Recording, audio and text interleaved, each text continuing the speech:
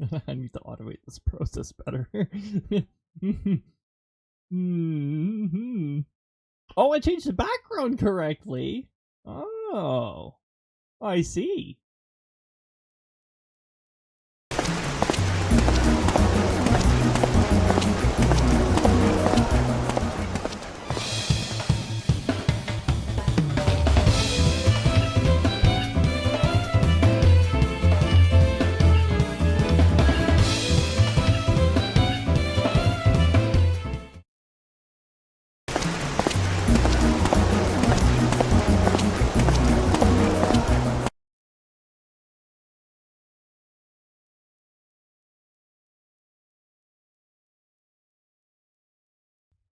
Okay, what did I actually change there? What the heck?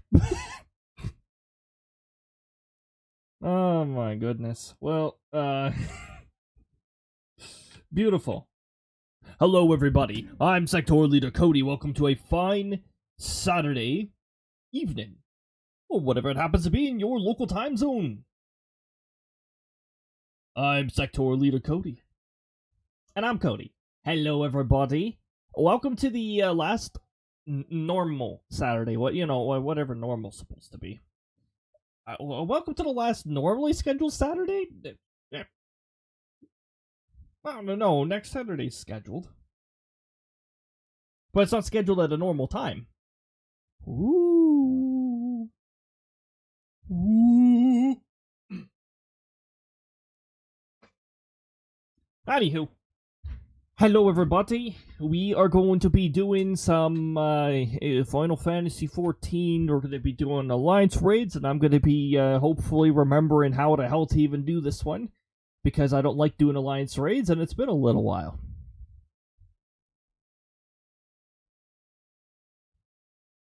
And here we are. You've already heard the "and here we are" once. Like I said, next Tuesday when you hear it, you'll never think of it that particular phrase the same way.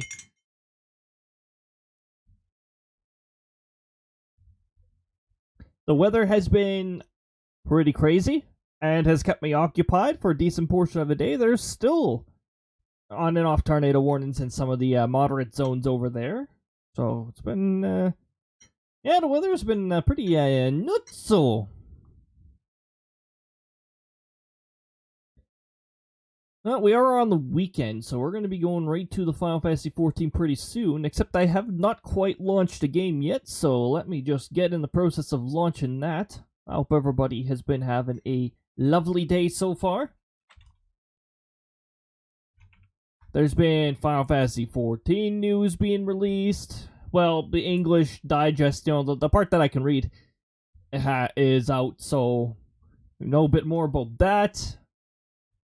More some details or an overview trailer has been released for Paper Mario Thousand Year Door. I'm not calling it a remake, I'm calling it a remaster, unless I see significant changes. But I really hope they give it a similar treatment to Mario RPG.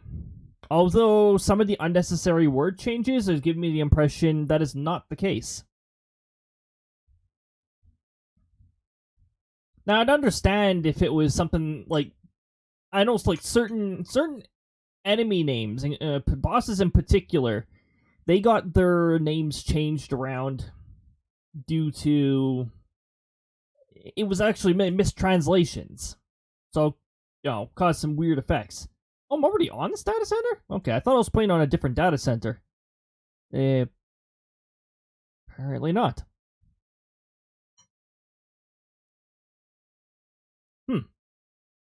Interesting. I did play a little bit earlier today, too.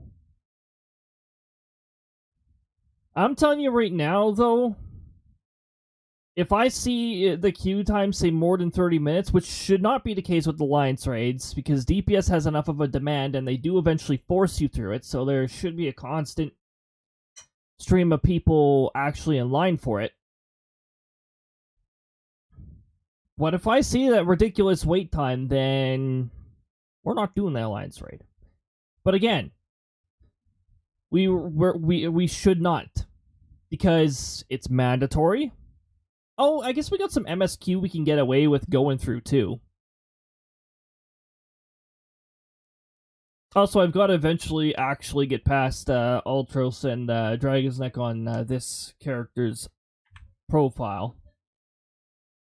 But because that duty is 30 plus minutes, and I'm level 57, I cannot solo sync it. I cannot unsync it at level 57.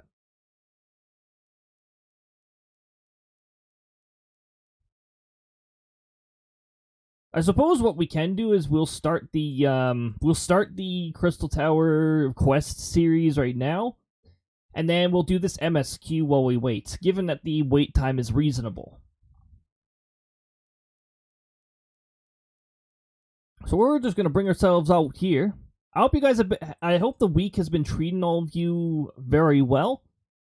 I'm well aware that those of you in the EU and Australian areas, or anywhere relative to that line of longitude, are into the next day, therefore the next week. And I do hope that the week that you've just passed has treated you well. Blood for stone. I'll probably pick these up sometime off season or something. Our focus is main story. Don't mess with the Lalafell guards. See? Fully equipped and ready to go.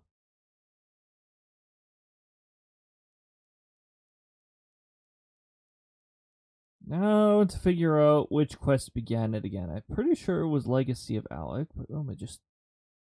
Still Waters, Ultimate Ballad. Ultimate Ballad unlocks the extreme versions.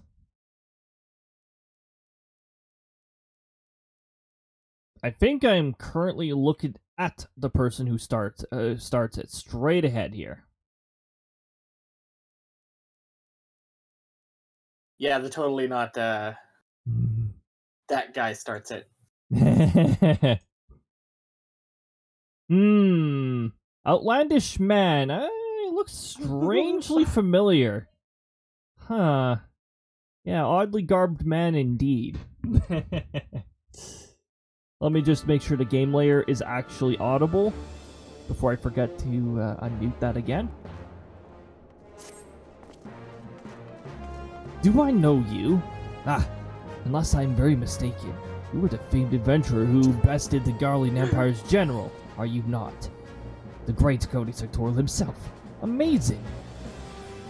And more than a little serendipitous. One might even call it fate. I recently received word of a truly unique opportunity.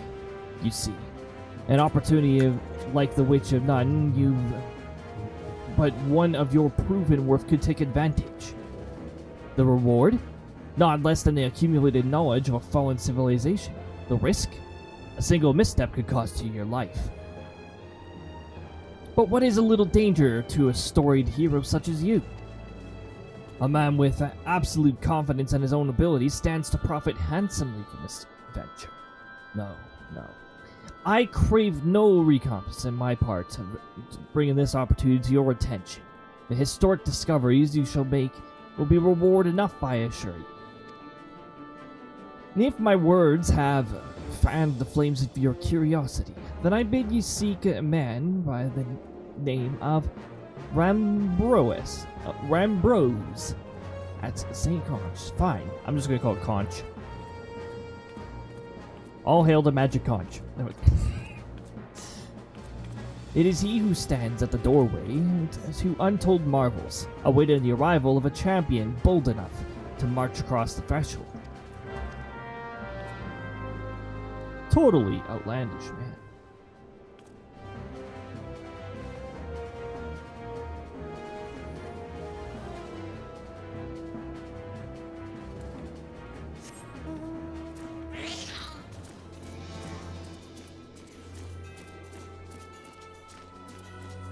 And then we're off.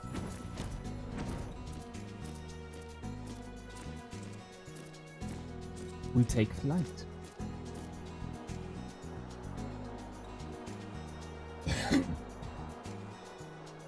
And I guess we'll soon find out how much of the raid I even remember, since I don't really like touching Alliance raids, even the one you're required to go through. I've only gone through it 2 or 3 times, but it's been a really long time.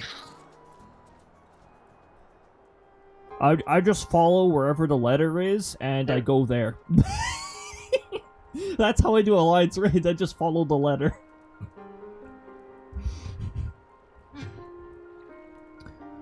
Why, if it isn't Cody Sectoral himself, I was not expecting such a celebrated guest.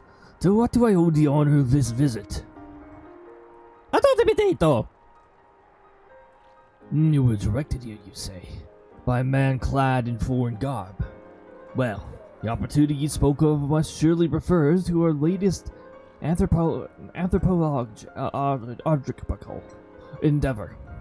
I will say it however I please. Quite how he came to know of this is another matter. All knowledge of this project was supposed to be restricted to my organization. But that is something for me to ponder in private. You are here now, and your services will, I am certain, prove invaluable. I must warn you, however, that the venture we have in mind is no simple excavation. An unprepared or incautious adventurer may very well find themselves on an unplanned and unpleasant journey to Fal's solemn halls. Knowing this, do you still wish to lend us your cooperation? I rather thought you'd say that. Your courage is scarcely a secret. Now the first... Cody, I thought it was you. What brings you to Saint Conch? Oh, tell me, the Alliance has sent you on another realm-shaking, history-making mission to lay low the apparently inseparable foe, yes? No? Ah, I see you two are already acquainted. That is well, Master Garland. Our intrepid hero here caught wind of the forthcoming expedition and has kindly pledged to assist us. He has he? Glad to have you aboard, Cody. You don't have the faintest idea what you volunteered for, do you? Very well, let us begin at the beginning. At the beginning, there was only one. Anyways, the Sons of St. Conch are tasked with unearthing the secrets of the long-fallen Allegan Empire.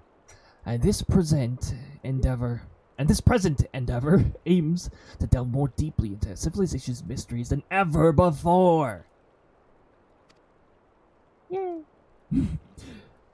But I know that, look, in the event that you feel ill-equipped to contribute to much on the matter of Allegan archaeology, I invite you to recall your encounter with the Ultima weapon.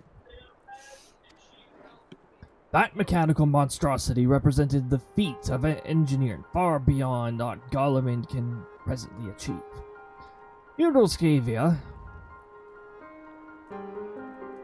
Scava simply awoke it. I mentioned this by the way of a reminder that you have had what one might term extensive first-hand experience with a notable Allegan relic. In short, you're practically an archaeologist.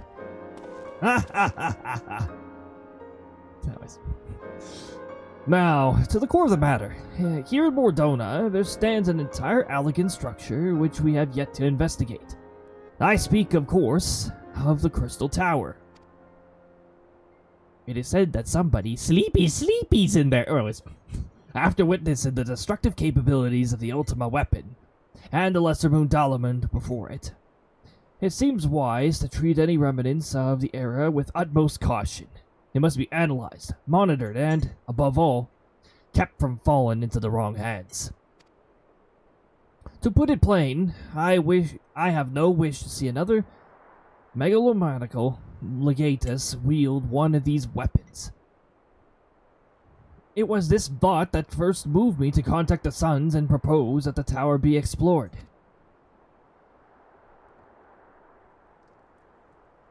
Well, there are many vicious things in that tower. We will find out soon enough. For several millennia, the Crystal Tower remained hidden, buried deep underground. But, like so many other things, That was better left undisturbed. The structure was freed from its stony prison by a great upheaval which accompanied the coming of the 7th Umbral era. It now stands revealed in all of its splendor, a gleaming spear of crystal, pointed at the bosom of the heavens. Another very favorite word of this game, bosom. It's also Ringabel's favorite, one of Ringabel's favorite words. Anyways. From Bravely Default? Yes. That Ringabel. I'd love to stream Bravely Default one day. I'd love to have the required hardware to do so. And I would like it if Nintendo would stop being pieces of scum. Whoa! The barrier. If Nintendo would stop being pieces of scum and actually let people access their games. Now I have the cart copy, but the 3DS capture it's very difficult to find a capture card that isn't utter trash. So there lies the other issue. We believe the tower to be the repository of much of the ancients' wisdom. Unfortunately, its entrance is guarded by formidable defenses, and we cannot so much as peep through the keyhole, much less set foot inside. We're gonna need to find the ghost that has taken the key.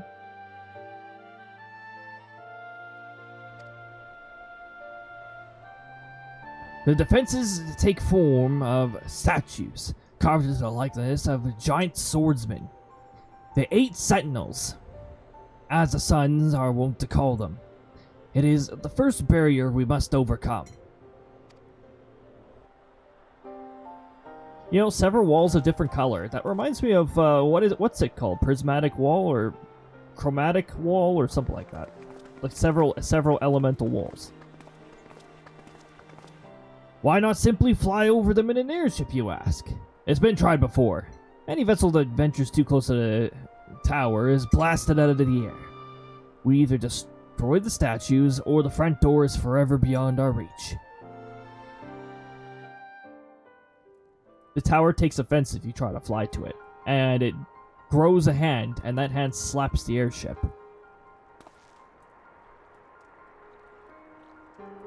My colleagues and I are ill-suited to negotiate in such deadly hazards.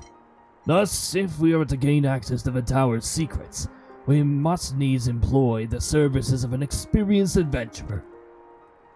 It'll be difficult and dangerous, Cody, but I can think of no finer man for the task.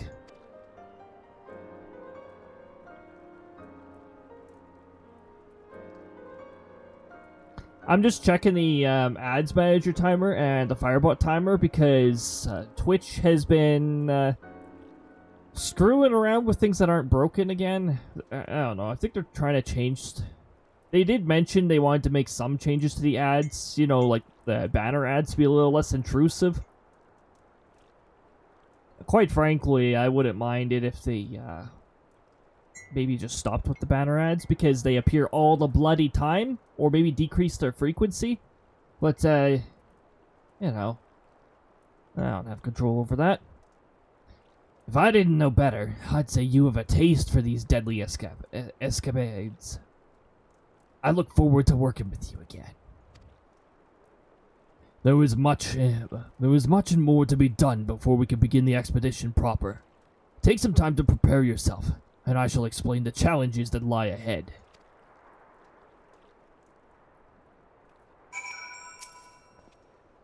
Rambos! Our first objective is to reach the entrance to the Crystal Tower. As I previously mentioned, however, that will prove no easy task. The entrance is guarded by powerful defense mechanisms, each utilizing one of the 4 elements of fire, water, wind, or earth.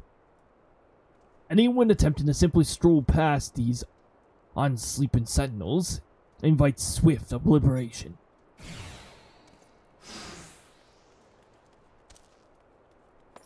Must be a fate that spawned nearby. Yep. Yes, it is.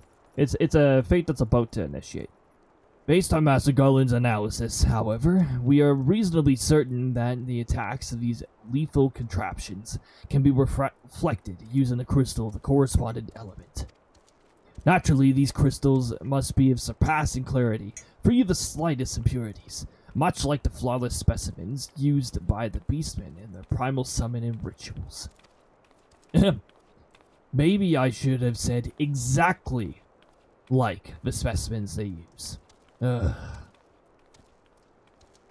Were there any other way, we would not ask this of you, but we need somebody to enter the Beast Tribe's strongholds and liberate their perfect crystals. For the moment, we would have you focus on obtaining 2 of the 4 crystals we require.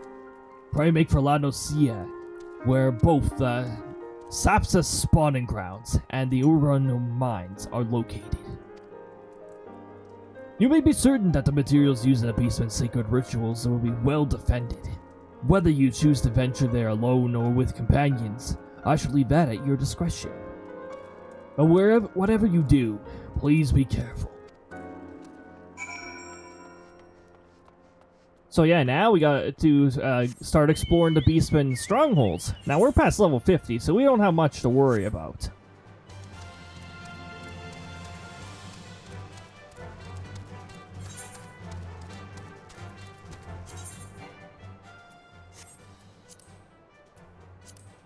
I'm just gonna make sure that bullcrap is done. That stupid exclamation mark that appears when you change even one tiny ass little thing on your freaking equipment. Because then we won't have to see that stupid message, and I won't have to get annoyed every time I see that message.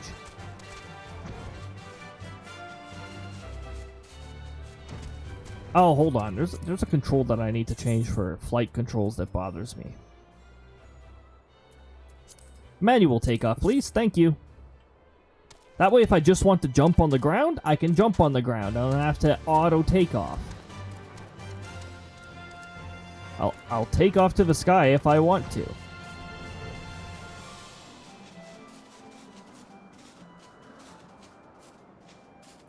These are a little far away.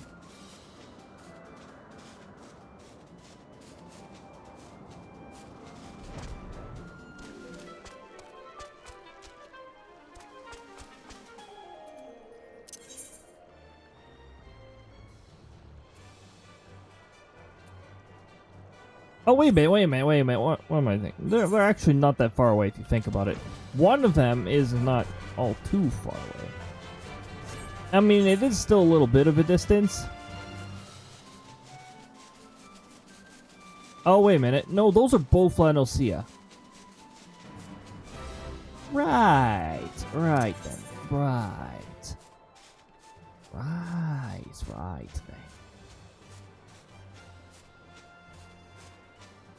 Where does my return go to? Well, that's not very helpful.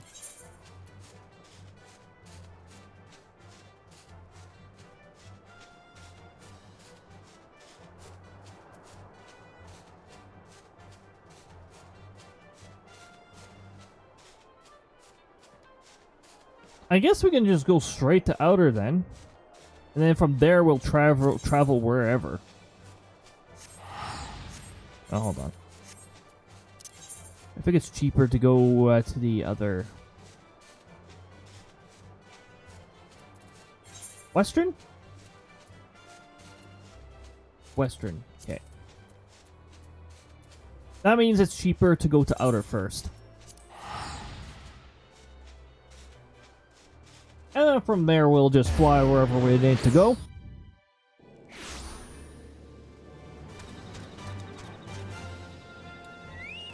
So, we have not gone to a Beast Tribe stronghold yet.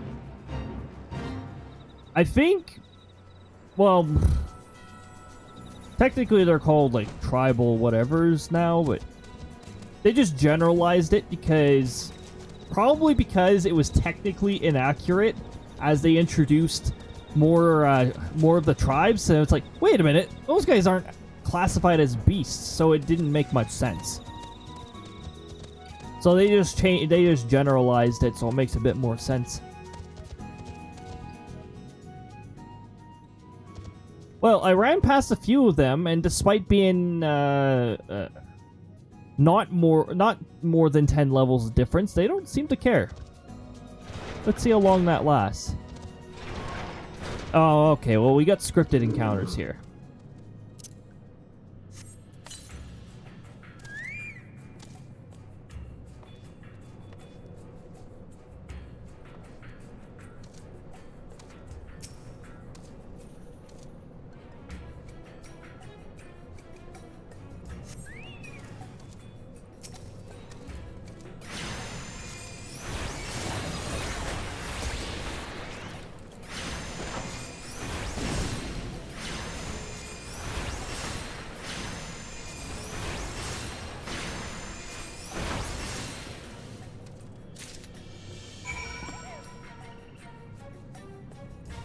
They only bring you this far in? This is barely in the threshold. Like, you can hear the different music playing. We're in the stronghold. But this is not nearly deep into the stronghold. Like, this would be, like, deep into the stronghold.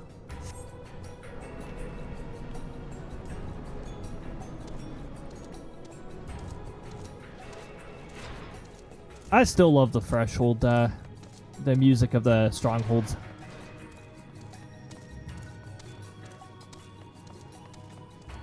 Even if the Sahagin's stronghold is just recycled music from a cutscene. Sure, you can stone skin, but I'll be long gone by the time you're done with that.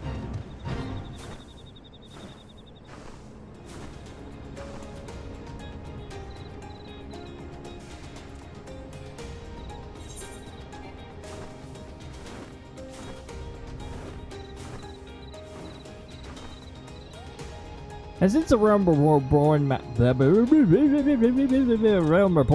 don't take that long to get through.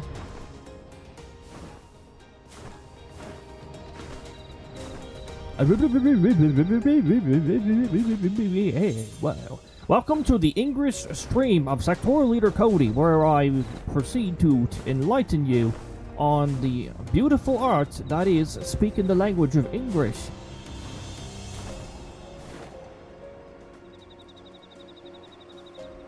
Hey, look, it's a rank B. Hello there. Burb. Burb, say hello.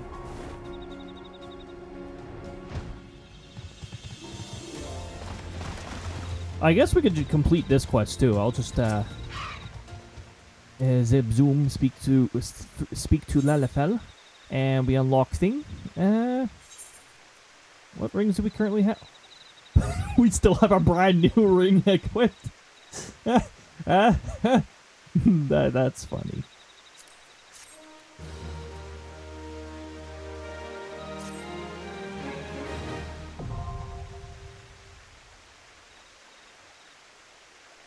That also unlocks the optional dungeon, the Wanderin Palace. Wanderer's Palace. Wanderin Palace.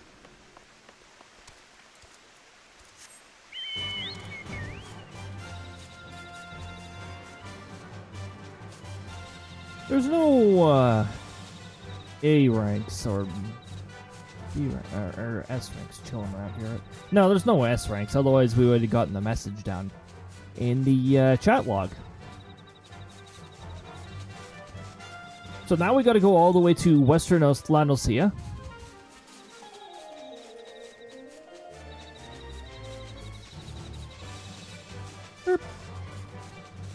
Beb.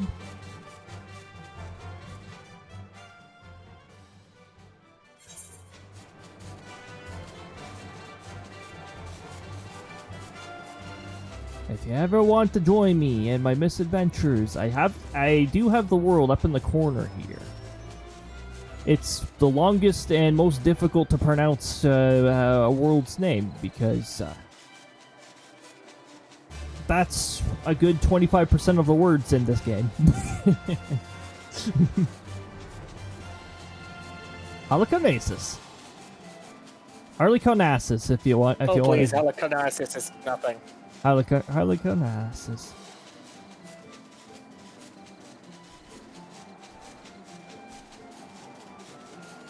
It took me forever to say Nosea properly. I always used to call it Noskea. Noskea. So let us go through lower La Noskea.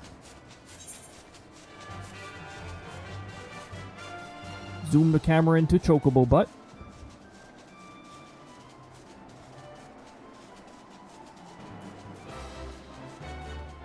Oh, hold on.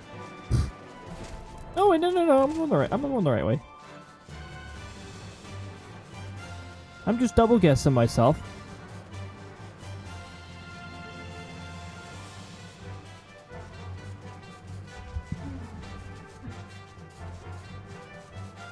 Man, I'd love to add some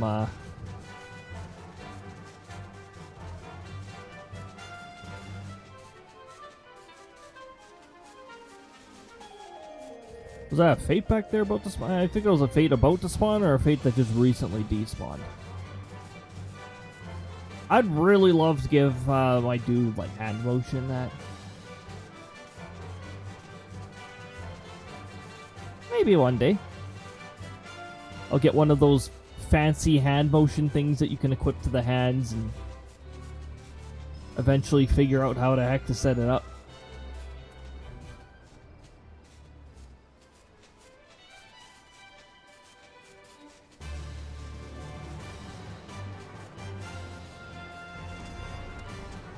Hello, oh wait, where's the ferry ticketer? Hello, 1 ticket to Western La Nosea, please. Thank you. 1 ticket to Aleport. Get the ale. Now we're gonna go to the Sahagin stronghold.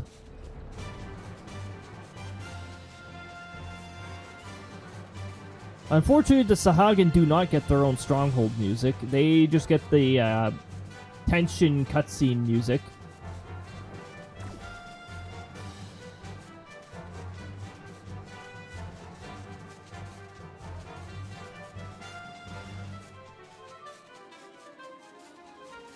The magical gate. We poked our head into this gate much earlier in our ventures when we were single-digit levels, and we just poked in and we saw level 44. Level 48. And now we're like, level 44, that's all? Oh, somebody's actually doing this fate.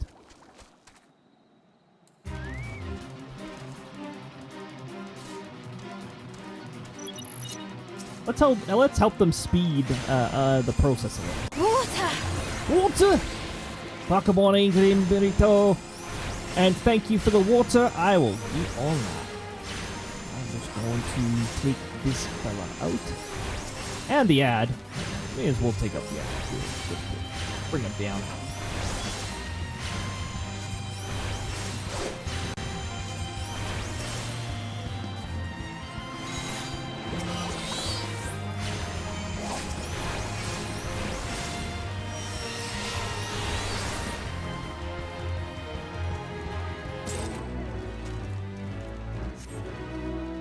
Alright, get that water. Welcome on in. I hope your week has treated you well. We are close to the end of the week.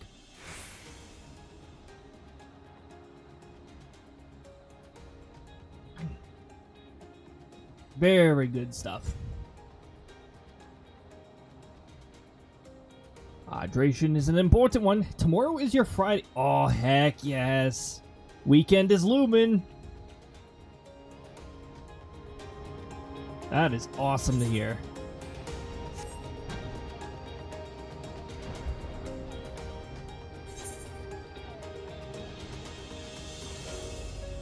Yeah, things are going pretty well here. I'm always a fan of Saturdays. I don't have anything big to do usually, aside from tracking the really crazy weather.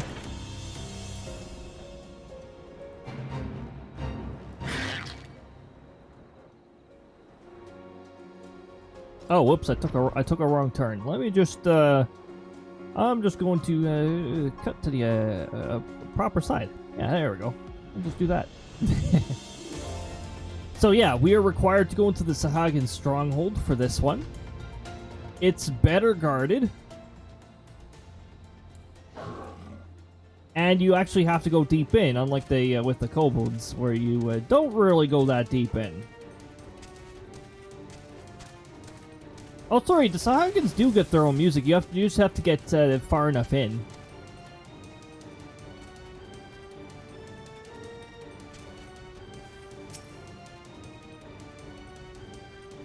This area is conveniently empty. Now, I don't know why they only sent one member of their beast tribe to guard the crystals. I think it's a little bit of a short sight on their hand, but, yep. We've got a fellow ally here.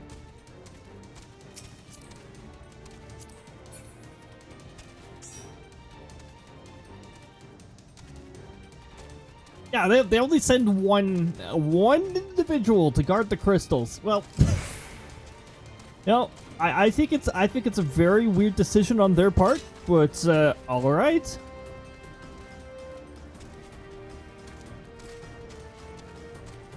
Just remember that back when this quest was originally released, flying was also not a thing, so you did have to walk through all this. Also, the level cap was 50. So they were actually near level for you, and could actually be trouble if you had too many of them on your tail. Watch this, watch this, watch this.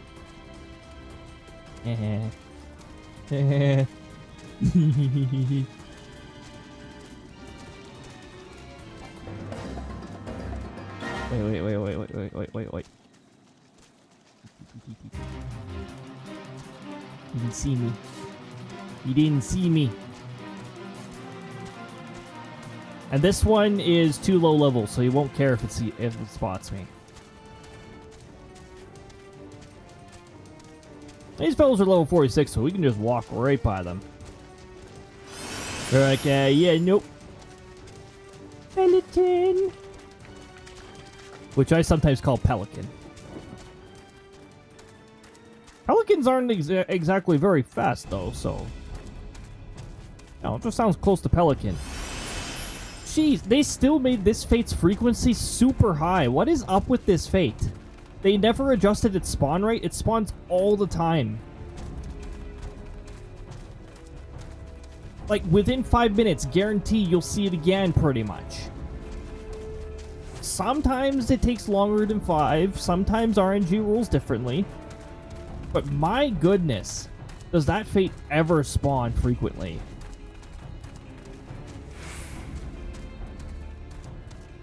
Like what? Are they missing a digit on their spawn rate or something? And then once you get here, you're back to your... You know, you're level 20, you're level 16, or... What's the level of this area again?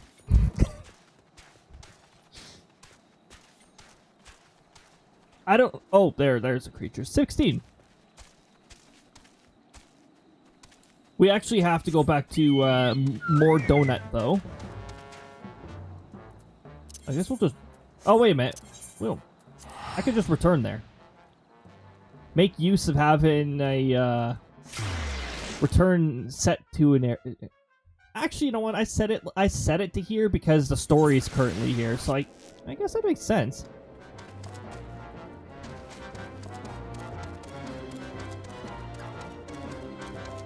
But yeah, these are only 2 of the crystals, so, why do we have a strange feeling we're going to be sent on another errand to additional strongholds? It's because they split them 50-50. You go for the first 2 in the first quest, and then you go for the other 2 in the next quest.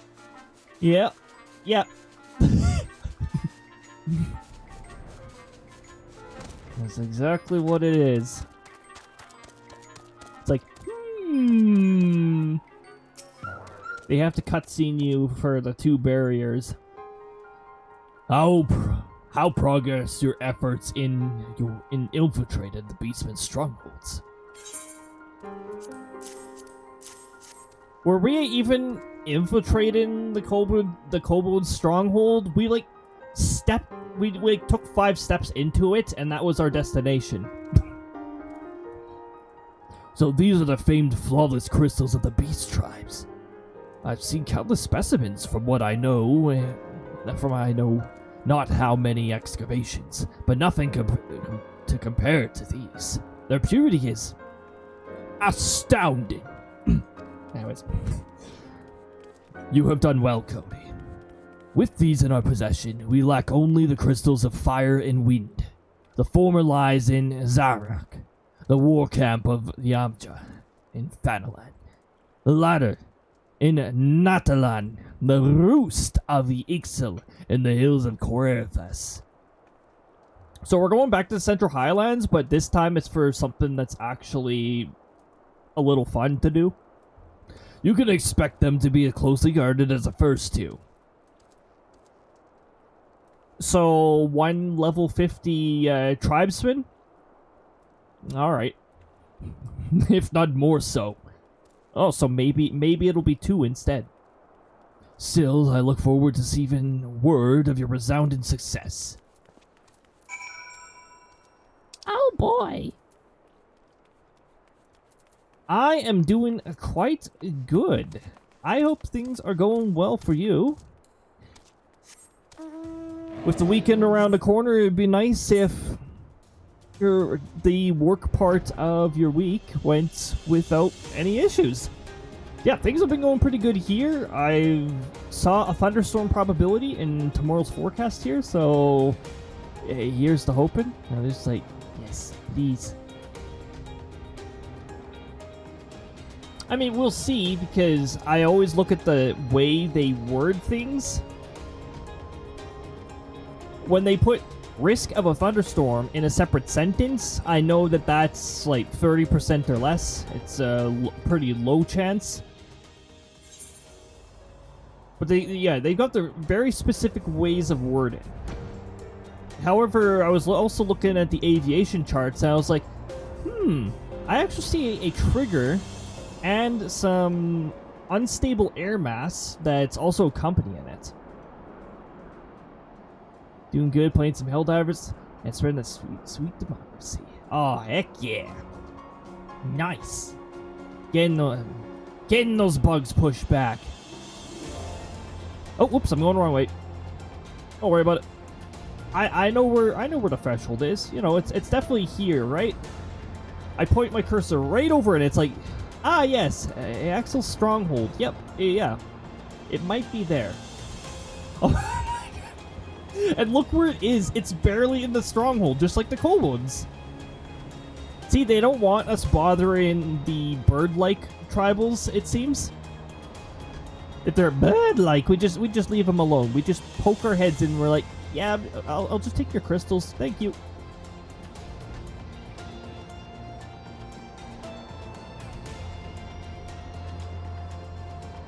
Of course, we can sneak in this way, too, because we can fly. They've got their music, too. I don't remember where it actually begins. Their music. I think it begins where the title tells you actually enter the area.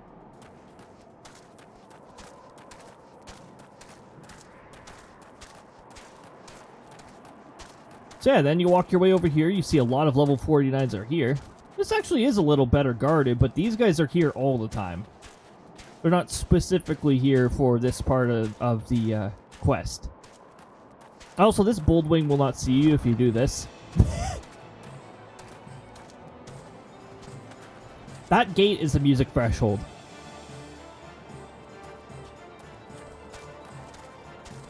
This music is somewhat shared with the dungeon. Watch, let me just go by this dude. See? Doesn't spot us. Doesn't care. This area can be annoying because a fate does sometimes spawn where this destination is, which makes it a lot more guarded.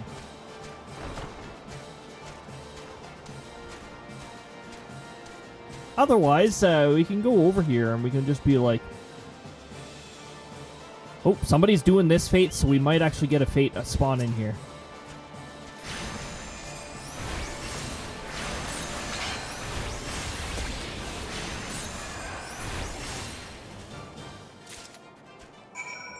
And that's how you get the wind crystal. You really don't have to go that far in.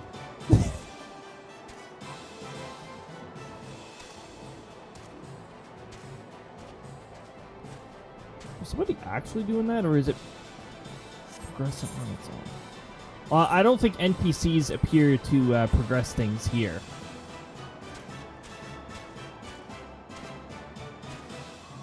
Oh.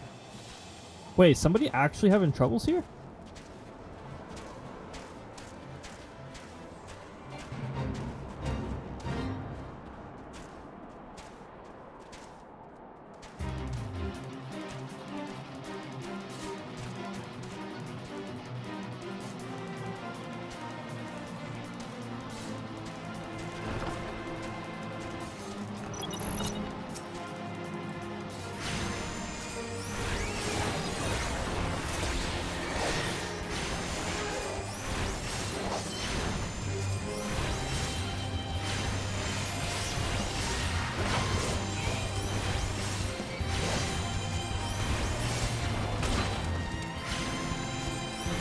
Why, hello there. Goodbye.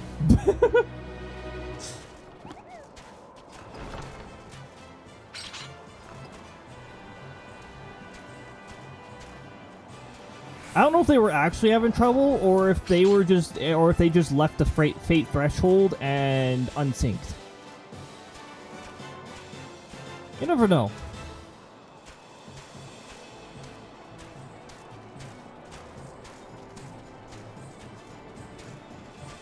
That's always something nice to just keep an eye out for. Cool, but can you catch me? Catch me if you can. You know what? It wouldn't have caught me. They don't have ranged attacks, so they wouldn't have caught me. And then you can hear the music change back when you pass the gate. Let me get on my mount. Oh, the Swiftbeak didn't see me. Okay.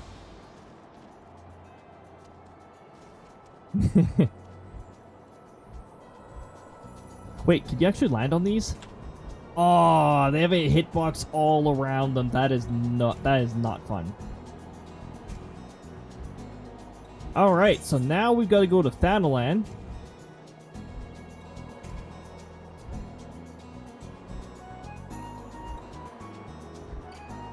Oh, by the way, this adjoining area here, Foundation, that is Heavensward. So when you finally beat Post-ARR Reborn and you're excited to see a whole bunch of new maps, that's where your adventure in Heavensward begins. Now, if we want to go there by, like, just going through the adjacent maps and not teleporting, unfortunately there's not much to see when there's a blizzard up here. Unless you're low enough. But hey, we can do a little scenic tour from the sky. Once we get to the Northwest Shroud, we should be able to see the ground a little better, actually.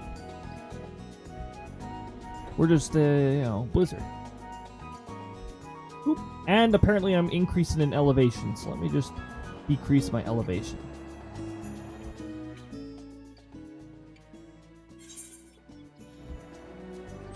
And it's foggy here, so I guess we won't be seeing the ground very well still. The weather conditions are like, nah. It's sort of cool to see, like, all the maps from above after you've had to traverse the grounds of them for so long. And then, like, ah, yes, I remember when I was here on foot.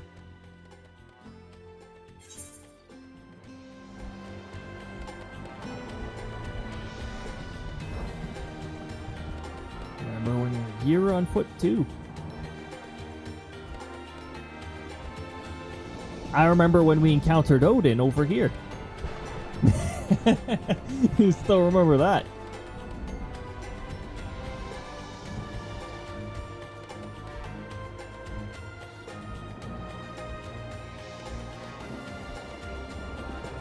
go down to the South Shroud. This area, yeah, this area sometimes has thunder without rain. I don't know why dry thunderstorms are so common here. It can be thunder or thunderstorm, which are considered separate weather conditions in this game. I thought they mentioned something briefly about giving the weather system a bit of depth too. But I don't know what they mean by that. I don't know if they just mean they're giving the effects a graphical overhaul as well, which wouldn't surprise me. That's the focus of that's one of the main focuses of 7.0. Or if they mean they're actually going to make Eastern Thanalan not get heavy showers every 15 minutes. Because it's supposed to be an arid area and it rains way too much over there. Just grow a tropical rainforest there and call it a rainforest.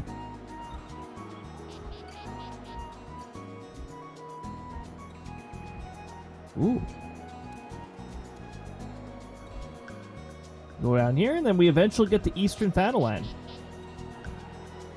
We've got to go all the way to Western Thanalan to get to the Amja, because that's where their stronghold is. And we have to actually defeat one of their sentries to get it. Well, I mean, that's been the case with all the other three as well.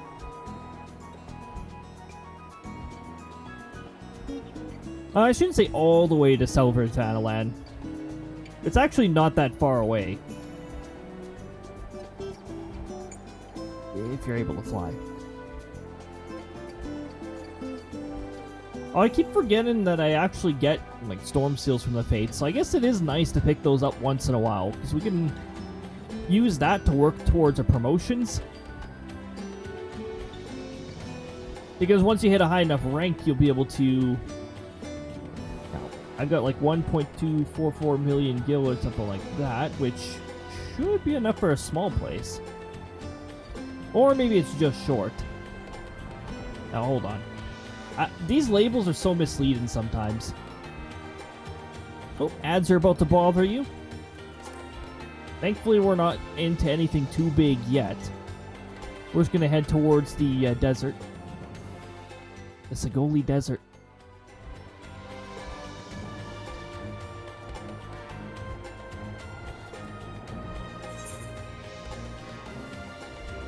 I tell you, if it was like Toli or something like that, like Krista's last name is Toli.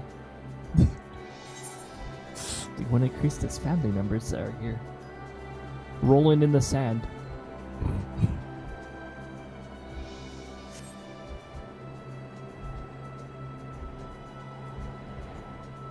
Yeah, as soon as you cross this bridge, or there's multiple areas to get here, or there's multiple ways to get here.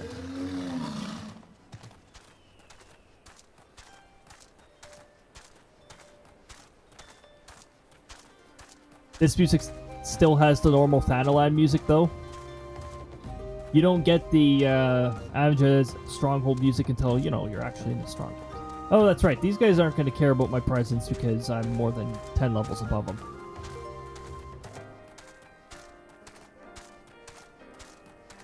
But, you know, they do eventually care. For instance, here's the gate that separates the threshold up here. There's multiple ways to actually enter. Also, I gotta be careful when aggroing these. If I aggro these fellas, the line that you see linking them means that they'll aggro you in groups. There's a stronghold music. Honestly, I don't really have to be careful about that though, because I'm a high enough level above them that I could easily take them out with a chocobo. Plus, we have our fellow. We have Susanna with us, who's level 90. One shot all of any of them. Oh wow, even with this one, we don't go that far into the threshold, really. This fella's not even looking at the destination right now. He's just staring off. We didn't even care when he turned around.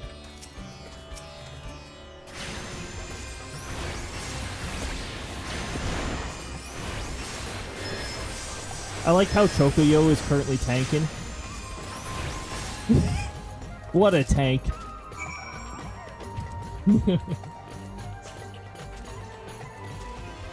Why is there a check mark here? Oh, that's to unlock Ifrit hard. I guess I'll do that. But for that one, I'm just gonna mountain run. Oh, that's neat. Cool force field, by the way.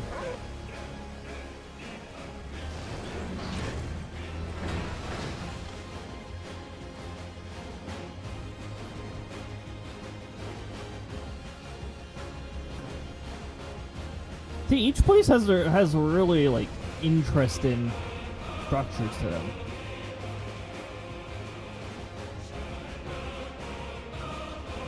That quest that unlocks the harder version of Ifrit involves going way over here, like into the deepest part of their threshold, which makes sense.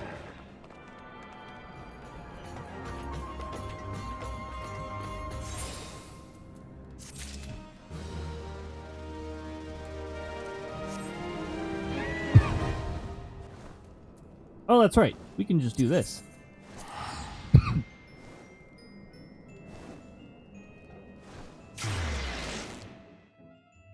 Two more donut. Also, it gives you 719 storm seals, so worth picking up.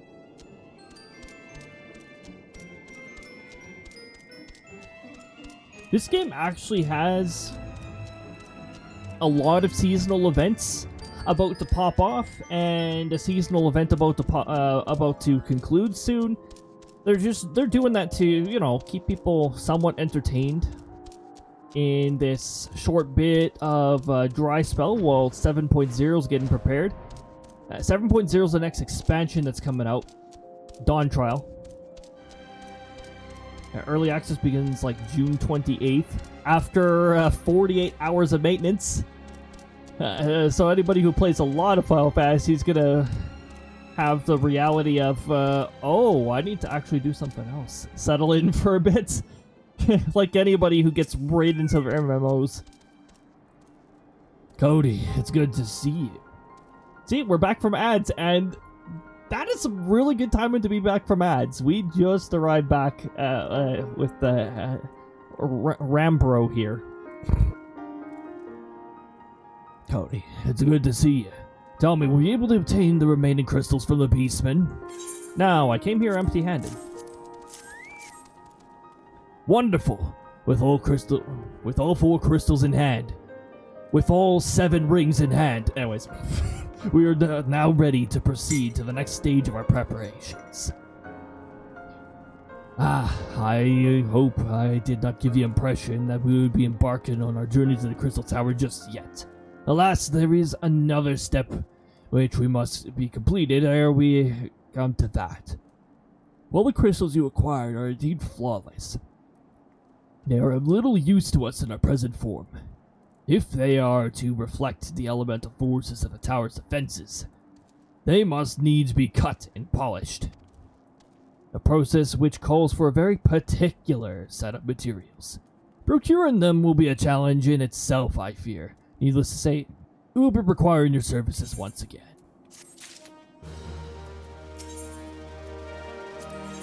Sanding it down. We get materia force from them. Ooh, look at that.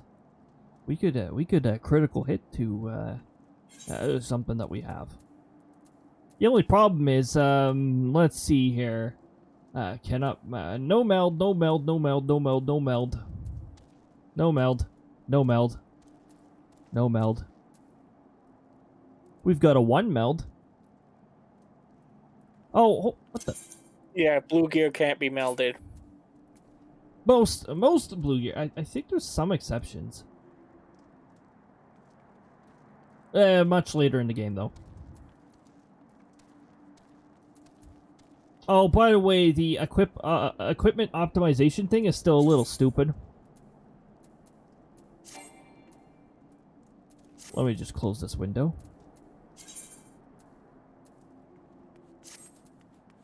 When you right click and press equip for a ring, it'll always equip it to the right. It's annoying. Can I just swap them? There, that's nicer. I like that better. Then we'll do this, and then we'll go to portrait. Again, because every time you change your equipment, you have to do this. You have to press save again. Why can't the game just do this for you? I don't know. I think some big improvements still need to be made to the portrait system. By the way, it'll do that if you equip materia to the equipment too. Which is so stupid. That does not change the appearance of the equipment.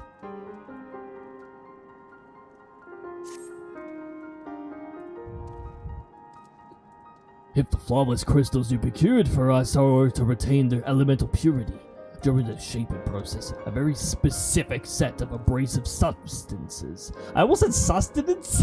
Like, what? Will be required. They require sustenance. I say substances, but one might as well call them one substance, namely ether sand, which has 4 elementally aspected varieties. They come in 4 elementally aspected varieties. Buy today. Alas, ether sand is neither common nor cheap.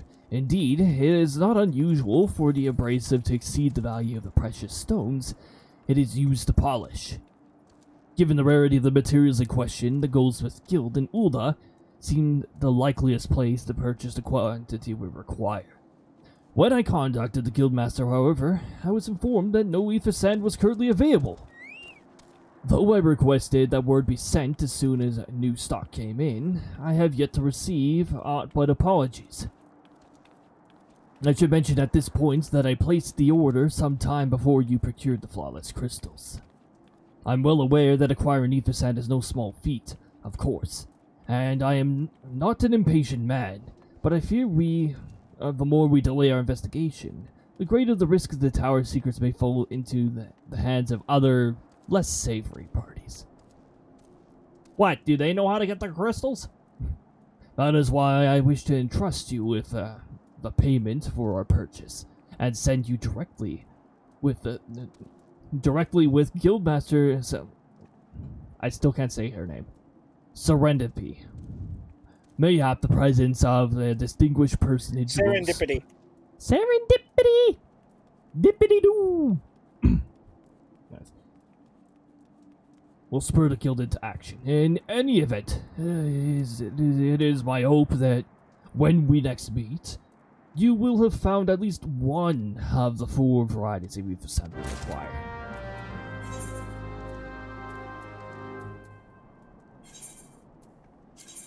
Welcome to Fetch Quest for a Fetch Quest for a Fetch Quest for suffering in a 24-person alliance raid. Oh, wait till you see your list then. Oh wait, that one's optional. You can choose to subject yourself to the mother of all fetch quests. Thank In fact, you goodness. get the Lord of the Fetch title for it. I still love that they put that title on. And I still love that you get that title for that. They knew they were tormenting you. They knowingly gave you the option to torment yourself.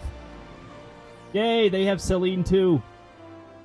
If I see anybody with Celine, then I know that they pursued pet glamour and they purposely glamored their pet as Celine, and that they have respect for Celine. Ah, Master Sectorial. Welcome, welcome. What brings you here, if I may ask? That's how I don't normally actually voice her, except this is a required side quest, therefore I actually do the... Wait, didn't I say I was not going to do the... whatever, who cares? You're here on behalf of the Sons of St. Conch. What fortunate timing. I was just about to contact Master Rambros with the news that we finally managed to acquire a quantity of fire-aspected ether sand. I'm afraid it may be some time before we can supply the other 3 varieties, but you are welcome to settle accounts for which we have now. Pray speak with Jeremy over the... I do beg your pardon. It seems she's assisted another customer. Come on, there must be something you can do. Without that sand, we'll have to rethink our whole design. I sympathize with your plight, sir, but as I explained, the ether sand in question is already spoken of. If you'd like to reserve the next shipment, then I would be happy to accept the funds you've offered as partial payment. Partial?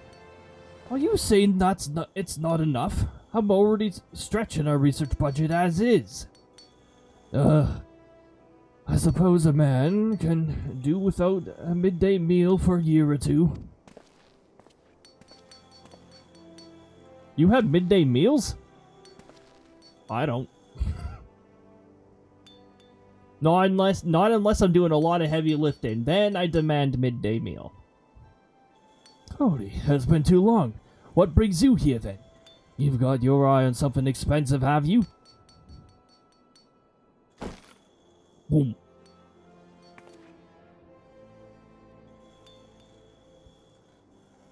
Well now, that's quite a money pouch.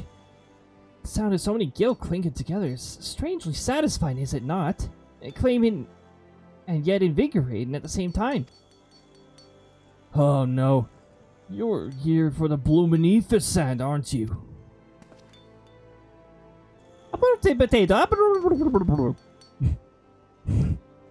Well, I can't deny the alien civilization subject is worth researching. The chief said he was looking into something big, but we never thought to ask him of what. Wedge and I have been too busy tinkering with the new airship design to think of much else. See, well, I say tinkering, wrestling is more like it. Still, after much wringing of the hands and gnashing of teeth, we've managed to put together a prototype crystal-powered propulsion system. We got an idea for it when we heard how you lot used a corrupted crystal on board the Enterprise, as a matter of fact. Anyway, to cut the long story short, our design calls for all 4 varieties of ether sand. And that's why I can't relinquish my claim on this batch here. Even for you, lad. How we're meant to usher in a brave new age of technological innovation if I don't technologically innovated, eh? Well, I hesitate to interrupt such an impassioned speech. Duty compels me to point out that this gentleman is a representative of the organization that reserved the ether sand in question. To mention nothing of the fact that his purse is considerably larger than yours. Oh, it's like that, is it? Ugh.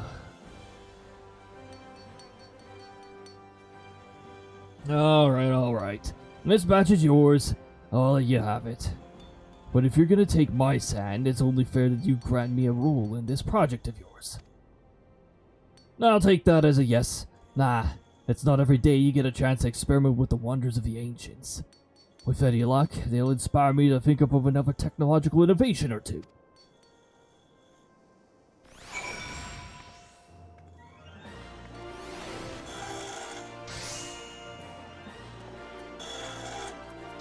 Speak with pigs. Now then, from what you've told me, I'm guessing you'll be needing the other 3 varieties of elementally aspected ether sand as well, right? Then rather than sitting on your rump waiting for a shipment that may never come, I reckon your time is better spent looking for the stuff yourself. And it just so happens I know of a good place to start. Oh. There is said to be a peddler in northern Thanalan who, very occasionally, handles the Earth-aspected variety of ether sand. Wedge is in the process of confirming the rumor as we speak. I know what you're thinking. When did my timid little friend decide he didn't want me to hold his hand anymore? And the answer is in just the other day. It seems he's inspired by a certain adventurer's heroic example. I thought he was joking when he volunteered to go to Thanalan without me. I just hope he manages to stay out of trouble. Just don't speak with the bad and you're good. Head out to Blue Fog and you should find him poking about with his new bodyguard. Oh, did I not mention her? Aye, Wedge thought it might be wise to hire an adventurer to accompany him, just in case your heroic example turned out to be less inspiring than he first thought.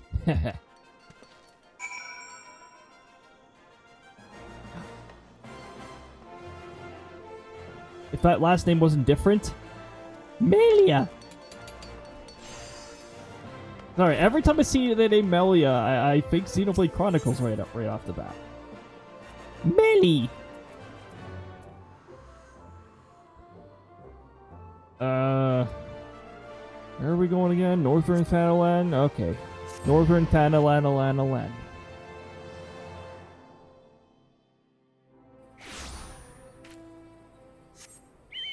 The Fog of Blueness.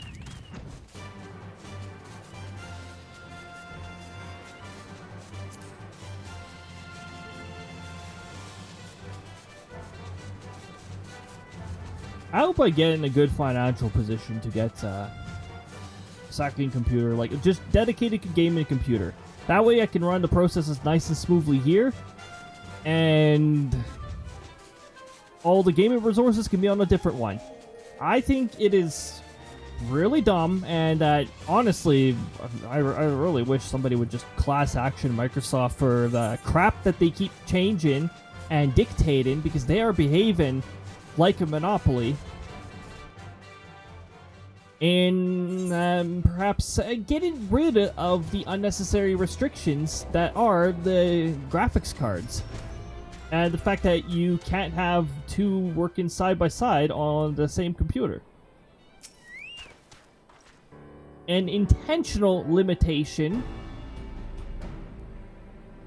and I'm not a big fan of it. I have my old 3060 just sitting over here. I'm keeping it around because if I do, when I eventually get in a position for a second computer, I can utilize that. It's a perfectly fine 3060. It hasn't been causing me any issues. Save your greetings. If you're looking for a hired blade, then you'll have to look elsewhere. After the day I've had, the only company I crave is the squat. Silent, or is the squat silent type. A type that has a handle and holds no less than a pint of ale. You wish to hear my tale? I warn you, 'tis no stirring epic. But as you ask, my employer, a Lelafellian lad, wished to pay a visit to a peddler who deals in some manner of special sand. I forgot what it was called, but 'tis apparently worth a small fortune. Anyway, when we arrived, the man claimed his stock had been stolen by bandits. Determined not to return empty-handed, we crept into the bandits' stronghold and set about locating the stolen goods. Long story short, alarms were raised, rogues were awoken, and we fled in a blind panic. I was separated from my employer in the confusion and have not seen him since. Oh, a friend of yours, is he? Then you best be prepared for the worst. It is possible the poor sod may yet be lost in the old Amja mineral mine. I fear that the bandits will have caught up with him by now. Wow, some hired blade you are. Anyways.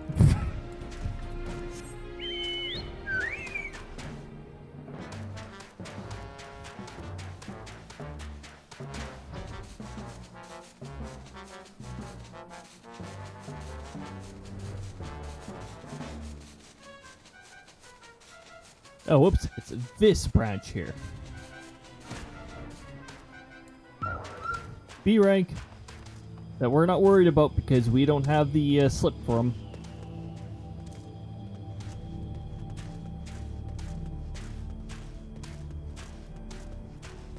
And there just so happens to be an impending fate around here. We're just going to, not. A lot of level 49s here.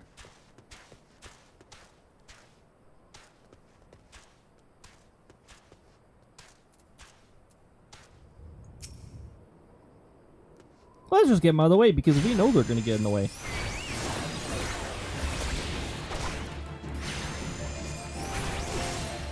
Wow, that one did not last very long.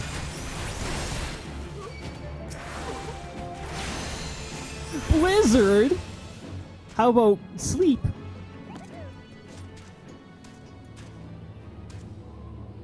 Why do these grenades work for these followers anyways? I don't know. I think these grenades have, I don't know, self-esteem issues maybe. Hey, wait a minute, this guy's not even paying attention. See? You can just wander in the building. And he's just like, yeah, whatever. I don't care. See? Even the grenades are more aware.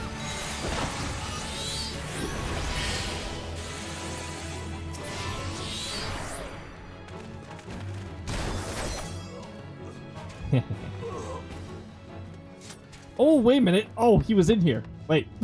So I could have just snuck into the building without being spotted because only the grenades were actually looking.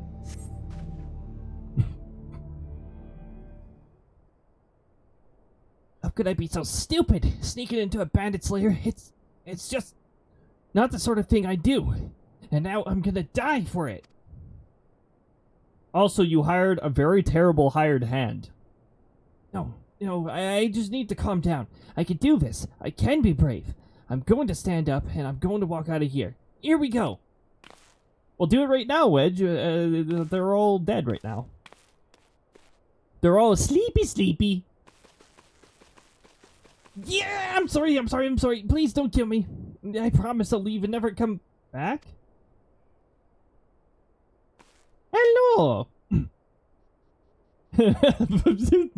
Bosom Bites is just gonna complete itself during the cutscene. Cody, is that really you? But how did you find me?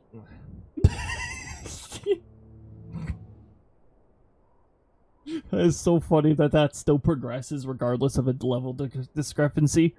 Can you smell fear? You're talking about smells? We want to talk about smells, right? The scent of Wedge led me here. Yeah, actually, ignore that smell. I expect you're wondering why I'm here. Well, I was just in the process of retrieving some stolen ether sand, which Biggs and I need for our research. As it happens, well, it was, I concede, perhaps a bit foolish and very nearly fatal, but I did succeed in snatching the stuff. Before my bodyguard ran away, like a wimp, and several dozen bandits came piling after me with knives and axes, and what looked very much like a plank with a rusty nail in it. Anyway, the important thing is that the stolen ether sand is right here in my oh dear. It seems to have fallen out while I was, taking evasive maneuvers. It seems I won't be leaving this infernal place for a while yet. A toti potato! You'll find the ether sand in my stead?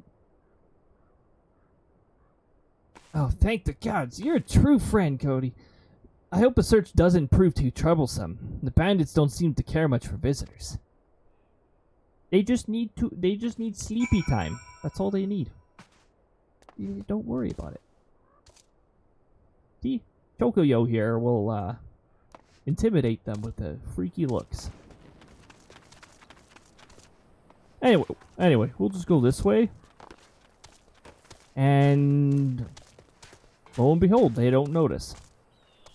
And when the camera's line of sight is blocked, I can't click on an item. Even if I can see it.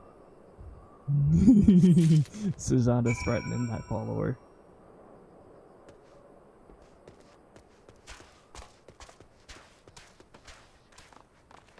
Stealth.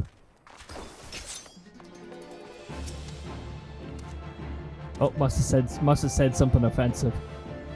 Cody, have you had any luck locating the ether sand? Here you go. That's it. Yes, that's it. I must return to the workshop at once and tell Biggs the wonderful news. What's that? You're also on a mission to collect the ether sand? And you're working with the chief? A treasure trove of elegant knowledge, you say? I see. Then you should really be the one to have this. Biggs and I are far from exhausting all of our possible avenues of airship innovation, but it sounds as if your problem can't be solved by any other means. This explanation of yours sounds jolly interesting, I must say. I'm half inclined to join you. In fact, I think I will. Any venture worth the chief's time must be worth a look. Right. I'm more than ready to leave this awful place behind. And you should return to Mordona with that ether sand before there are any more, little mishaps. Be sure to keep a close eye on your pockets, Cody. Yeah, I'm keeping an eye on them, but mainly because they're pretty full. Also, I'm not going to ever be using this, so let me just discard that. That's for specific tribal quests. And honestly, I see them as inventory pluggers.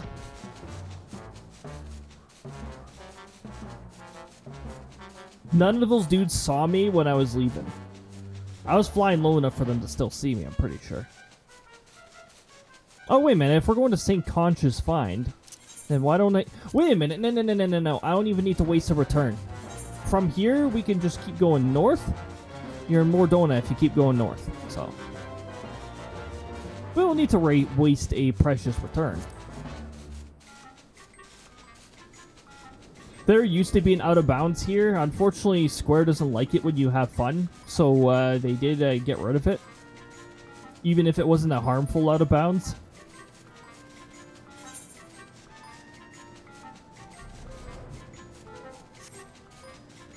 It's sort of a weird out of bounds because it was like out of bounds via flying to a spot and then falling off. So it was an out of bounds non-flying. It was a non-flying out of bounds. Hello there, my Garlean friends. Don't mind me. I'm just gonna pass right through your threshold here. Walk through your gates because I know they don't have any collision.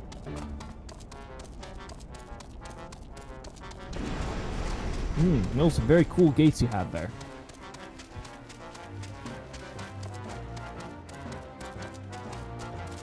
And now we're just gonna cut across here.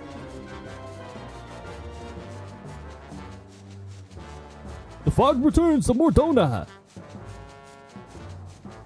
More news on that at eventually PM.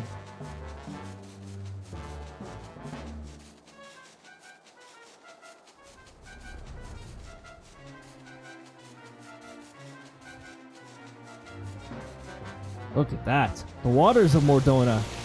Whee! This goes up further than I thought.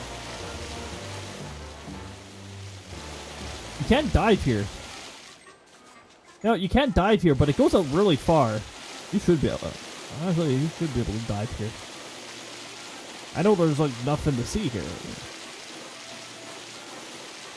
Why not be allowed to dive here? See, look. Perfectly valid entry point right here.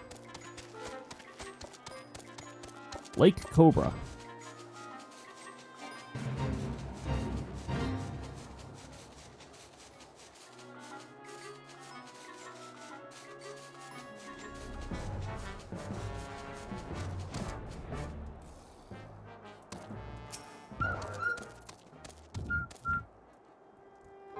Ah, Cody, you have returned. I take from your presence that you were successful in procuring a ether sand. Tell me, which variety did you find? 2 varieties. I see. 2 varieties. Well, that's 2 more than could reasonably be expected, and 2 less than I had hoped you would say. Forgive my flippantry. You have done well, truly. If all goes to plan, we need no longer fear death by fire or earth. Master Garland, if you'd be so kind to prepare the rest relevant crystals. I shall set to work immediately. Truth be told, I was looking forward to this. One does not encounter materials like this every day. Speaking of which, how in the 7 hells did you find them? Mistake me not, old friend. I only know too well how capable you are, but the ether sand isn't something you can simply find by gathering dust at the back of a merchant's rare gem cabinet. You had help from Biggs and Wedge.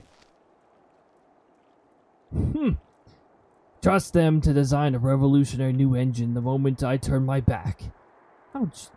How's a genius meant to rest on his laurels when his employees are so damnly inventive, eh? And now they're determined to join us, are they? Typical. I jest, of course. It would be good to have them around. Still, as a matter of professional pride, let's endeavor to procure the 2 remaining varieties of ether sand before they arrive, shall we? Tell me, Rambros, have we any information on where the water and wind aspected types might be hiding? Why does water have a hyphen after it? Yeah, well, we won't worry about that. Not as of yet, but I have made certain arrangements.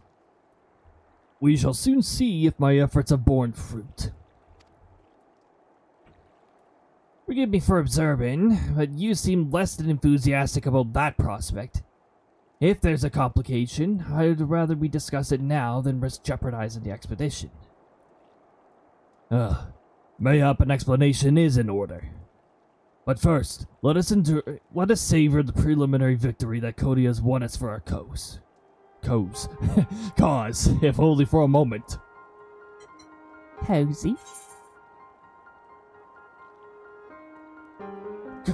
Critical hit!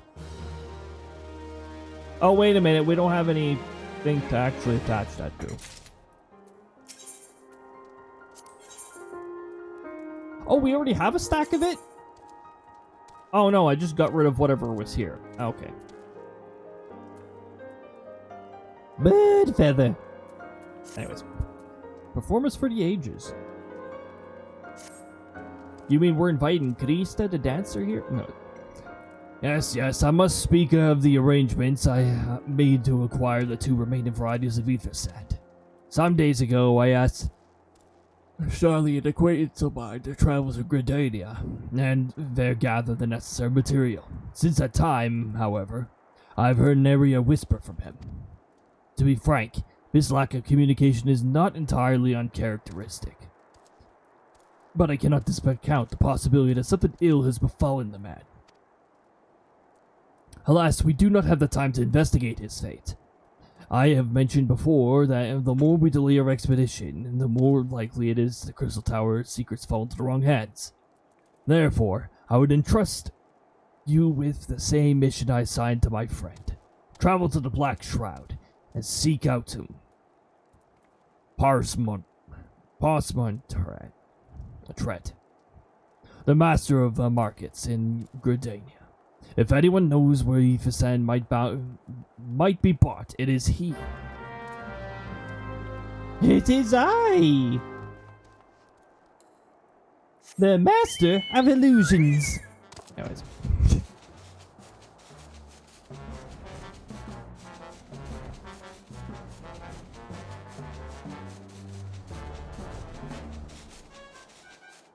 Whee!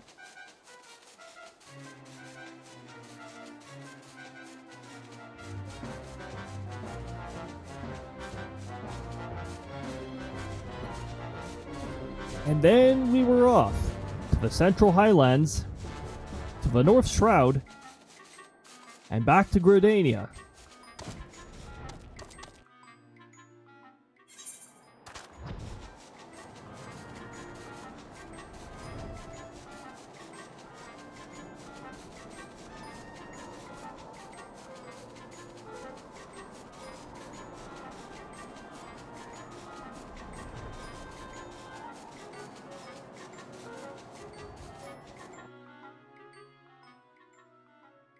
Woohoo!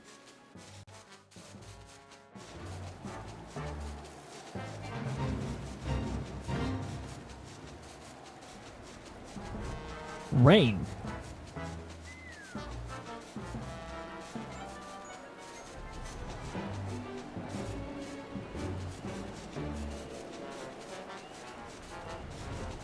Alright, now we just gotta keep going this way. Remember going through here? You're like, whoa, level 25s. Whoa, level 37's just over there. Whoa.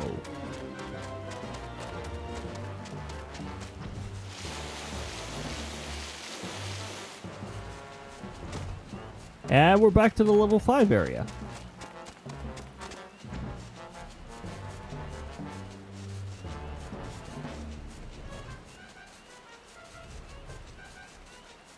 What was that?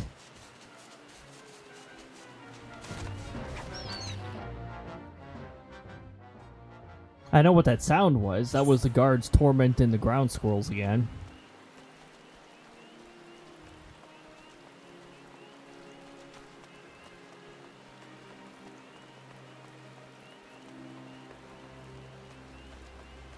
A performance for the ages.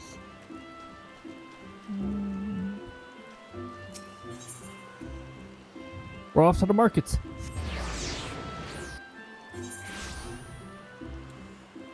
This Aetheryte used to just be called the Leather Workers Guild because it's next to the Leather Workers Guild, but it's also next to the market. So then they added name of this market. Maquitos. Yes, I'm sorry. You wish to purchase ether sand? My dear fellow, Have you the faintest idea of the rarity of the material you seek? Why, I have not seen so much of a grain of ether sand in the markets for many a long year. I could tell you where one might mine for ore, from which the water aspect and variety of the abrasive is derived, but only a desperate fool would willingly set foot in the place. Alright, tell me where it is. You seem undeterred. Very well. Are you familiar with Earth's Gift? Ah, Odin's favorite place. That is where the ore is to be found. In an area inhabited by a particularly pernicious hog. Oh, don't worry, the hogs are the least of the concern there. Should you encounter the Betusk's nightmare, you will know that you are in the right place. It's all at the wrong time. Farewell. Yeah, hopefully not farewell, you are dead. You know what else is rare? Shoebill. Let's see if it's still as rare as it was last time. Oh, wait a minute. Oh, Shoebill actually exists. Oh, there's 2 Shoebill. 500,000 gil. Shoebill. Look at that. Shoebill is back to being rare. It's not 2 million gil rare anymore. But it's 500,000 gil rare.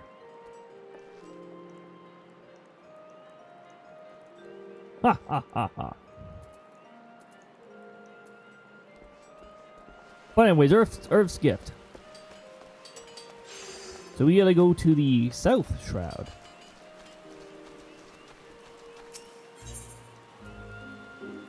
Which means we gotta start... Not there. Ah, it doesn't matter which one we start in.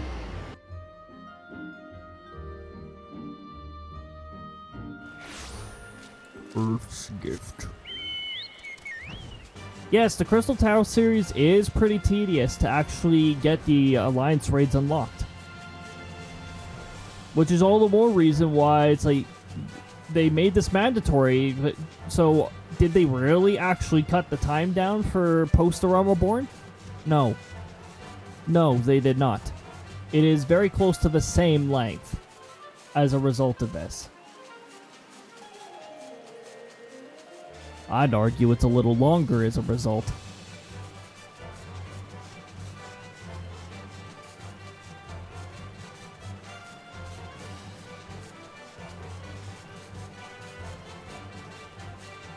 To the South Shroud.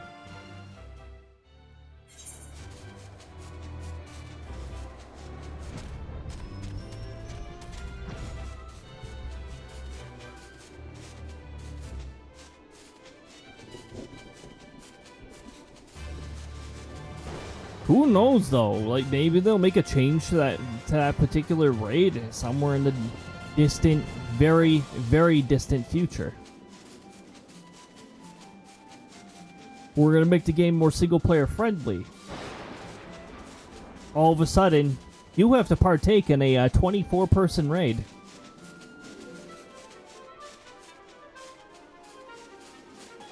Sets up the solo player for anxiety tied to suddenly having to play with 24 other people they don't know. sorry, 23 other people they don't know.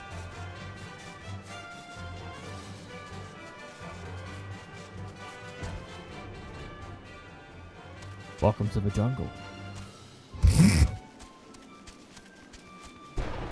We've got fun and games.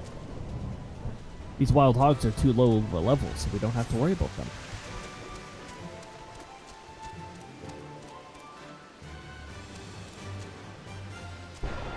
Well, what's this? Look at how much bigger this fella is.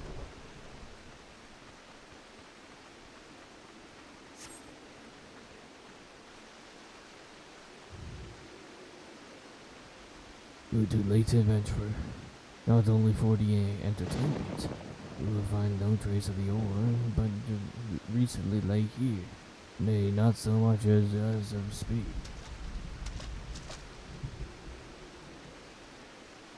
No, you will never spy me from there. For the time being at least, you will have to trust the evidence of your ears. Now stop squinting at the foliage and listen. As I told you, the water-blessed mineral you hoped to find is gone, taken by me. Victory has made me magnanimous, however. Accordingly, I have decided to share the location of an alternative source of evil with you. The wind touched variety, to be specific. I trust I have your attention. Good. The band of Ixel and the North Shroud keeps a quantity of the abrasive for the purpose of removing impurities from the lesser crystals. Well, do you mean to dally here all day? Make haste, adventurer, before I snatch an enterprise from under your nose. This is to be our race. The Ixel locking grounds in North Shroud shall be our destination. And that is where the real abuse will begin. May the best man win. Okay.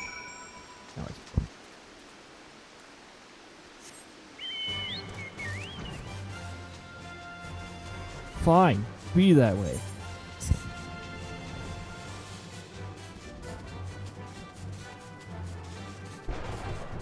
Is that the sun over there? Oh no, that's just a glow of the crystals.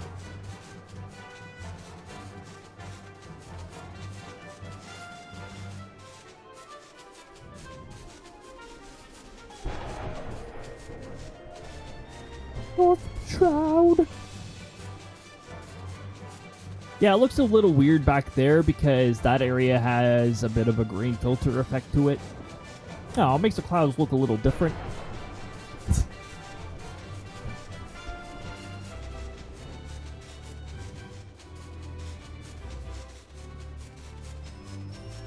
Well, we're not dealing with the tension weather condition, at least.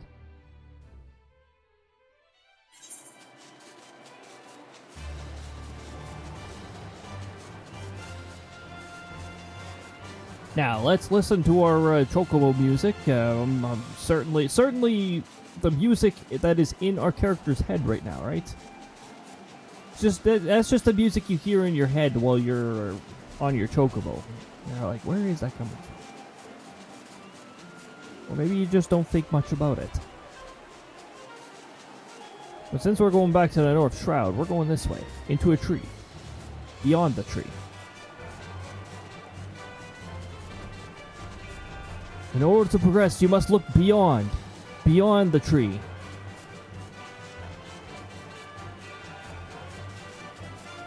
Beyond these branches. Beyond these toadstools. Beyond that bridge. Oh, people are actually doing these fates. Ah!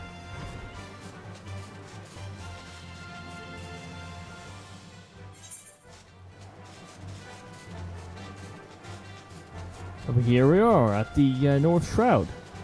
Man, I'm gonna say "and here we are" so many times, and it means something so much different now because Kirby and the Forgotten Land happened.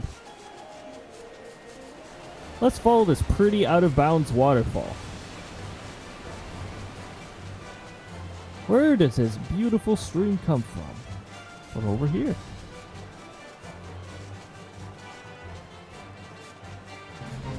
Oh, this fate is active. The one that takes a massive area.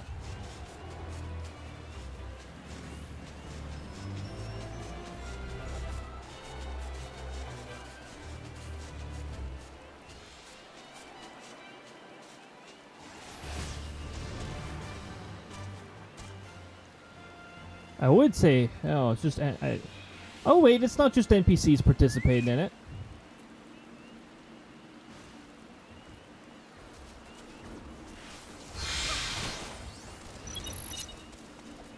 Well then, what if we do this? I like how they spawned facing the wrong way.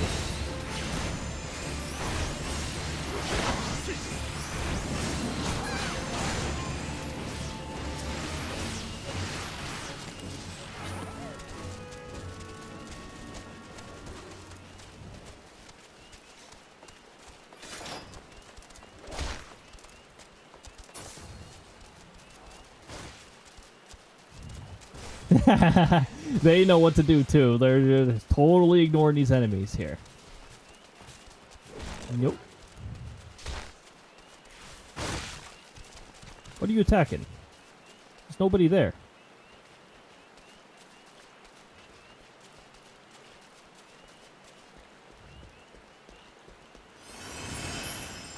Nope. I think that airstone's already gone. Oh, there's a party doing this. Nice.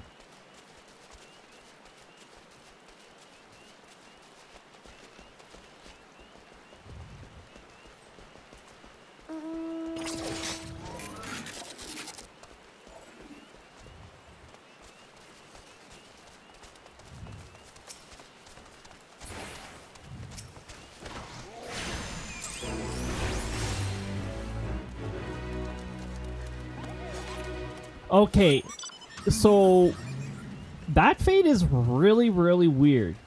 So if you destroy the airstones, which count as progress, those do not count towards your score towards the fate. Yeah, feels like a flaw all on its own. Oh, hi there.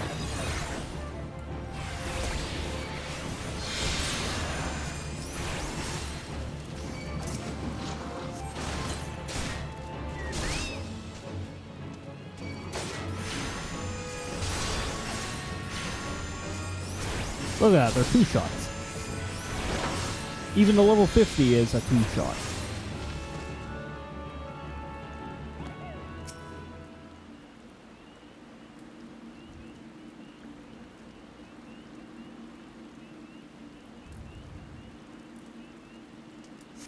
This is not considered a threshold, by the way. Not considered a stronghold. Bravo, that was quite the show adventure.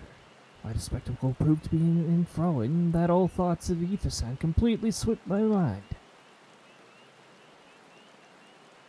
I appear to have fortified our little race.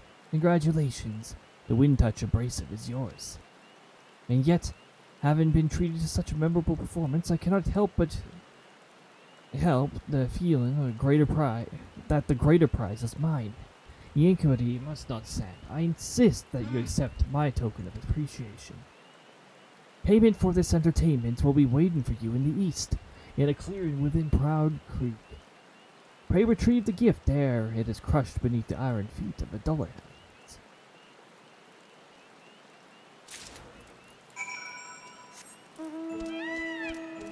And then we were off to another destination, off to the east.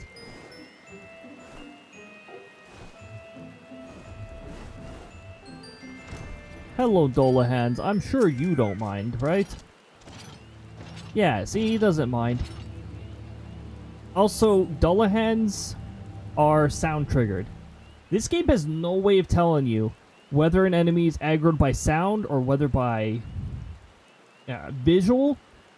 They are triggered by sound. Silver Witch, welcome on in. Good evening to you as well. The evening is going pretty darn good over here. There was lots of storms to look after, and now we're having a nice time chilling Final Fantasy 14. If I'm not mistaken, some of the storms are still in a pretty wild state right now over there. I think there was still a tornado warning. Not what you were expecting. I took the liberty of refining the ore from Murph's gift into Ethersan. Do keep it safe, great adventurer. Who is this voice? Who are you people? Anyways. how things are going good over there. Hopefully the storms haven't, well, I mean, they're only affected a certain area, but hopefully they haven't been too disruptive over there. We have a risk of thunderstorms tomorrow, so I'm just really hoping that something rolls here. Finally. Our weather's been so boring. Even on the snowstorm side this winter was really boring. Lest you accuse me of playing games, you should know that the thought of relinquishing my prize never once crossed my mind until I saw you in action. Such deeds needs be rewarded. It is my vocation, you see, to record history as it is made by immortal men. Not having to deal with the storms is a big worry. It'll just be the hurricanes when they start. Oh, yeah. Thankfully, we're still a bit of a distance from hurricane season. But for the time being, yeah, it's mainly the storms. Tornado Alley is as lively as ever. Yesterday, there was a EF4 tornado that had occurred, or at least its preliminary rating is EF4 based off of the damage, and 0 fatalities apparently. So everyone was well prepared over there. Really happy to hear that. It's in Tornado Alley, so in general people are better prepared for tornadoes. And you see them coming early this year. Yeah, you never know. One of the big factors that often plays into it is what the ocean temperature decides to be. We'll have to see. I'm just glancing between these two timers again because like Twitch's ad timer thing has been bugging out lately. And apparently for some people it's causing ad messages to show up twice. I live in Florida and the waters are warmer already. Whew. Yeah, you never know. The Middle Pacific is always, it's always a good idea to just keep an eye on what it's doing. And considering, if I'm not mistaken, last year's hurricane season was a little underwhelming. Like, it was a little less than expected. So, you know, the weather has a habit of balancing things out. So, you know, for every less active than usual season, you get a more active than usual season. The Gulf was worse. The Gulf already had some pretty crazy storms. A lot of the severe weather that I saw spawn actually got pulled out to the Gulf on numerous occasions already. So yeah. Live off of the Gulf. Oh.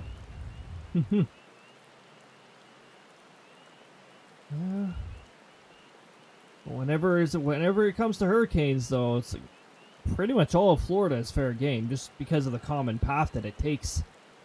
Well, I mean, you know, you get the hurricanes that go and bother exclusively Texas. 20 minutes away from the beaches. So any hurricanes that do approach tend to approach with their pretty much their full force. Yeah, I'm curious on what this season will bring. I'm very curious on what thunderstorm season will bring over here too. And really hoping that it's not as lame as our past 2 thunderstorm seasons. Because our past 2 thunderstorm seasons have been a joke. The so-called severe weather didn't produce anything of warning criteria over here. It was close to a region that actually got, you know, actual severe weather. But not here.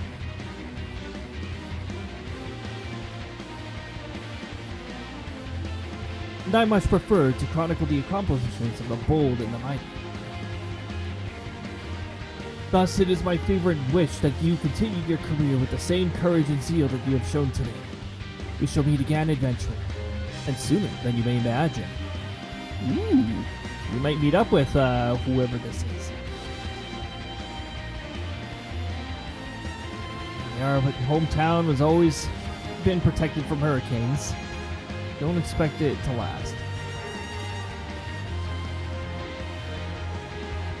Yeah, it all depends on where the eye tends to go. Like, the most destructive part of a hurricane is the wall, which is the edge of the eye. It's that part that you hope does not pass over your area. That part is essentially the giant tornado in the center of a hurricane. And more often than not, a line of destruction follows where it goes. Hurricane Katrina was actually a really neat hurricane to analyze because of how far inland it went. And the fact that it went so far inland, it had actually got close to Canada as a hurricane. It degraded to tropical storm shortly before, and then quickly became post-tropical when it hit Canada. But that would have been absolutely insane if those conditions hit that far inland as hurricane force winds, because that part of Canada does not have warning systems designed for a hurricane. They'd have to issue like an extreme wind warning alongside a lot of other warnings that come with hurricanes. Last time your area was truly hit was 1921. Whew. It's a decent amount of time, and hopefully we won't ever have to change that. Hopefully it'll remain 1921 was the last time for a good long time.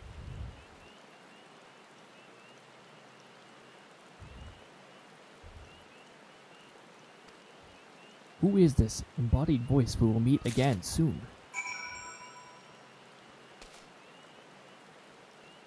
Let's get on our Choco Yo and go back to more donut. More donuts.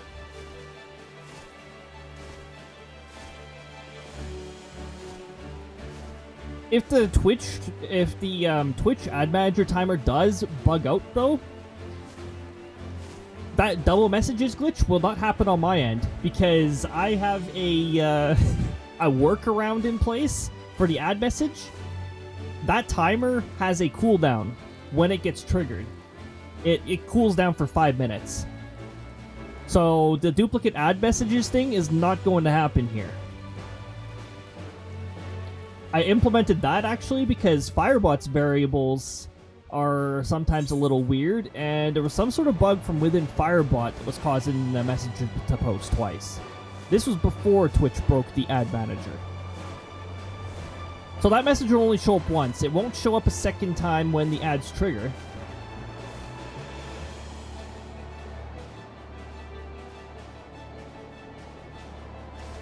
Yeah, it feels like there's two separate ways to actually use Firebot itself. Like, there's the way that most people use it. Just, a stream companion for all the commands and whatsoever. And then you've got the way that I use it. That you conditional branches, scripting. I don't script too much with it because I'm not familiar with Python. But, I should say I'm not totally... I understand one or two commands of Python, but that's about it. I've only briefly touched Python.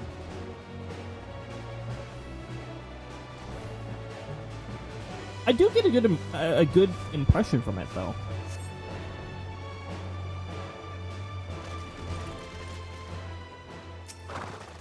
Okay, ads are rolling out. So maybe I shouldn't have right-clicked on Rambro and brought the text up. What I can do, though, is talk about next week. So,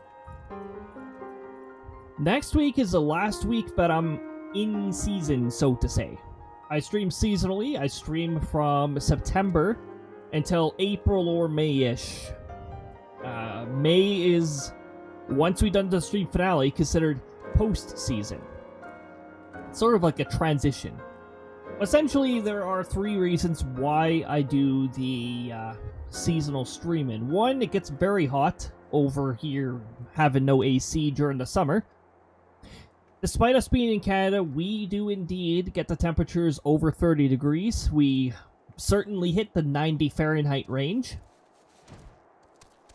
It's still pretty rare for us to actually hit triple digits on the Fahrenheit scale. It has happened before, but it's pretty seldom. That's one of the reasons. Second reason, thunderstorms distract me greatly, and they become a lot more common when you hit some of the summer months. Thunderstorms are distracted enough that they will distract me from a stream quite a bit. So when you start getting visits from thunderstorms, yeah, you get the weird pauses of it's like, yeah, I'm going away from my desk for a moment. I'm just gonna go check this thunderstorm for a moment. I'll be right back, and that'll happen several times. And and then the third reason is so that I can just chill for a bit, not have to worry about stream for a bit, and take a bit of a break, and at the same time make improvements over portions or elements of the stream that I'm like, I really need to improve this, but trying to improve this might break the stream, and we already get botched streams on the occasion. I don't need to totally break it and make it near impossible to stream. I've already got a pretty decent to-do list for stream improvements going on. Like, some of them just involve commands, sound commands, and all that. And then others, one of the bigger ones is get rid of XSplit. I use 2 streaming software to stream. I just pipe one through OBS. I pipe XSplit through OBS. And that is mainly so that I could do a complex sound setup. So I can have the audio sent to my headphones, and also have the stream audio sent to the monitor here. From the monitor, I can split it to Discord, and from OBS, it goes out to you. So it's a bit of a complicated setup. Alright, ads are coming to an end. But yeah, next Saturday is the stream finale, yes. The season finale, in which we'll be starting at 6 p.m. and we'll begin all the way till 6 a.m. It is a 12-hour stream, which is as long as I will stream. I refuse to stream beyond 12 hours. It is not good for you. I know some people can somehow do the 24-hour stream. I'm not willing to do that. I think that would damage at least one aspect, and that would be my mental health, if it does not also physically deteriorate me. I think mental health is very important. I also think hydration is important, so don't forget to sneak a hydrate in. I should say I know hydration is important.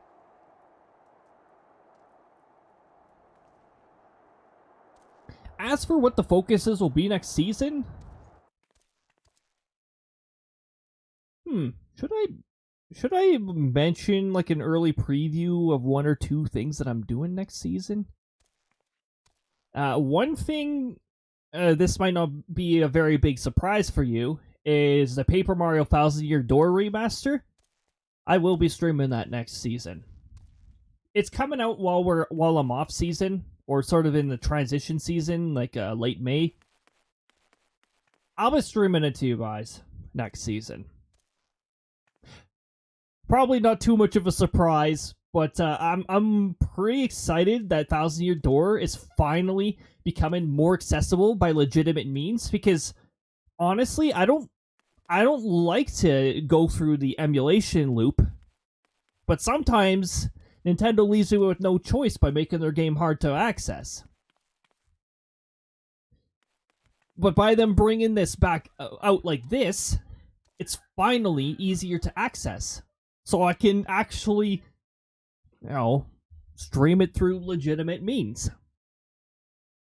Also, it's much easier on the computer to stream it from a game console, so I could do extra fun stuff like the like have the throwables enabled and all that fun stuff. Any other games that this is preliminary, but my affiliate anniversary is September 14th. Preliminary, the day that I'm putting it on.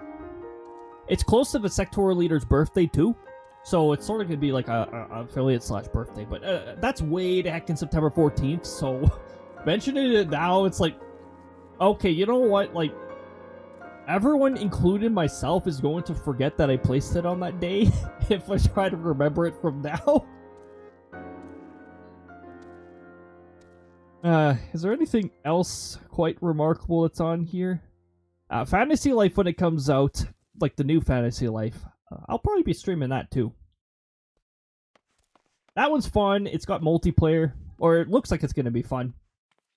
And if I'm not mistaken, a lot of the previous classes are being brought back.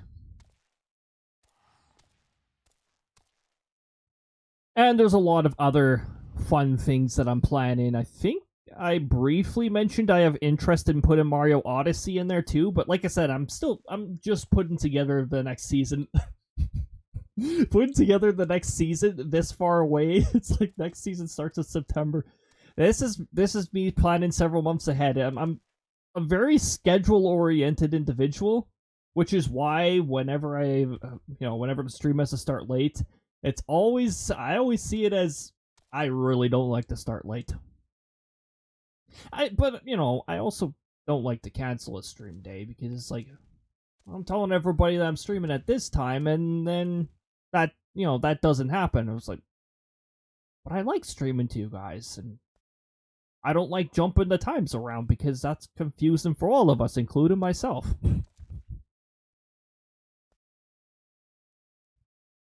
Well, yeah, I'm already planning next season. Now, let's continue reading what Rambro here, Rammerbro, Hammerbro's cousin, has to say. What news of the mission? Are we any closer to acquiring the remaining abrasives? Yes, you know that good news you were hoping for? Here it is. You brought both.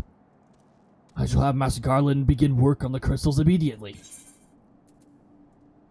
Now, we could take the X potion. We could take the X ether. We're definitely not taking the X ether. Do you see that recast time of 5 minutes? That's really dumb. For 10% of your NP, you can use this and not be able to use consumables for 5 full minutes. Very useless. Very much useless. And then there's High Elixir. It's like, yeah, this doesn't really restore that much either. It restores 600 MP. 6% of your MP. Only useful in desperate situations. And again, it has a recast of 5 minutes. You can't use consumables for 5 whole minutes. They fixed the potions. Potions used to have a really stupid recast time too. I guess this isn't too bad. This is like roughly 25% of my HP. Well, actually it says up to 24%, so it'd be 24% of your HP. And it's a 48 second. They fixed the potion one so that solo magin or like solo DPSing was a little easier to do without, having to have your chocobo out. But we're just gonna take the silver pieces. Oh, sorry, the 1 silver piece. Yeah, we'll take the 500 gil. There, that should do the trick. Ooh. It's a rainbow. Wait, we should just call him Rainbow. Excellent work. We now possess all 4 of the fangs required to pierce the Crystal Tower's defenses. My compliments, Master Garland. Oh, it was a trifling matter, I assure you. Cody here is the one you should be thanking anyway. Anyway, By my reckoning, there's no stopping us from striding up to the Allegan's front door. Let's knock and tell them that we are not selling products. You can't go without us, Chief.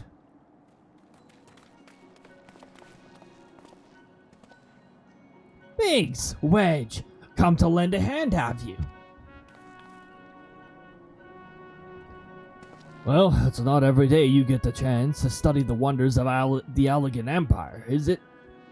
Their technology makes Garlemans look ancient. I appreciate your enthusiasm, lads, I really do. But we're not here to take this knowledge for ourselves. Twice in the last decades, the promise of unimaginable power has prompted men to meddle with technology they do not understand. And the realm has been dragged into the very brink of oblivion on both occasions. We shall not be so irresponsible as to risk another. Wedge, do you recall our company's creed? Yes, Chief. It's, freedom through technology. Exactly. Freedom. When we forsook our homeland, we swore that we would have no truck with machines that could be used to promote tyranny. That has not changed. Should you feel tempted to break your oath, remember this. The wonders of the all-knowing Allegan Empire could not save their civilization. And have damn near doomed ours twice. That is why we must explore the Crystal Tower and, if needs be, seal away its secrets.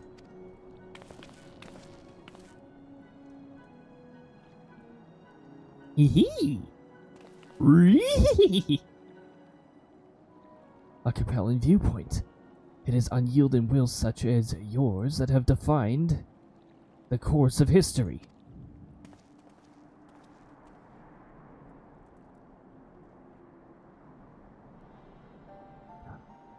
Who that? So you return at last. What, pray tell, has kept you so wholly preoccupied that you could not spare a moment to inform me about your progress or preservation? Why, the task you assigned to me, of course. Surely you have not forgotten about the Ether Sect. And I tasked a past adventurer with delivering it. A more capable courier I could not imagine.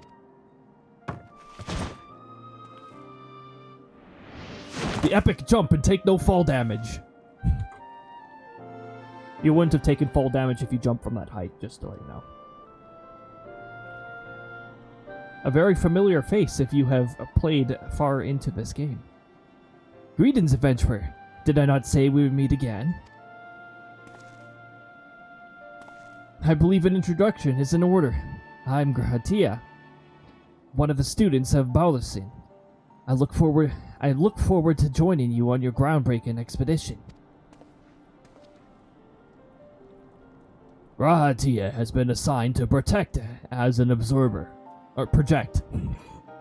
I hope you will forgive him his eccentrics and welcome him as one of our own. Yes. Okie dokie! Nods head. So then, our fellowship is complete. And all stand ready to step into the unknown. 3 cheers for Noah. Noah! But anyways, sorry. Noah. That is a name I have chosen for our little collective. Given our different backgrounds, I cannot very well call ourselves the sons of Saint Conch, can we? And we must have a memorable appellation of if our adventure is to leave its marks in the annals of history. I could claim that NOAA stands for Nominated Observers of Artifacts Historical. And so it does, technically. But my true reason for choosing the name stems from the fact that it is shared by a valued Allegan Archmagus. An Archmagus? I like the sounds of that.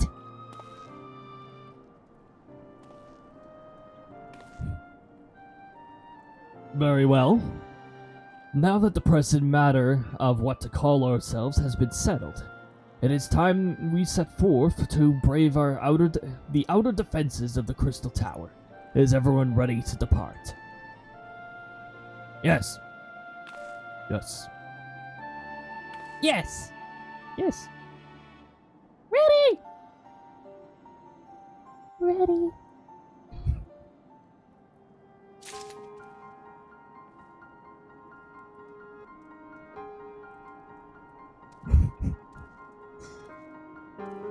This server's really good at like identifying when I'm looking somewhere else, to an extent. Sort of can't look any further this way. I could look over my. Wait. Can I look over my shoulder and be like?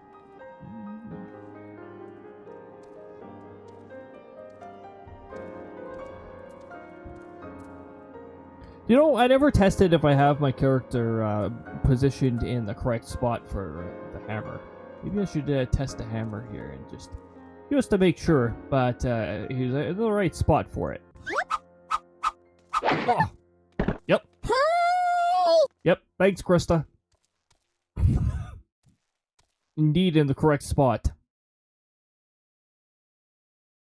All right, dear. We meet for the first time. Water. Let me get that water.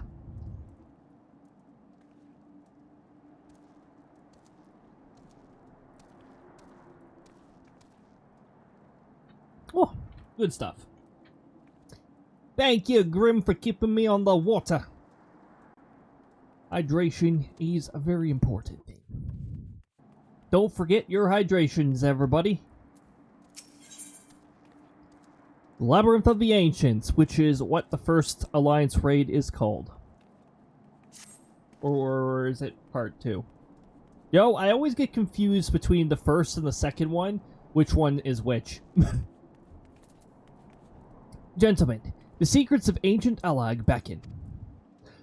Let's not keep them waiting any longer. Adventurer, you and I will join the engineers at the Crystal Tower's main gateway, where we will endeavor to neutralize the structure's outer defenses.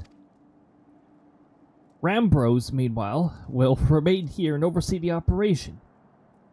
Given my knowledge of Allegan history, it seems logical that I should lead the expedition itself, though I admit the role does not exactly befit my status as an observer. Still, we can make but use of our resources at hand. Assuming all are in agreement, let us proceed forthwith to the large lopsided gate found in the southeast. I'm just gonna give our Chocobo companion a check here to see if okay, doesn't have enough SP for us to upgrade anything. Wait, how close is he to a level? Not even close. That's the answer. And so, we depart. Whee!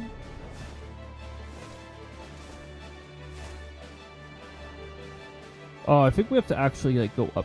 No, sorry, here.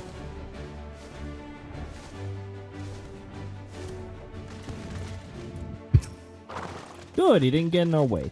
Let's wait here.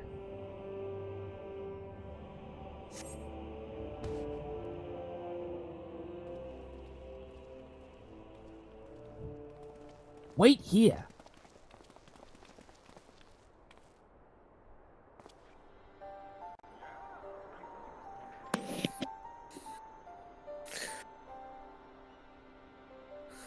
Lost. The Crystal Tower lies beyond this portal. Now comes the interesting part. Sid, are you the only one of our number who has ever crossed this threshold? I ask that you take lead for the present.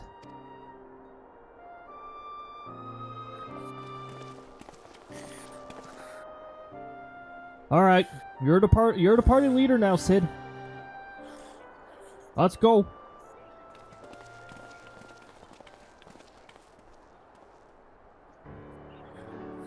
Whoa. Whoa, man. There it is. Now we are actually here. And not just imagining it.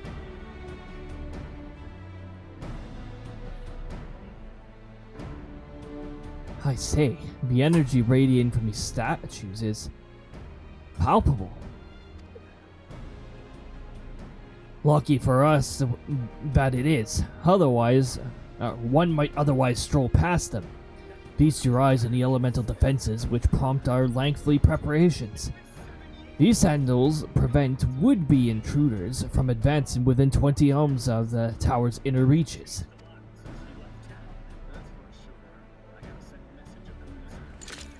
What am I hearing? Where is that coming from?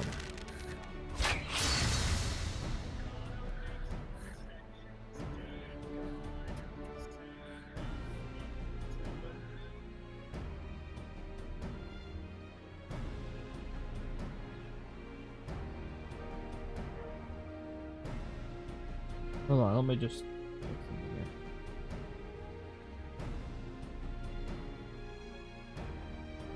So we'll click on that and...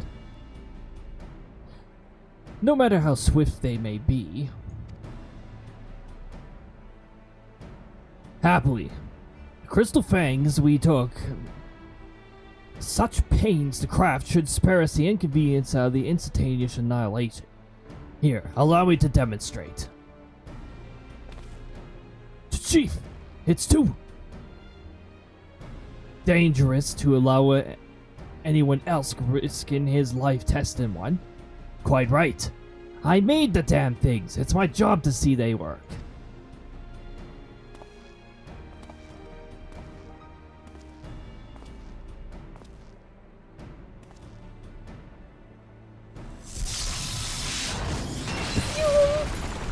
Whoa.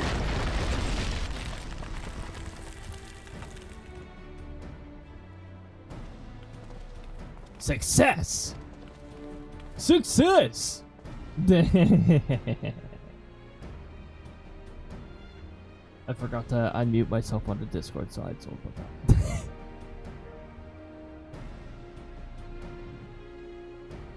I, for one, am convinced. Friend, ready your fangs.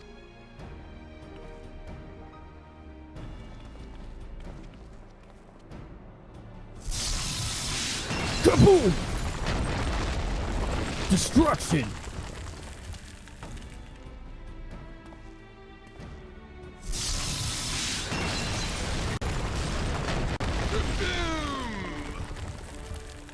Sorry, I still got the game configured to lower the FPS when I click out. Alright, who's gonna activate the last one? Because I have my cursor currently hovered over another explosion sound effect. The last one is yours, old friend. It seemed only right.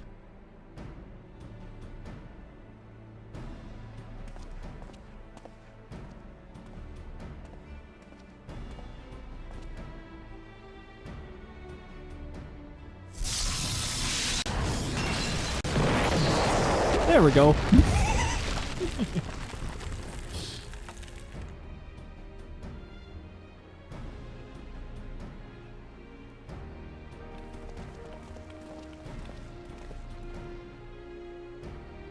Haha, we did it! So much for outer defenses.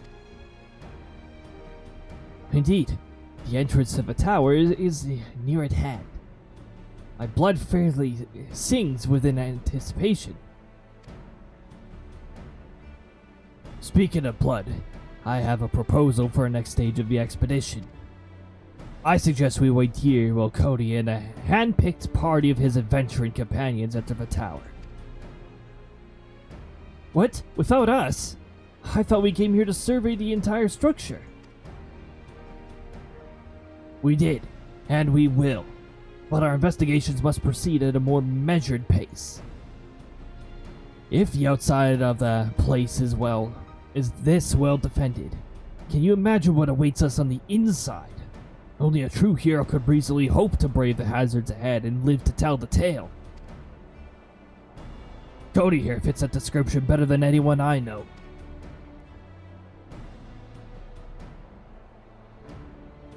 And it is not as if we shall be idle in his absence. While Cody and his companions are risking life and limb to beat us a path to the tower, we could set about analyzing this rubble for evidence of how its technologies function. Your knowledge of the ancient lore should be invaluable in the endeavor, Historian Grahatia. Do you ever tire of being right, old man?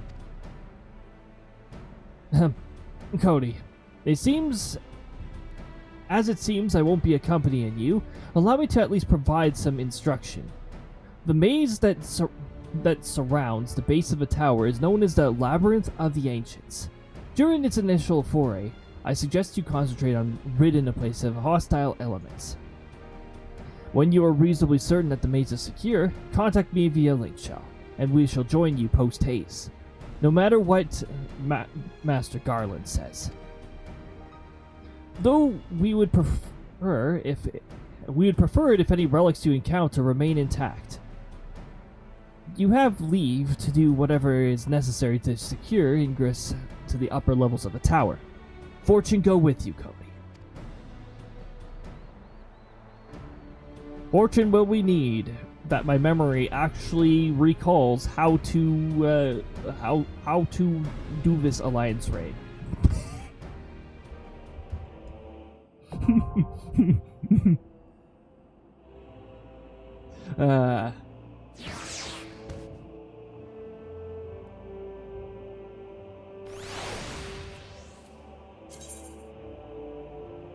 Yeah, Stew is designed to be an undertaking by an alliance. A squad of 24 adventurers formed of 3 full parties. Battle composition is reserved for large-scale duties only.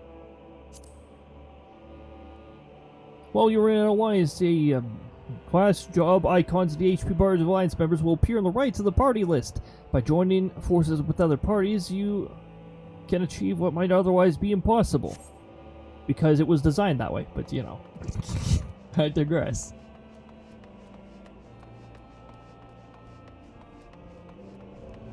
No, it didn't have to be designed to be impossible if less than 24 people, but you know, it is designed to be that way.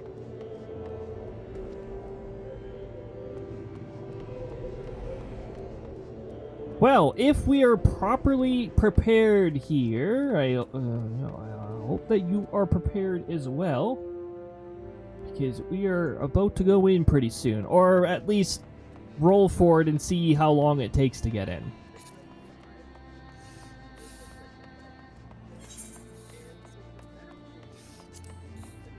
Our very first raid. 24 people. 1 to 8 players. 3 parties of 1 tank, 2 healers, 5 DPS. The composition's a little different than your normal for a full party. Which is normally... Wait a minute. 2 tanks, 2 healers, 4 DPS. Yeah, I took a little while. Don't worry about it. If we're ready, let's roll.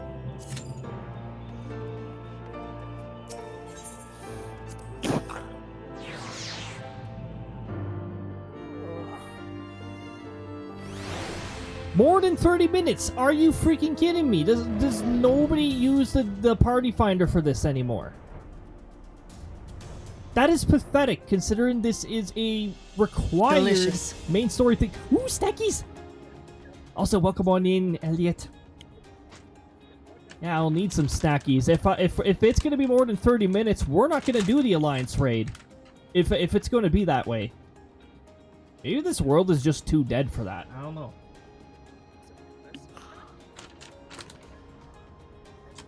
Isn't the roulette constantly isn't the Alliance roulette constantly pulling people in for the Crystal Tower mostly? Like, why is it more than 30 minutes? Most of the time. Even before it became a requirement. Ridiculous. Mind you, the foreman party thing, the numbers are already going up, so this more than 30 might be full of it. You have come to deliver snacks and be like ghosts and disappear for a bit. Thank you for the snackies, Elliot, and thank you for swinging on by. Enjoy your lurk wherever you may teleport to. Yeah, the party numbers are going up, so I think the average wait time might just be broken. Or it's matching me up with an incomplete party that's been waiting for a while already.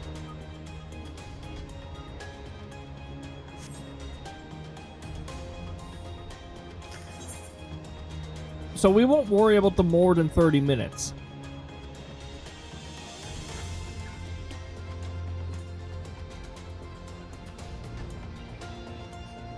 I'm also not sure if I want to start a main story quest cutscene if it's already counting up like this.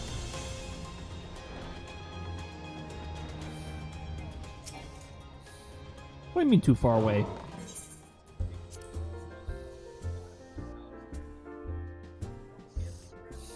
Keep in mind the healer count is the one that's taking the longest to go up. And it can take quite a while to get healers sometimes.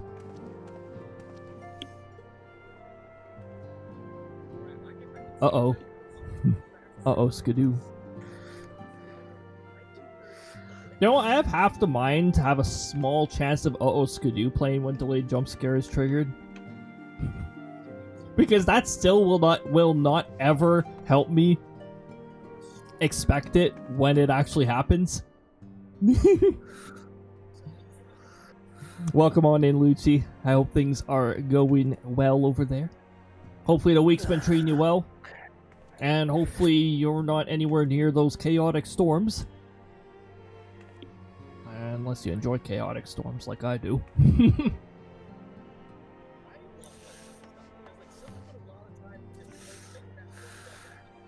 You were in fact in the middle of it. Must have been very entertaining because, wow, I was looking at the velocity charts, I was looking at the reflectivity, and it looked like one heck of a spectacle. It's been raining all day. There's a lot of rain behind it. Went from pouring to hailing real quick. Well, there were definitely some really good hail cores going on in there, too. Oh, I see. Okay, the foreman party thing, like, it does have me in a party that's foreman, but now the numbers have really slowed down. You know what? I don't rely on that thing because sometimes it takes forever to refresh, and all of a sudden, the party will be fully formed. But if it actually does take more than 30, maybe I will just start the cutscene, and if it pops, so we watch the cutscene again.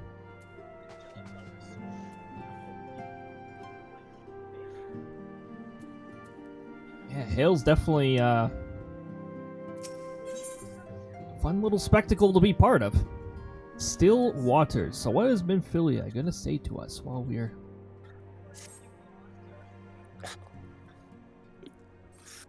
Holy shit.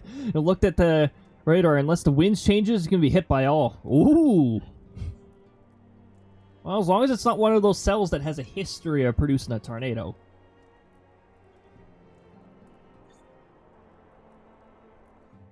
I'm going to actually reopen the weather tab that I must have accidentally closed that at some point.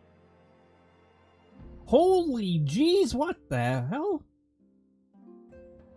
Yeah, so it's freaking insane right now? What the hell? Look at Oklahoma! What the frick is going on over there? I mean, yo, there's still a moderate zone over there. But holy jeez!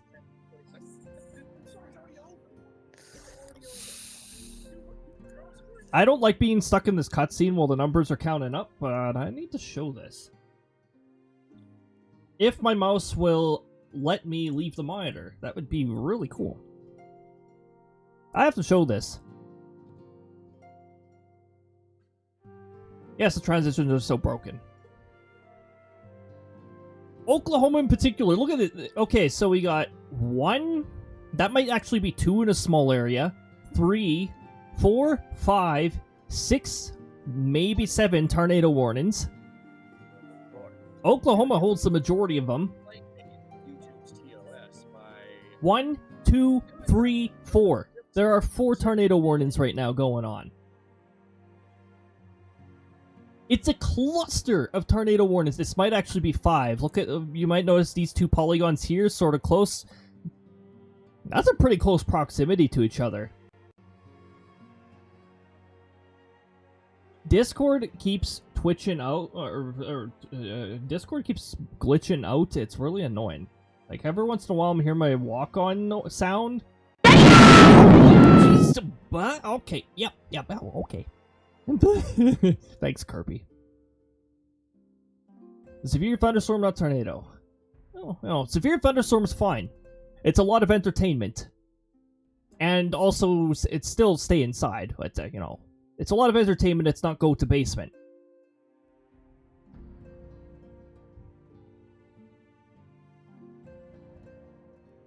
My goodness. Okay, so we got that going on too, over in Missouri. Are one of these maps outdated? It's probably the national map that's outdated. Oh, okay. One of those tornado warnings ended. Not mad about that. Tornado or severe thunderstorms. Same protocol for me, do nothing. Unless the sirens go off. Well, a tornado warning issued over your area should set off the sirens, because a tornado warning is considered an emergency. Oh hey, look what just spawned here in Wisconsin. A little tornado warning. Just chilling down there. So they're not in the middle of the moderate zone. If I'm not mistaken, I think they're in the slight zone. Let me just reopen the weather window that I have open. It closed on its own. That's really cool. That's really, really cool. This is my monitored areas in that list that you see in there, or that you saw there.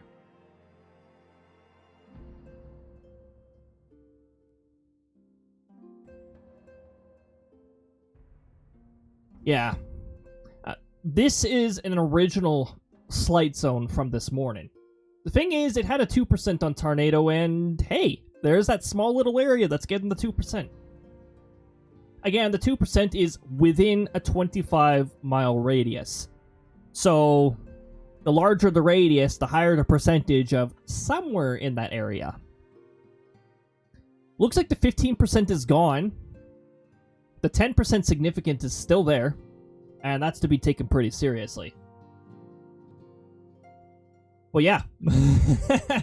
That's pretty crazy. That's by your other place. Oh, jeez. Yeah, this is a very organized line of thunderstorms, so definitely stay safe if you're near them. At the least, there's going to be decent-sized hail. There's definitely going to be some good-sized hail, and some pretty decent wind values.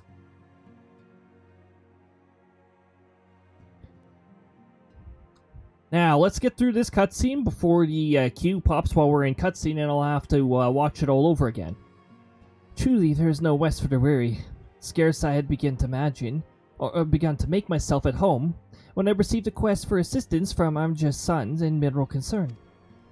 It would appear that their storehouse in Horizon has been a target of a series of covert robberies. Minor as they seem in isolation, occasional discrepancies in the manifests were long dismissed as clerical errors. It was only during the concern's annual audits that the pattern became apparent. Significant quantities of crystals, and only crystals, were missing. I need hardly tell you what that may imply. Done. The brass blades charged with investigating the thefts believe that someone within the concern is selling the crystals for profit. Alas, they have as yet grown unable to identify a likely suspect, and the concerned proprietors have grown frustrated by the lack of progress. Needless to say, I would not have agreed to intervene had the stolen goods been of merely monetary value. If there is even a possibility of the thief's acts, not out of self-interest but in service to a primal, we can ill afford to wait for the blades to realize their mistake. Pray depart for Horizon at your earliest convenience. Rendezvous with Y'shtola when you arrive. She and Thancred have already begun a preliminary investigation. I have every confidence that the three of you will get to the bottom of these thefts. I only hope that our fears prove unfounded when you do.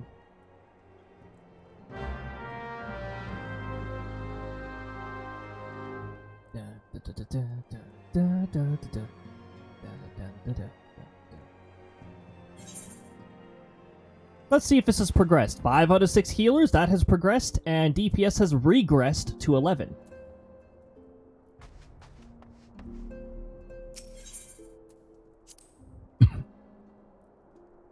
I still don't think we're going to hit 30. I certainly hope we don't, because we're not doing the entire alliance raid if we have to wait more than 30 minutes per stage.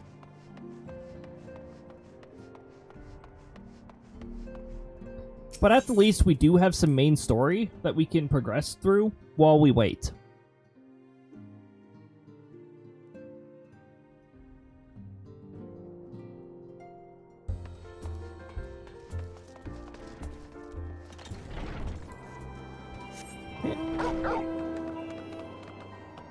Now, if we're going to Horizon, we're going to take ourselves... We're going to take ourselves into offense.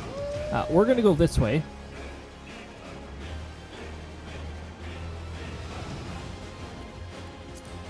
Woo! Frog fins.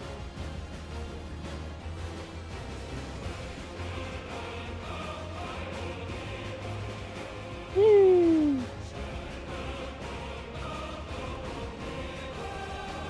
Yeah, there's a wide variety of mounts that can mess around, or that we can, mess around with, I suppose.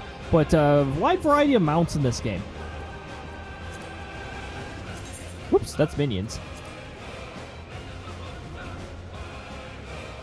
Whoops, I was 5 pixels too far or over in one direction. This fate sucks, don't do it.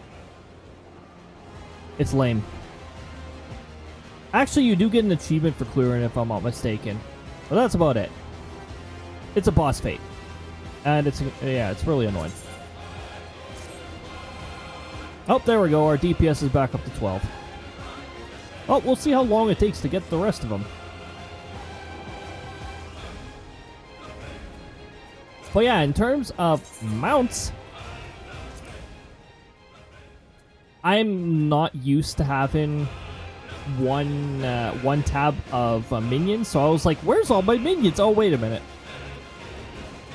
The seasonal minion we got at some point? Deathclaw. Goriel.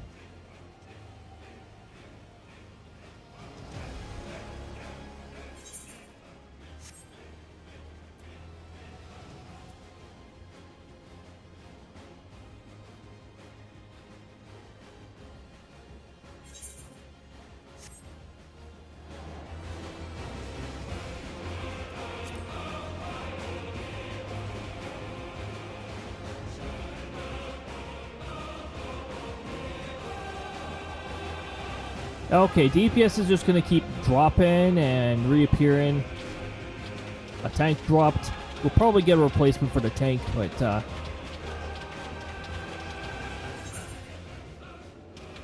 a lot of people were, people are probably hoping that more than 30 minutes is a line and they're dropping out. Don't drop out. We'll eventually have we'll eventually have enough of a party to actually get in.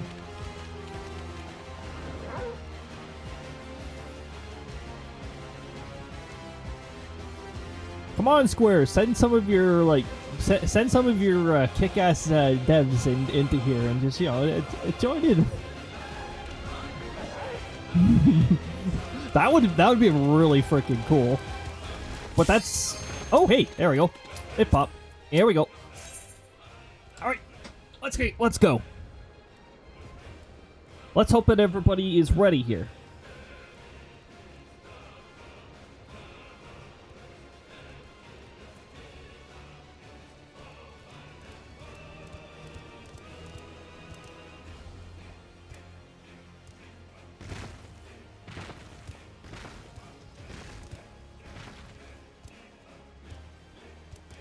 Oh, we might have one DPS and one tank that times out.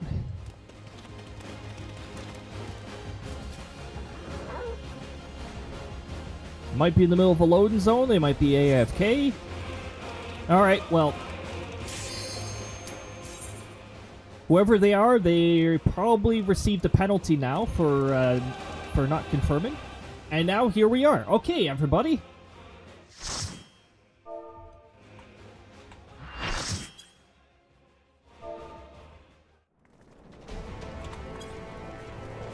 Hello, everybody. Hello. Hopefully the cutscenes here are not too long because I don't like wasting other people's time. But then again, chances are there's at least one person doing this for the first time aside from my particular character here.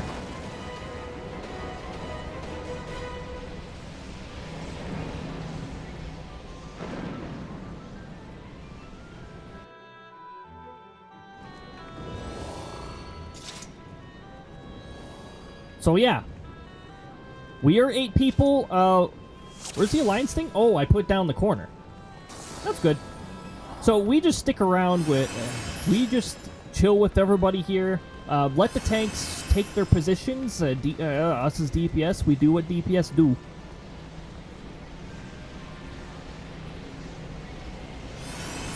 I'm surprised there's nobody in our party that... There's actually nobody in our party that can use pre-motion? What? Or Preluton? I'm surprised. No, we actually don't have anybody else who could use that. Here, let me just... I'm gonna pop a sprint here and catch up to everybody too.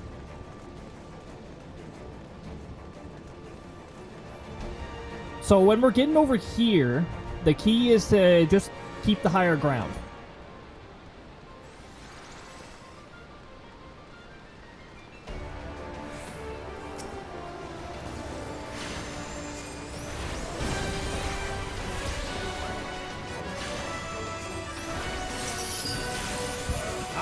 I'm a little surprised at that too.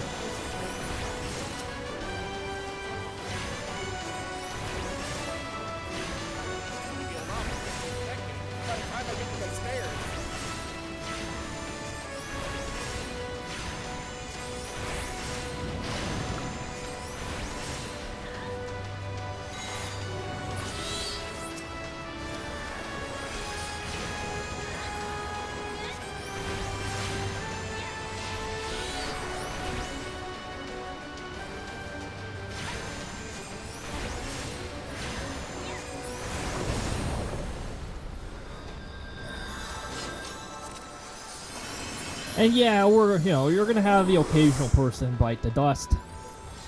Again, this is like a 24-person raid. It's a little overwhelming. In some cases, we're just gonna... Yeah, I'm gonna pull the dude in red here. Pull the Valors. Get him dead. Get the demons dead. Right now, it's just dead. Hey, excuse me, Greater Demon, can you stop being rude to our friends here? Get out of here.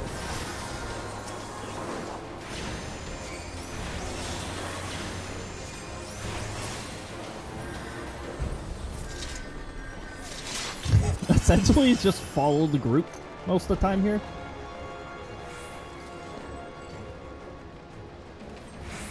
Yeah, no immediate pulls here. This is a pretty chill group. I like this.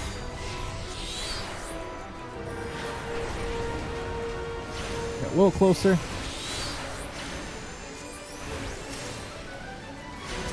Hello, targeting system. Can you please not be stupid? I'd appreciate it.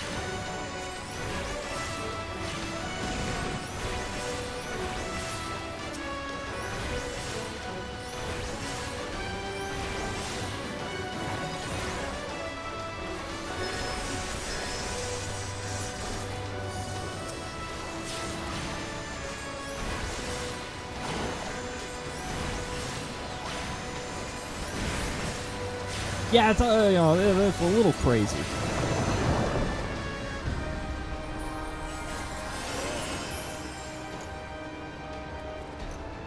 Thankfully, the only time that people tend to actually like run out of HP is usually just an oopsie, like not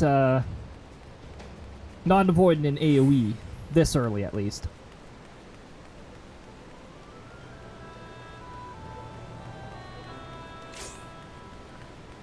Oh, hey, there we go. This is an immediate pull. Oh, thanks. He RNG targeted me of all people. Okay, they're doing Edge of Room.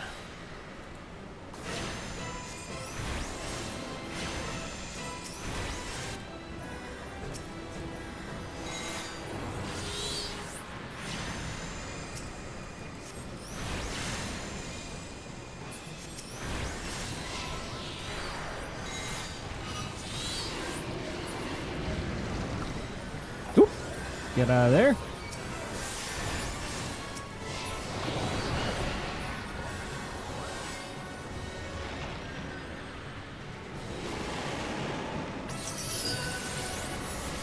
I'm just gonna go over here too. I like it over here a little better.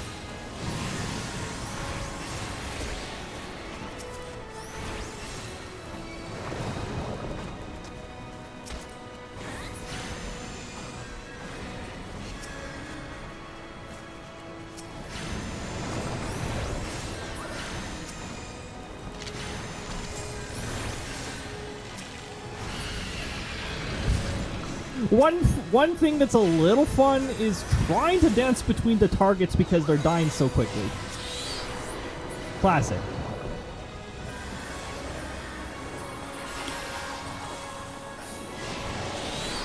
Okay, and then he comes up for like the 80th time.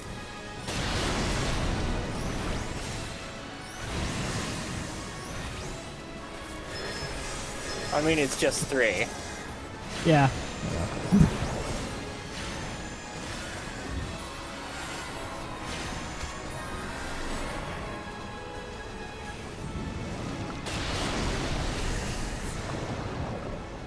Yeah, we're good.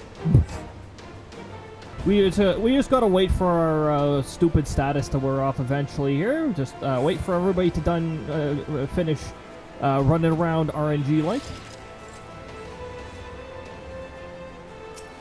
Oh yeah, what alliance am I in? Alliance B. I'm saying okay. I should probably keep that in mind because that actually determines where you go. Shortcut.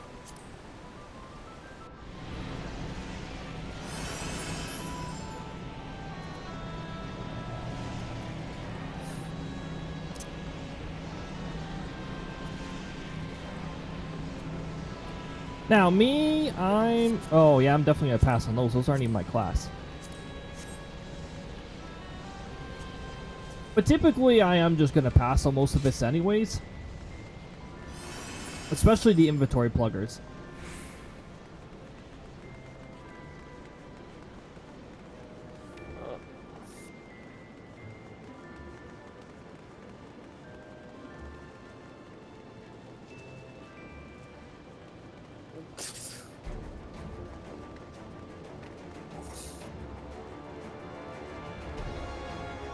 Oh, somebody in our party, yeah. Okay, our tank must be a new fella. No worries, we always come across a new person from time to time. They'll actually get here. They might actually get here slightly faster respawn. Anyways, I think this shortcut doesn't F you over.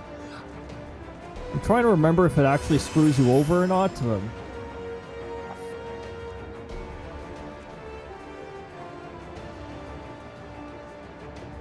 So this is the Atmos fight. One of the big things is at least 4 people need to stand on this sigil that's near you, the blue one in front of me, so that one over to the top right corner there is able to be attacked. So at least 4 of us. Recommended the ranged individuals, but I mean, even at that. So we are ready. And our fellow tank is here too.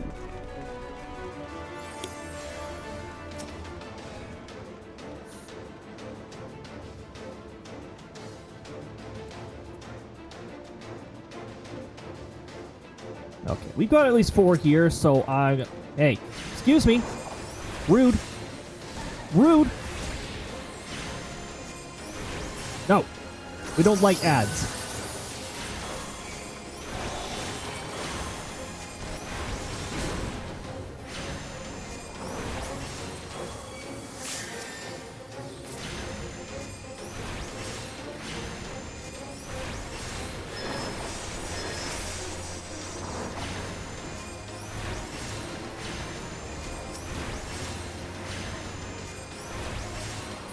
So apparently,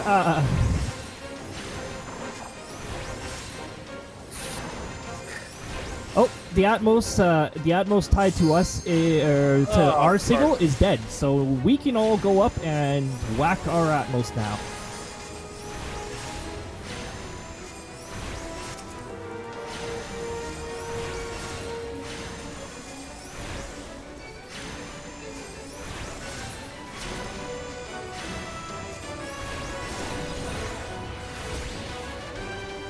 We just gotta hope that people in Alliance A there... Yo, you guys! Yo, you guys! Please! Alliance A! Alliance A!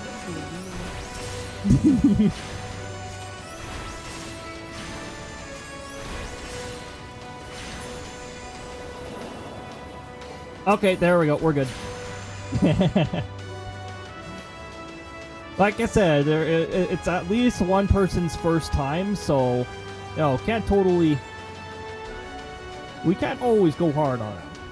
Now, Alliance C's just got to keep at least 4 on there. Yeah, there you go. We're good. We all good. That's one of those teamwork mechanics, and, you know, if it's your first time here, it might be a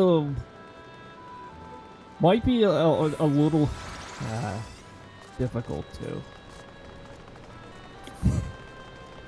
understand it initially.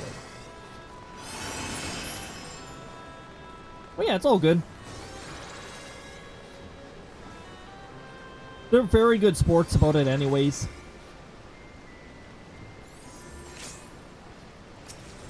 Okay.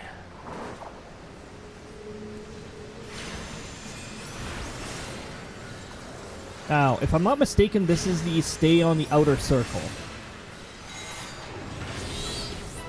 Is this the outer circle one? No, this is the, unless you have the debuff, you can't hit the boss. Oh. Oh, I don't see myself having a debuff here, so... It always, I believe it goes on Alliance A first, which we are not. Okay. And we keep wailing, So essentially, we're on everything else.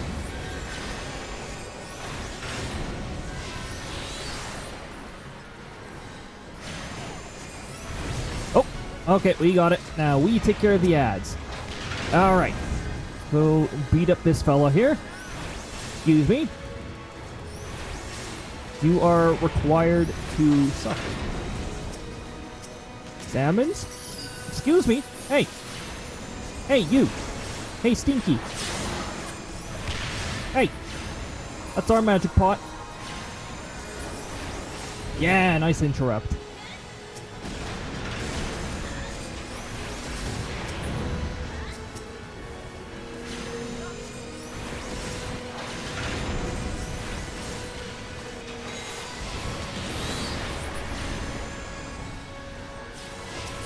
Ooh, can you healers please keep people's HP up? Please? Nope, they're gonna play that way.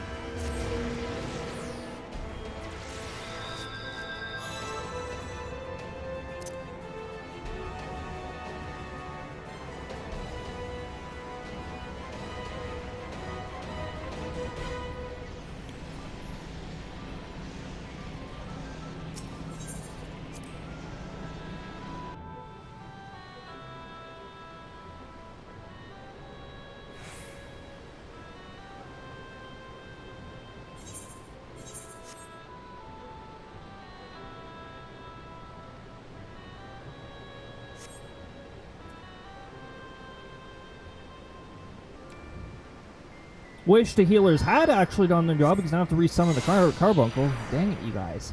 Come on. Oh well.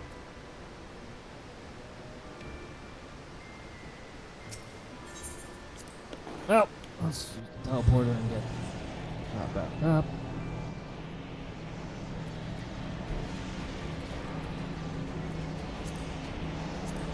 Why are all of the chests constantly dropping just healer stuff?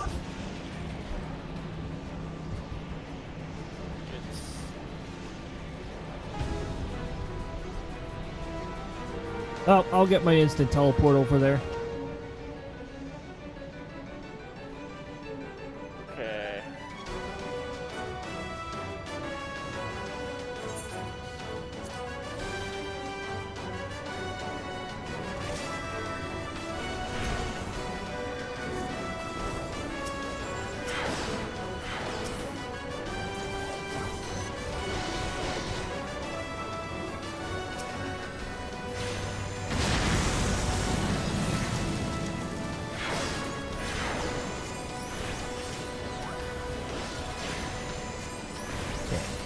Oh, Napalm. Heal! Heal!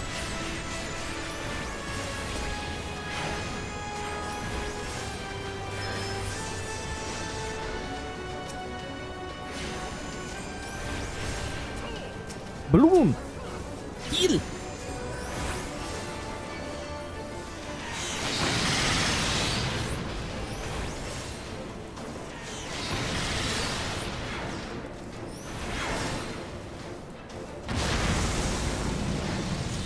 Where's our healers? My goodness. My goodness.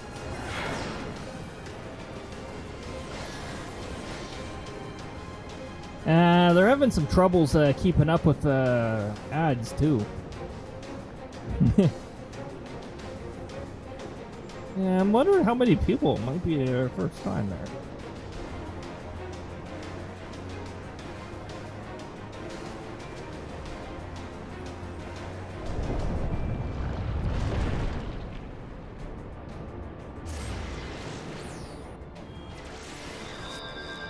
Just gonna say right now, the healers are not getting my accommodation. At all. They are not doing what healer do. They are absolutely not doing, even in the slightest, what a healer be do.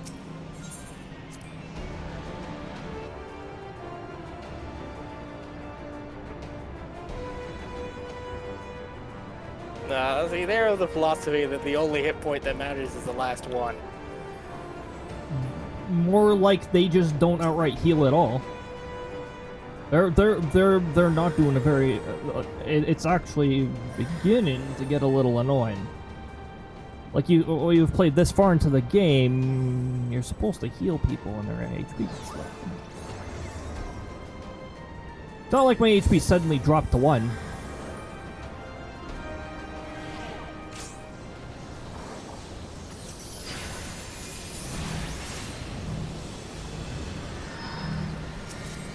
Oh, this is the meteor marker circle thing. Yeah.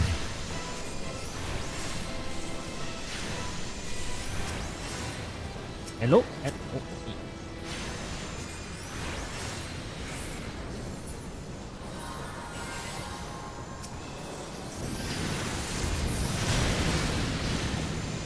And, yeah. Well, a lot of people now know what might know what the mechanic is here.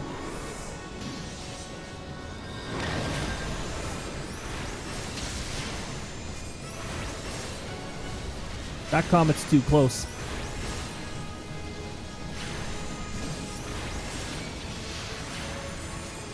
Uh-oh. Ooh, this is trouble, this is trouble.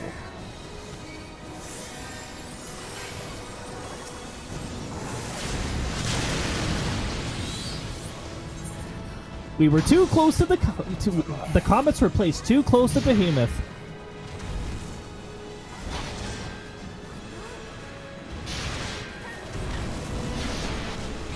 There's still a chance the parties might be able to get recovered, but I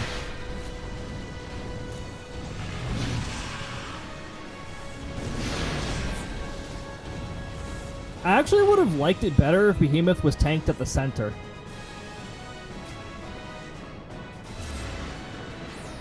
It would have just made it a little easier because then we'd know, like, outer circle.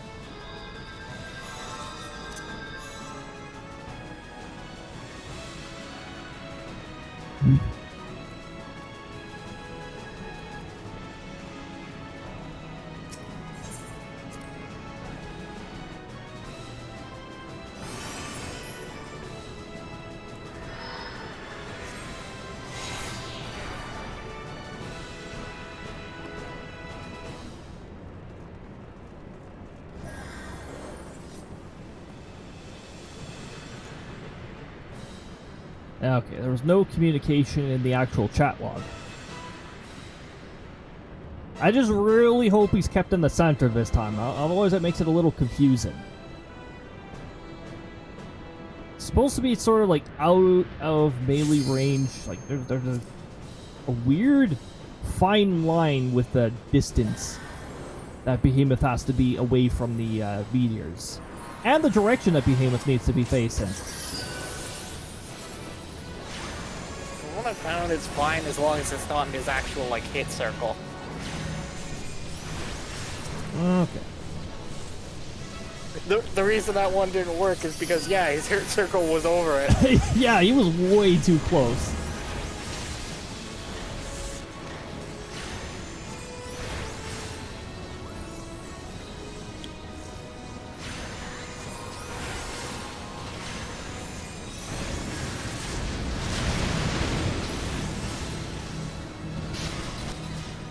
Okay, I gotta place it this time.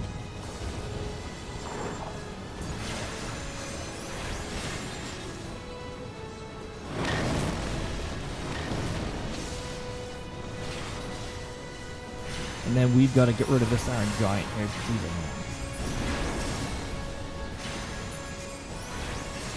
Very good. Okay.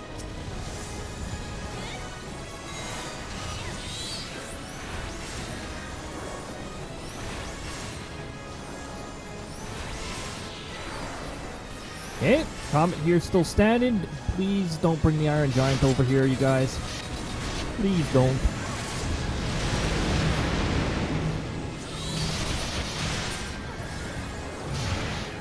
You guys brought the Iron Giant over here, thanks.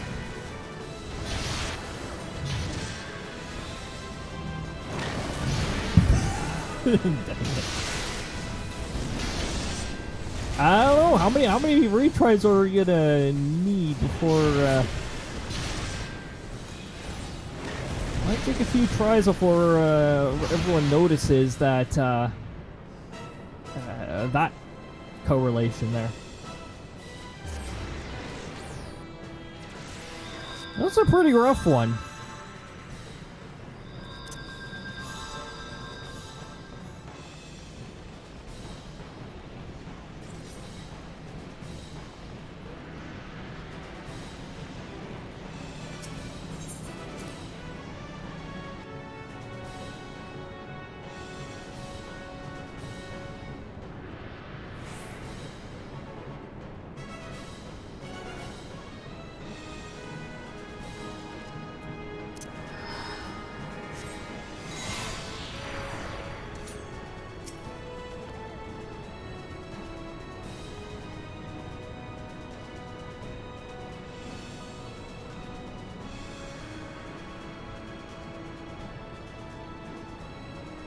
Okay, cool.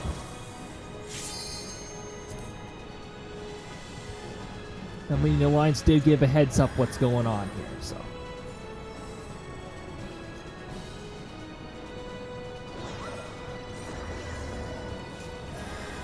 One not ready. Well, I guess it's a ready or not now.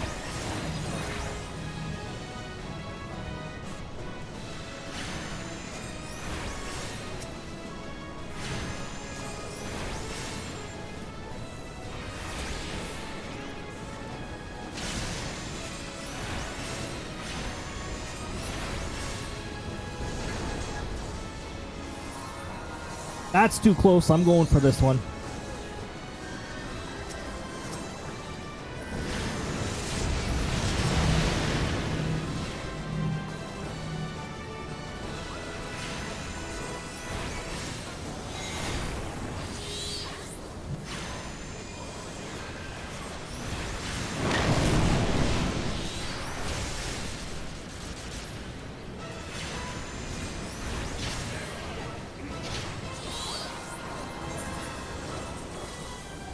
Neat.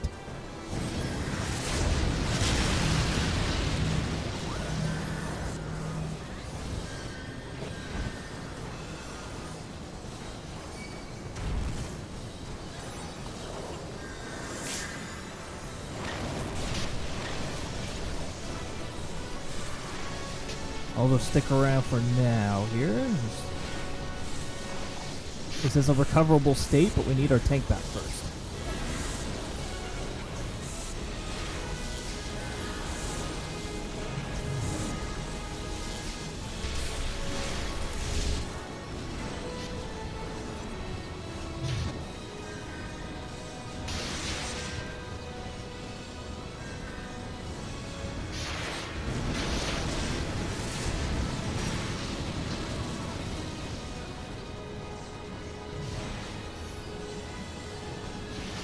We really need to just keep them in the center because they're having too hard of a time predicting where he's going to be.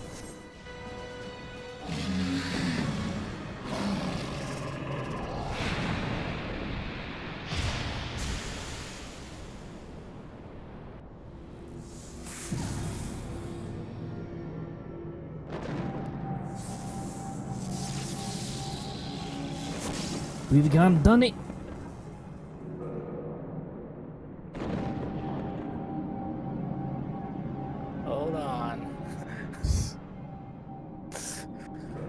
The elevator. Not quite time to celebrate yet. The elevator. And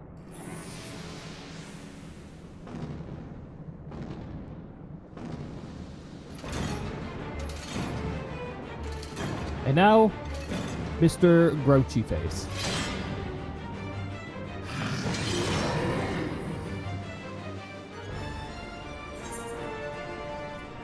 No greed? Yeah, no greed. I'd say no greed.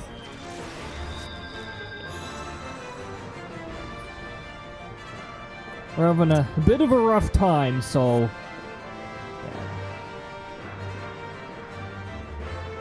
Lucky! Wow. I was just waiting. The real fun's about to begin. Lucky, thank you for the 6 months happy. Holy jeez. Hey, we get the we don't have to move far because we're in B.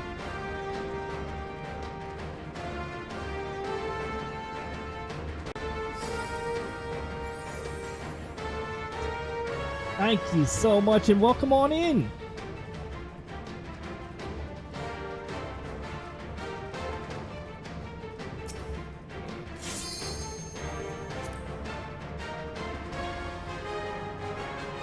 All right. Here's the boss for the first Alliance raid.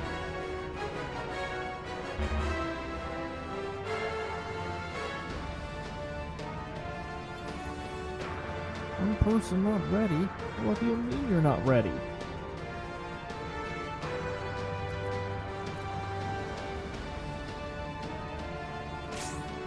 Yeah, we'll do it the way it's supposed to be done. Sounds good to me.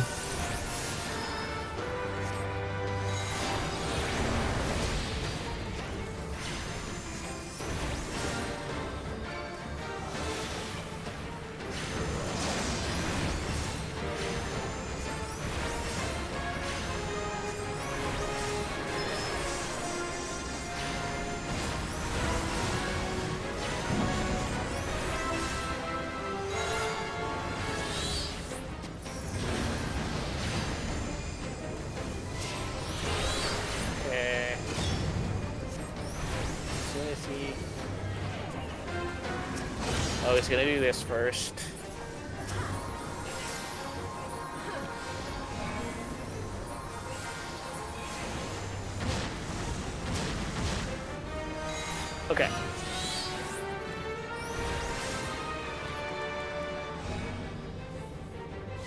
Ancient Flare. There we go. Nice.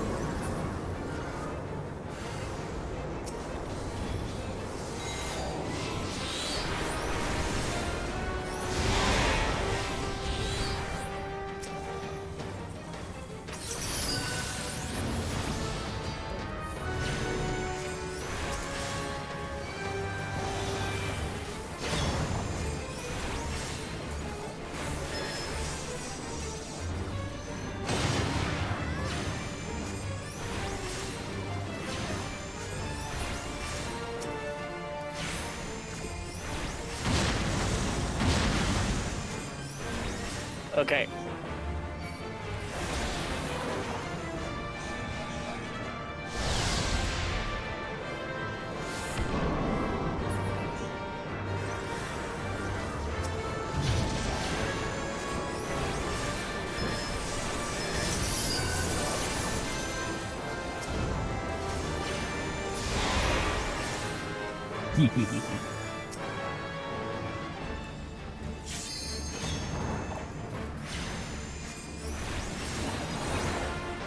We've got ourselves together for this one. Now we can just ignore the ads.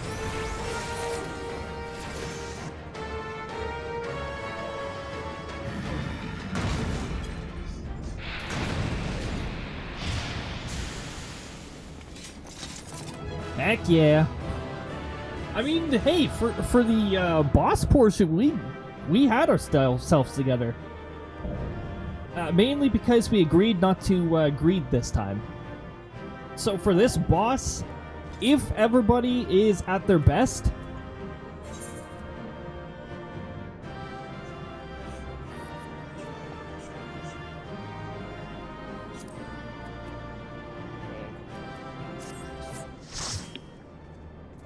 if everybody's at their best, you can actually successfully burn him down before he does his second Ancient Flare. However, everybody needs to be on board with it. Everybody needs to know what they're doing. Because if you do it, great, you save a few seconds. If not, you have to start the entire boss fight again. Yep. The consequences are very much there. The risk is high, and the reward is minimal. Wow, look at all this. None of these drops have been from my class.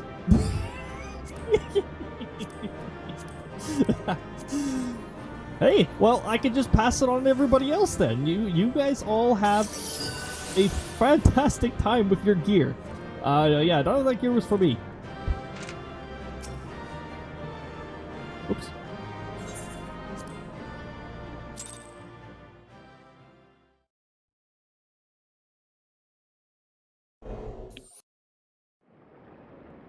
I am glad they keep the cutscenes minimal during the duty because, again, I don't want to hold everybody back by having to view the cutscenes. But I think a decent portion of people is their first time.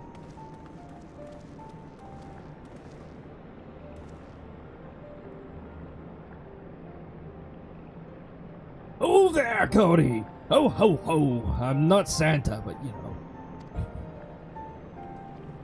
Very impressive, I must say. Your name will be written large in the volumes that are sure to be penned in this historic expedition. The scale of its structure defies comprehension. Someone plainly thought bigger was better. But, yeah, not the other certain someone that I was thinking of, though. Who we will meet much, much, much later in the game. 4 expansions later, in fact. The scale of its structure defies... Alright, yeah, I just read that. According to the findings of my Baldistan colleagues, the Crystal Tower was constructed to collect and store endless energies of the sun. A characteristically ambitious undertaking. Now, what of the tower's inner defenses? Judging by your haggard expression, clearing out the labyrinth was no small feat. I don't potato. I don't. A giant man wielding a shimmering scimitar. A scimitar, you say? Yes, that will have been a religion, not arch. Graham, please stop making me say that word. He was a hero of the Allegan Revolution. Graham, please. You gleaned that from what exactly? His choice of weapon? Well, I am a historian, and I have a certain, shall we say, affinity for lore of the Allegan Empire. It is, of course, all knowledge gleaned from the musty scrolls and tomes. The ancient texts that claim that the Crystal Tower is defended by the champions of the Eld, resurrected and augmented through the Allegan's extraordinary technology. Chief, you need to see this.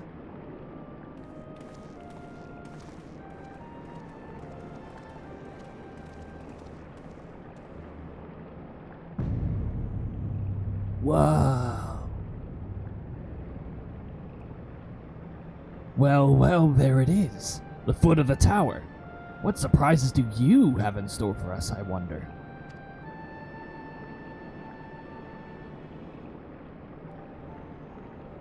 What surprises do we have for the next 24-person alliance raid, huh? You never know. I wasn't expecting the outcome that we got with the first part there. I think we may have had a decent amount of like first comers, because people.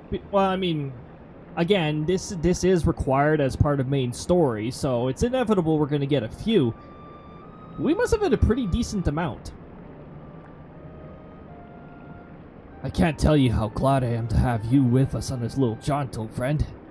Had you not beaten a path through that maze, I very much doubt we'd be standing here now. No, you still be standing outside of a tower, outside of the structure, being like, yeah, we can't go in there.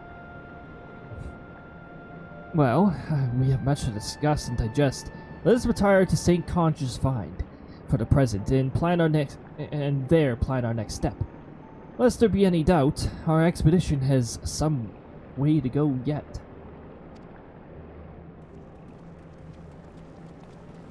Part of me hopes that you guys get to see World of Darkness because the music is amazing there. Also, if we end up on Alliance B, there's a specific thing that we will be doing regardless. Thing is, if I'm not mistaken, the Cerberus fight in particular has changed in nature, and now for the most part, DPS does what used to just be Alliance B's job.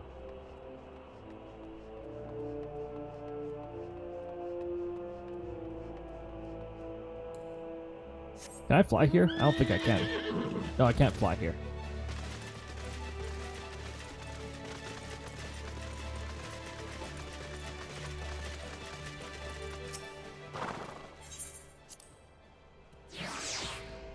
The 8 Sentinels. Well, unfortunately, the 8 Sentinels are now the 0 Sentinels because they were annihilated by the elemental crystallized fangs. The 0 Sentinels. We're just gonna... I'm just thinking of a place that's actually called... Is there a place actually called the 0 Sentinels? No Sentinels here. So good of you to join us, Cody. Our meeting would be dull indeed without a full account of your experiences of the labyrinth. Take a moment to collect yourself, and when you're ready, we shall debate how best to proceed.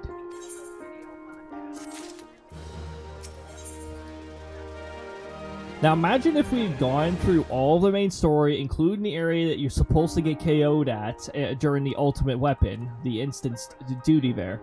Imagine if we've gone all that way. We would have just gotten the advice on getting KO'd in the Alliance raid.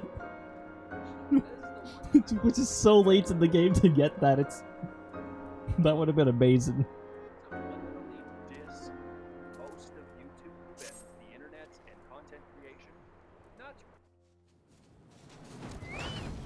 Fellowship of Noah being accounted for, this time this assembly was called to order.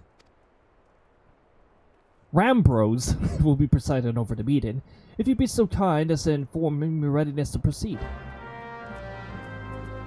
And then you just get a check mark after this. Welcome back, Cody. I've just been reading about your encounter in the Labyrinth of the Ancients, and it pleases me greatly to note that you seem none the worse for the experience.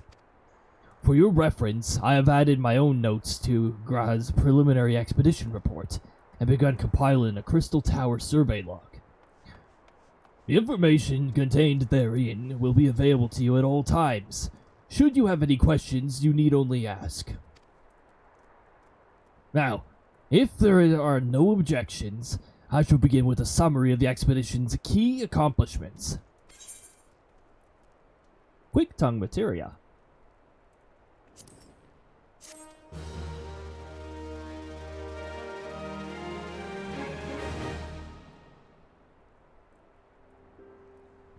In the course of this, our first foray into the grounds of the Crystal Tower, we succeeded in neutralizing the structure's outer defenses before proceeding to secure the maze surrounding the base of the spire.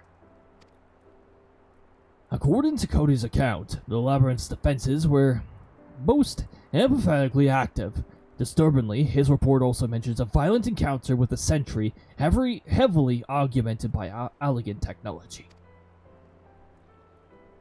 In short, our misgivings were well-founded. The Crystal Tower was not simply pressed above the ground by the chaotic shifting of the earth. It has somehow been reawoken.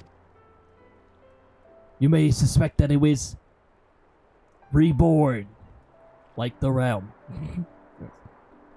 If, as it seems increasingly likely, the tower's secrets would prove too dangerous to share with the world,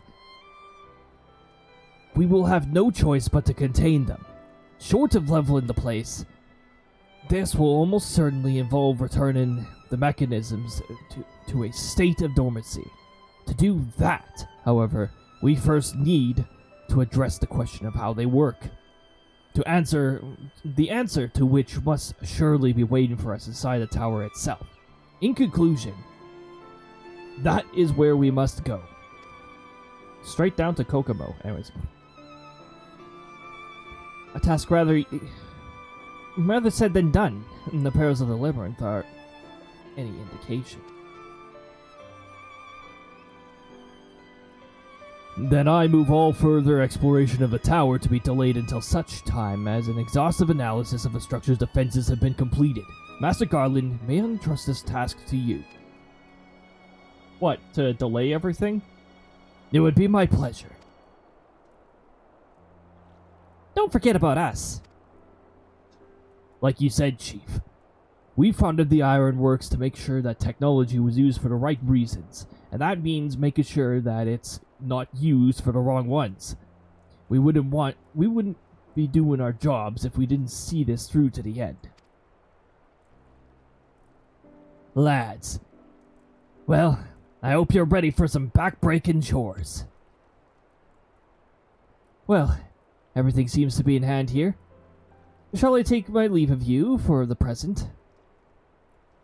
So I shall take my leave of you for the present. If I am to witness this valiant tale unfold with mine own eyes, I must need hone my martial skills ere we ascend the spire. You'll do nothing of the sort, Gra. Your knowledge may prove useful to Master Garland's investigation.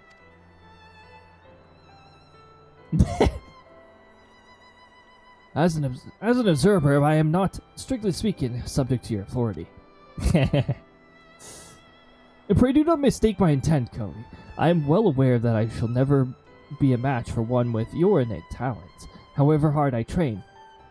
Be that as it may, pray do not allow your skills to rest from disuse during the coming pause.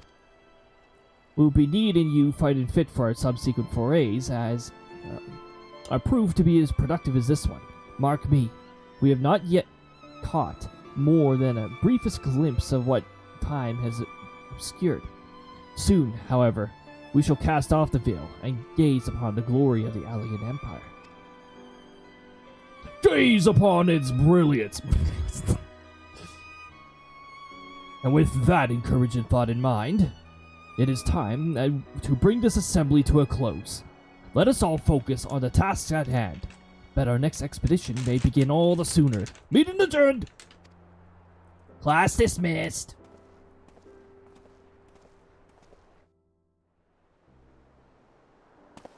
I shall be watching you. Class dismissed.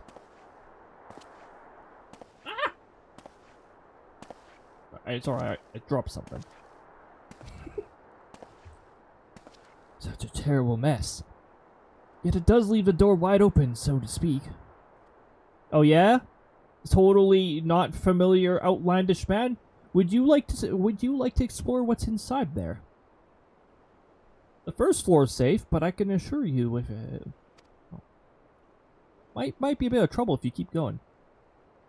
One cannot help but be impressed. I'm beginning to understand the reliance you place in adventurers, old friend.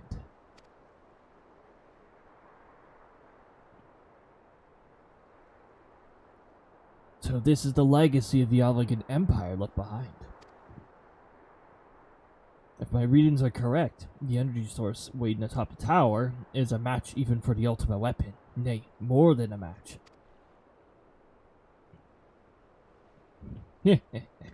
A new toy for me to play with.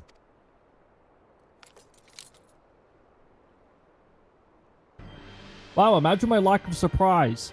You look very familiar, I believe that the fates had conspired to deny me my just rewards once again.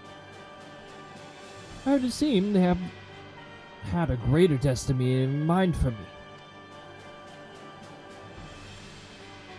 So long as my ambition burns, I shall strive to seize it. The dream lives on, Sid. Do not disappoint me.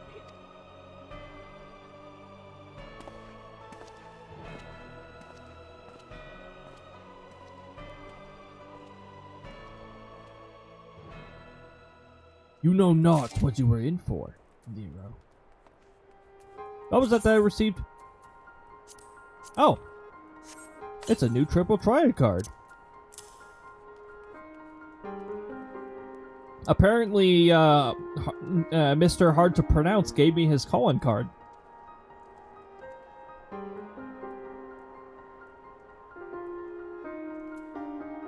He was impressed.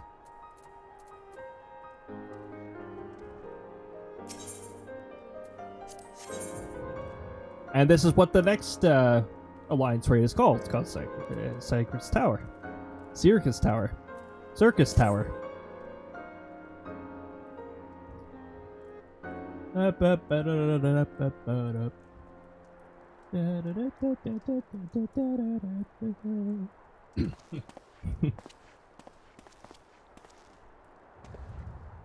it look like I'm always looking down? Wait. I want to look like right at. I think I have to look like this way and then have the cursor here. There we go. Now I'm looking right at all of you. Hello. That was.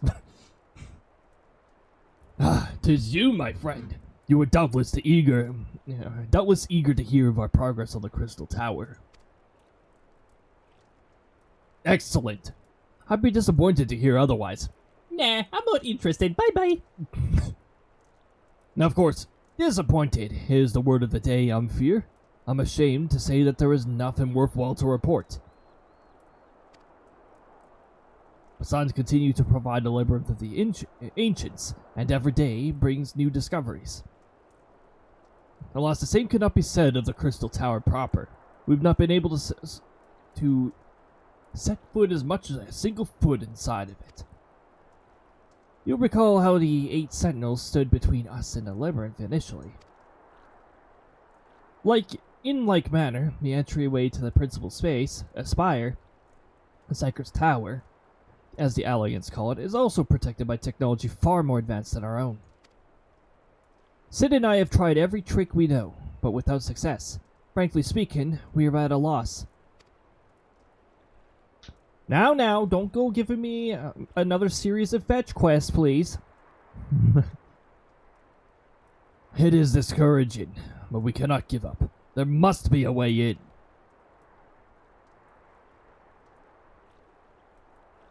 And so the situation stands, my friend.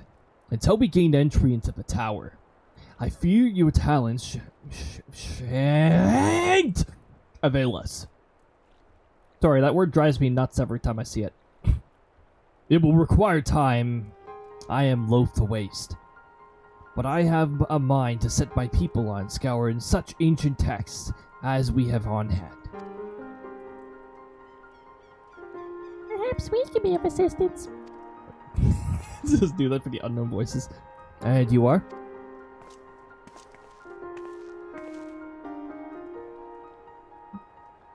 At ease, friends, for we share the same goal.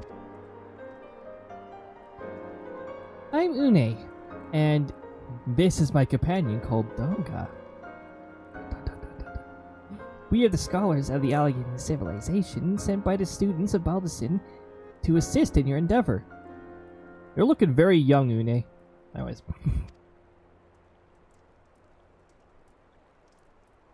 Une and Doga, rather unusual names for this day and age. If I might be forgiven for observing, but I digress. You claim to be here at the students' behest, but we have received nary a word of your coming. I am sure you'll not take it amiss if we seem somewhat doubtful. We can only assume that the message failed to reach you due to some mishap. There is a chance they might have effed up, as one may say. I assure you that we are here to help. We have an inside joke between Uni and Doga from Final Fantasy III Adventure. So, What is it, Graha? I just clicked on the wrong window. There we go. Yeah, it's nothing. There was a pain, but it has subsided. Hey, Graha's getting the migraines too. Ouch. Well, this is rather unexpected. Your right eye is the same as ours.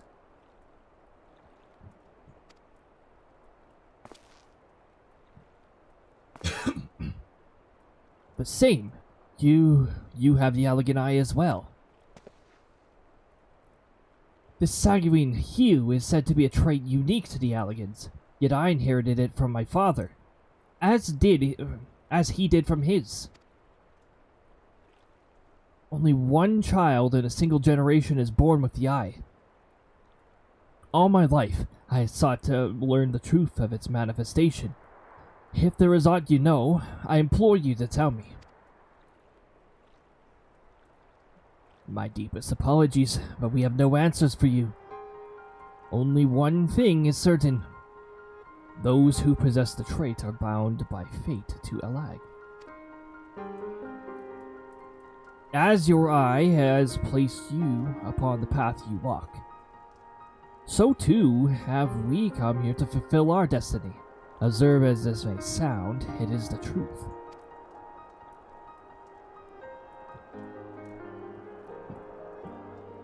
It seems to me we have naught to lose by accepting their aid. What say you? If that is your wish, then so be it.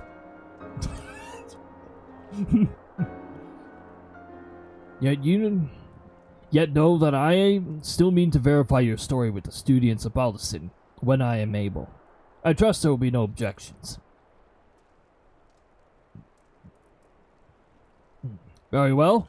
As of this moment, I name Uni and Doga as adversary members of Noah. Without further ado, let us have them examine the Cycro's Tower entrance. Circus.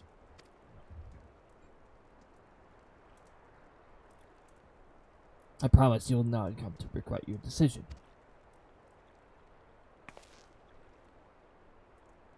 Cody, I should be much obliged if you were to accompany our new friends to the tower. Biggs and Wedge are presently surveying the 8 sentinels. The 2 of them could show you the way. Upon arrival, pray report to Master Garland.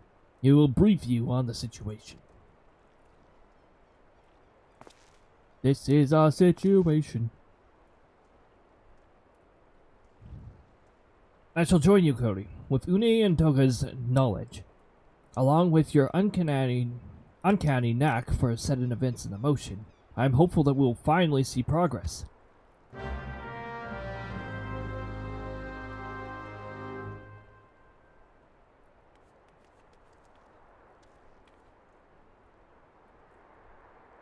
Okay. Burb. All the burbs. Every burb you can imagine beyond your wildest dreams.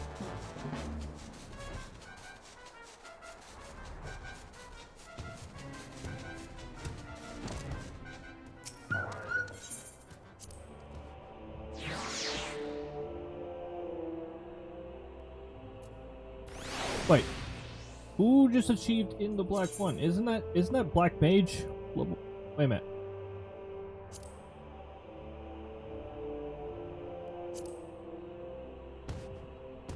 Obtaining... oh. 5 unique Immortal Flames lead quests.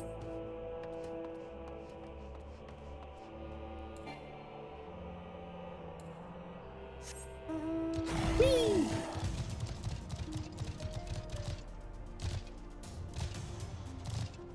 Stomp, jump, and hop your way. To Biggs. Hello, Biggs. Well, if it isn't Cody, you could enter the circus tower and kill everything in sight, no doubt. As I'm sure you already heard, though, the place is locked up tight as a clam. New friends from the students, you say? Excellent. It's been slow going. Or rather, no going for the chief. He'll appreciate the help. If you'll just follow me, I'll take you to him.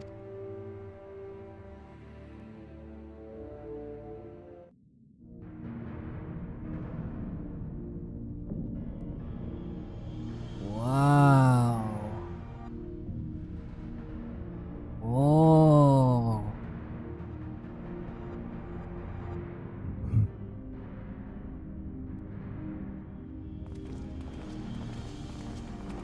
Have you considered knocking politely on the door?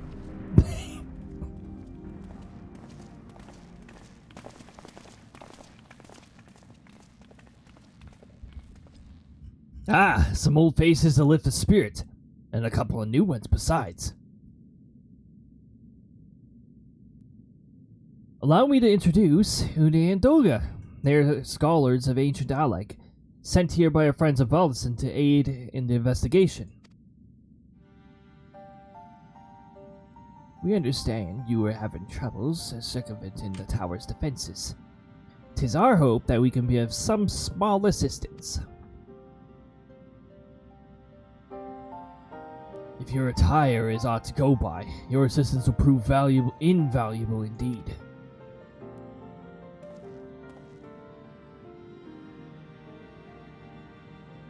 To begin with, let me tell you where we stand. Beyond rises Circus Tower, the principal spire of the structure, collectively known as the Crystal Tower. The only way to get inside is through the proverbial front door, the imposing gate you see here. The problem is, we can't open it. It is sealed by some mechanism whose workings are an utter mystery to us. Have you tried knocking on the door? Having no success via more orthodox methods, I went at it with everything from a pickaxe to a major tech cannon. Nothing so much as to put a scratch on it. For a blessing, the gate doesn't try to reduce us to ashes like the 8 sentinels, but that doesn't make it any less effective as a security measure. It's fiendishly frustrating in its simplicity. The only clue we have is the elaborate device. It carved upon it a man and a woman, respected, elegant royalty by my judgment. Precisely who these individuals were, we cannot say, nor do we know whether the device actually serves a purpose. Like as not, it is purely decorative.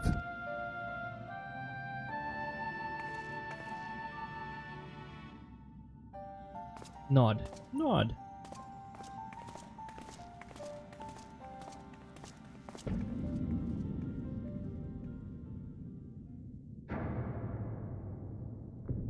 Thump. If you're thinking to force it, save your strength.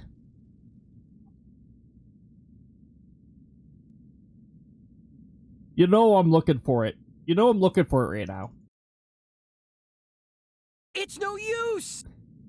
Just ask the calluses on my hands. That was a little quiet. Rest assured that we do not mean to waste our strength. Indeed, why should we exert ourselves when the gate will open of its own accord?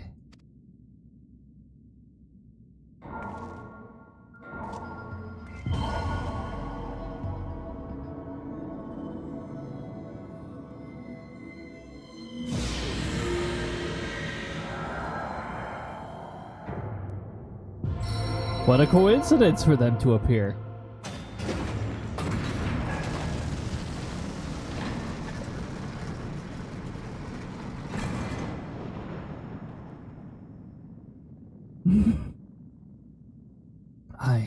I don't think any of us expected that to happen. 7 hells, what is this? What did you do? What are you?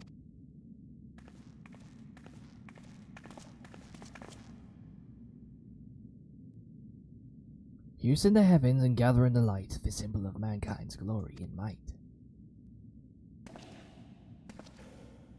Its virtue guarded by the gates of the impregnable.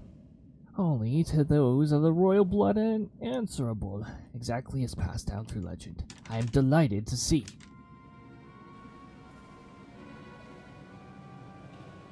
Yes, Mr. Outlandish Man, as you once called yourself.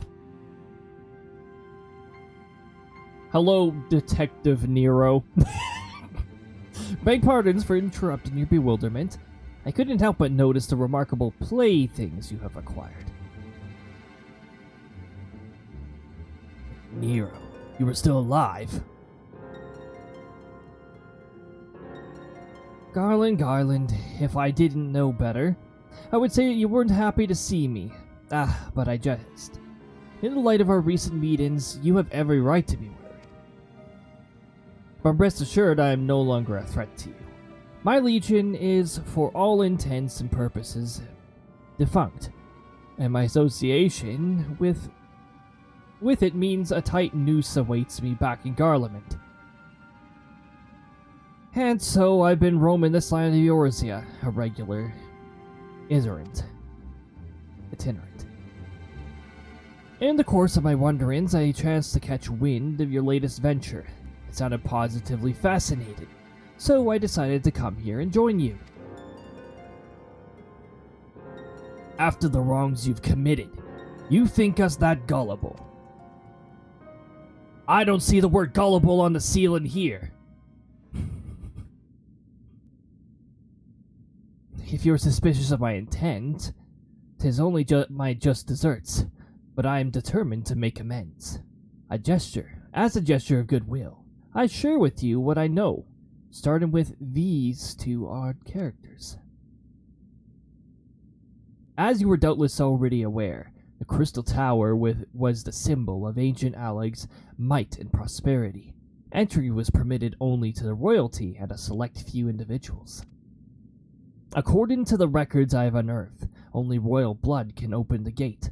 In other words, the Emperor and his progeny progeny were living keys. You mean to say that these two are descended from Allegan royalty? Oh, I suggest nothing so glamorous.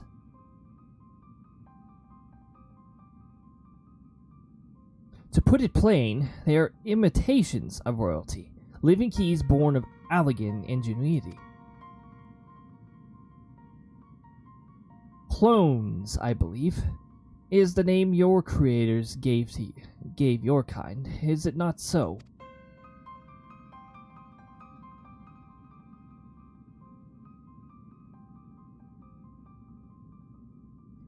Would seem, at the time for concealment is past.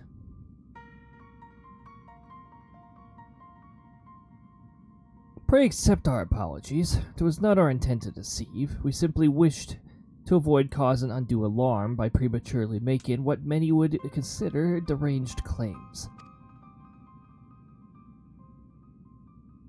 If it please you, let us return to the 8 Sentinels. There is much more to tell.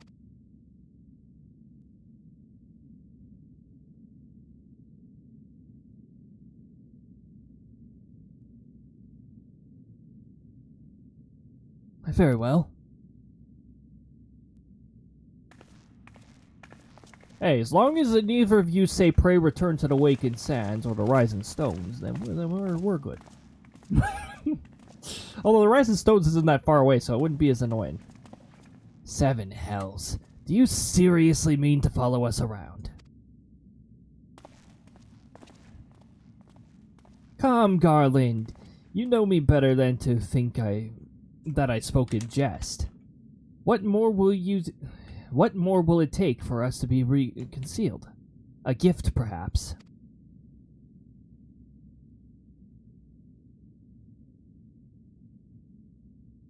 An Allegan tombstone. It holds the information I just shared with you.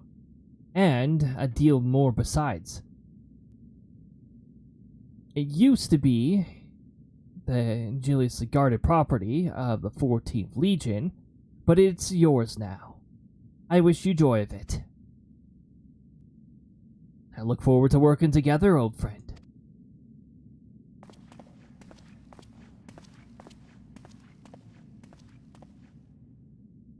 Sus look.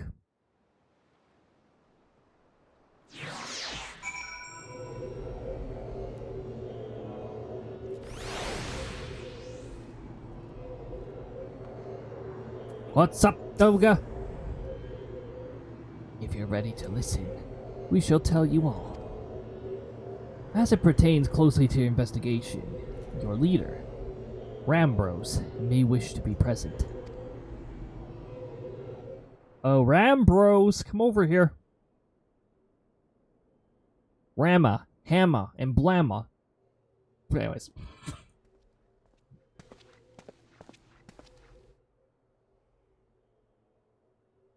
Woohoo! Before we begin, pray allow me to apologize again. It was not our intent to deceive you. As you will have already gathered, we are not scholars sent by the students of Balison. Nay, we are clones, copies of people who once existed, given life through the Allegan technology. This is rather a lot to take in. If it would not be considered unseemly, might I ask why you and yours were created? And more specifically, what it is you now seek to do? Answering your questions require that we revisit Allegan history. Pray bear with us. The Allegan Empire reached its zenith long before our kind came into being. In that glorious age, the Crystal Tower stood tall as a symbol of Allegan pride. Parents took their children there. They might learn how the nigh limitless energy is produced, brought to prosperity the whole empire. That prosperity, however, bred descendants. and the empire began to show signs of stagnation. This decline was made all the more rapid for the want of strong leadership. In a matter of generations, the Allegan civilization became a pale shadow of its former self. Its once gleaming cities fell into disrepair, and its frontier lands were given over to the wilderness. Property of the wilderness. Lamenting the pitiful state of affairs, one technologist made it his mission to restore Allag to greatness. Ammon was his name, and he believed that the Allag Empire wanted for but a potent ruler, and none was more potent than the Founding Father, whom he sought to resurrect. The Founding Father? You cannot mean Emperor Zan? None other. As part of his experiments, Ammon created clones of the Emperor's descendants. We were the products of that experiment, copies of Uni and Doga. Historical texts mention the reigns of two Allegan emperors named Zan. It was commonly believed that the second was the namesake of the first. After all, such a custom is not uncommon among royalty and commoners alike. To think that there were two were in fact one and the same. Ooh, there's ads about to drop. Let's hope that this cutscene draws to a conclusion before the ads get in the way. Hi, Zand returned from a grave and assumed his throne once more, and true to Ammon's prediction, the Emperor restored his realm to the glory it once knew. Would that he could have been satisfied with that. In his previous life, the Emperor desired to bring the entire world under the Allagan's dominion, an ambition that ultimately went unfulfilled. Having been granted a second chance, he was determined to succeed.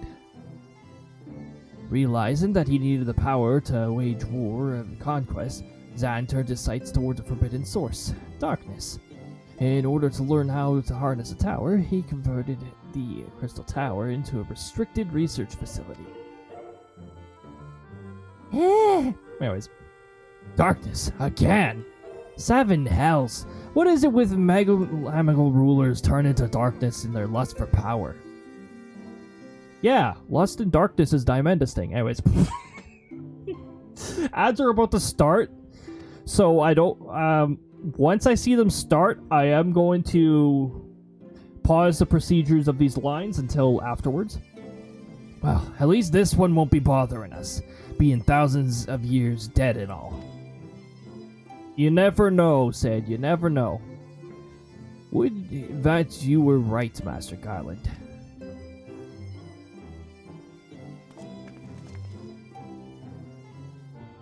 The last Emperor Zan is very much alive, within sight of his towers.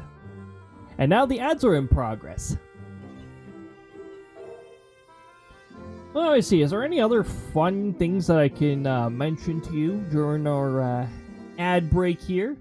Maybe there's a fun little command, or maybe there's a fun bunch of commands. You know, every time I see the dice command there, it's like, why did I construct that when there was already a built-in dice command? Firebot has a built-in dice command, if I'm not mistaken. Somewhere. Wait, or does it? Well, yes, I'm pretty sure it does somewhere, it's just not in the section I expected it to be, so I thought the function didn't exist.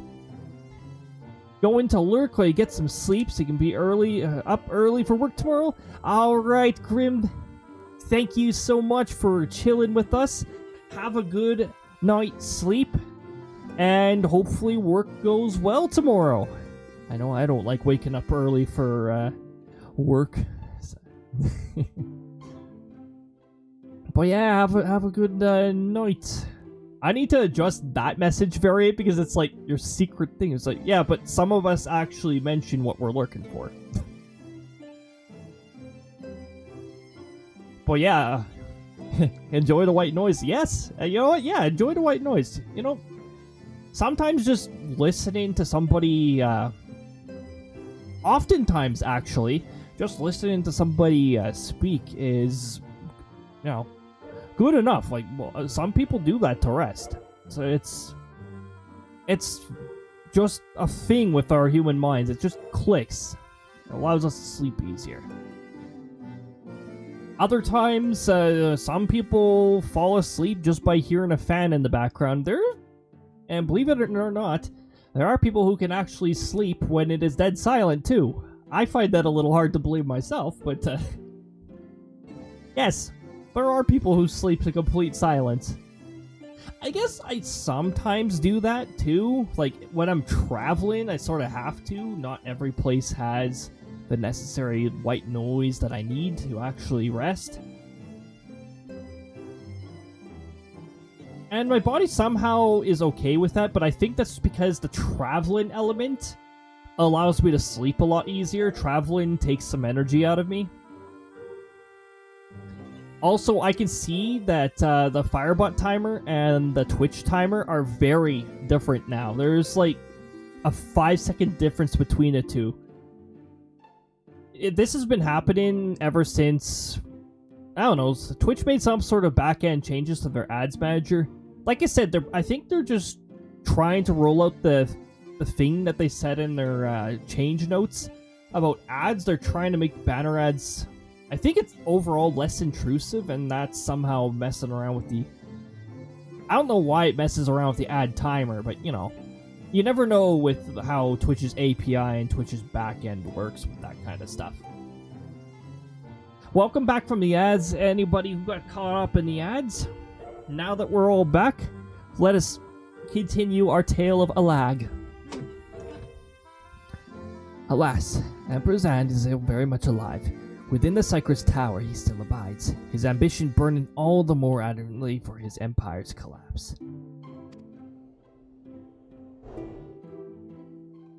The tower goes up into space! Wielding the power of darkness requires prodigious amounts of energy. Energy that not even the Crystal Tower could produce. In order to augment the shortfall, Dalamond was created and launched into the heavens. On high it hung, gathering the sun's energy and channeling it to the tower below. However, a miscalculation resulted in a surge of energy that escaped into the land. This triggered an earthquake of unpredicted violence. The calamity was ushered in the Fourth Umbral Era. In the blinking of an eye, the mighty Allegan Empire was laid to waste. Yet, even as the tower was sinking into the earth, the technologist Almond, now Emperor Zand's closest aide, invoked powerful magics and halted the flow of time. Every soul within the structure, the Emperor included, was placed in a deep slumber, in that state that they were to remain until time was right to reawaken. Wait, awaken. Just awaken. There was no read there. Eras came and went. After millennia lying dormant, Dalamond was summoned back to the Earth. Its descent triggered the 7th Umbral Calamity, in the wake of which the Crystal Tower re-emerged. That's the calamity that a lot of A Realm Reborn was talking about, when Dalamond fell and Bahamut and all that stuff. Wait, so the either the Ascians are taking credit for something, or they're associated with the Alec stuff. You never know. Well, you never know right now. In that moment, Emperor Zand awakened. In his lust for power, the Emperor consorted with darkness and was seduced by its corrupting influence. Did we talk with Dimender or something? Anyways. Even though his empire is now little more than a faded memory, he will stop at nothing to see his ambition realized. The day that I introduced you to Dimenda, The day that I introduced you to Edimanda. That was. "'Tis for no other purpose but to put an end to Zan's madness that we exist. This is a mantle we have inherited for our namesakes, the true Uni and Doga. Fearing what might befall the world, the two of them sought to thwart their emperor.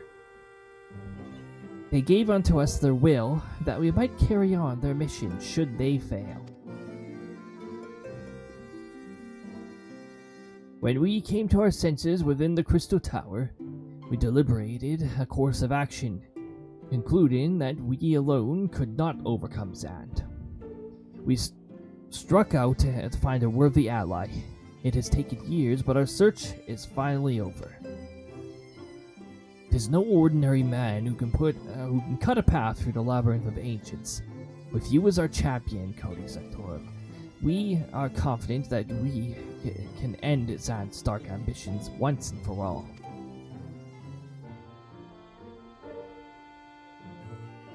Well, that'll teach me for speaking too soon. Setting my jargon aside, I see now why you knew about the students of Ballison, amongst a host of other things. You were observing our investigation the whole time. So, what will you do, Cody? The world's in grave danger again, and it just so happens you're an expert at saving it.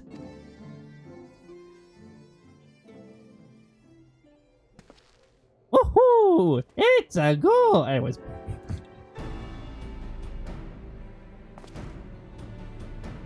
You have our eternal gratitude. Together, let us see the elegant Empire's dark past laid to rest.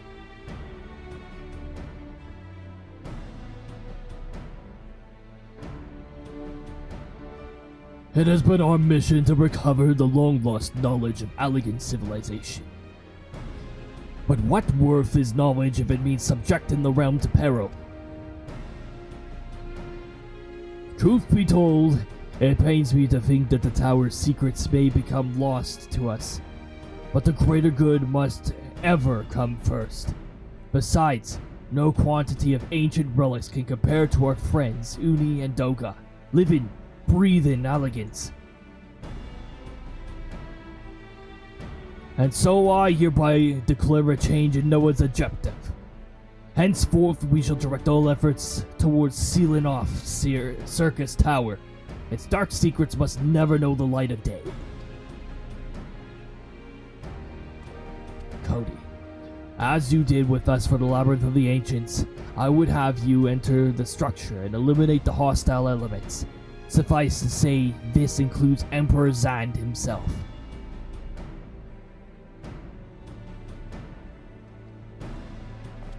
Meanwhile, the rest of us shall examine ways to isolate Circus Tower from the outside world.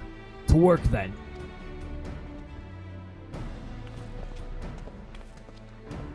To make it clear, I said to work. Not funny word.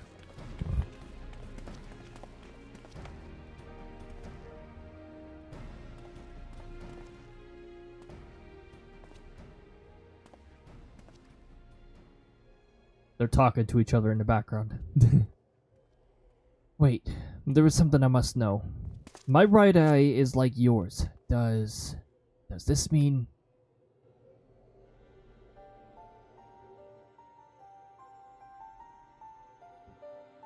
You inherited the traits from your father, you said.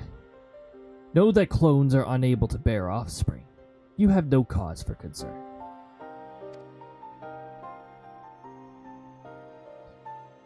The elegant eye, as you call it.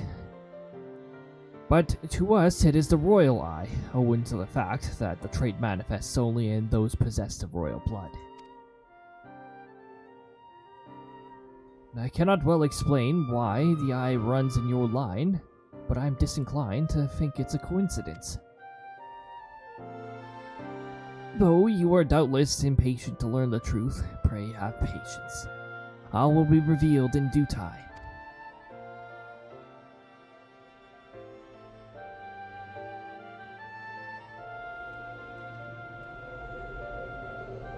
Whoa, that's very foggy.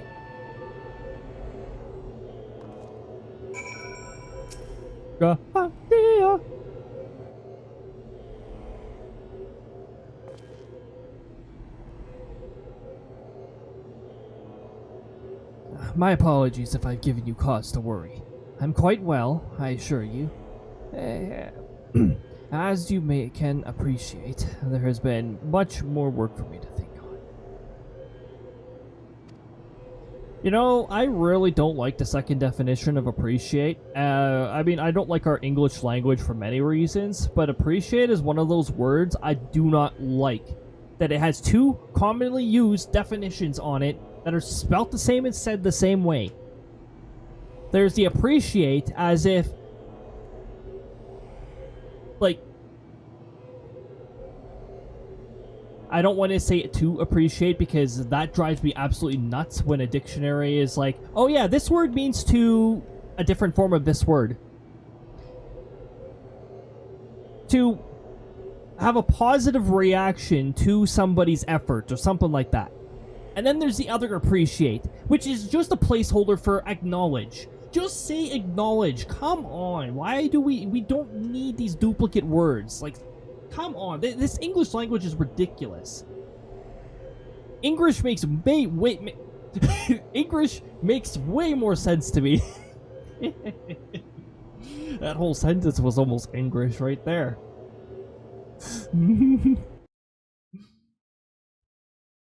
English. I'd agree to disagree. With how dumb English is on its own hand, it almost makes English seem like a fun language. A language that makes more sense. Just appreciate split into two. Just And appreciate is one that drives me nuts. Because, like I said earlier, two different definitions that are commonly used, spelt the same, said the same way, can be misinterpreted because they both fit into similar sentence structures. Maybe because appreciate and acknowledge are the same thing. Oh, people just say acknowledge.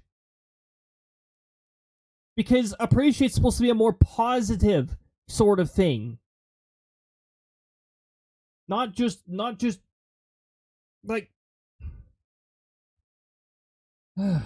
it's supposed to be a more of a positive thing, the word appreciate. I appreciate you for what you have done.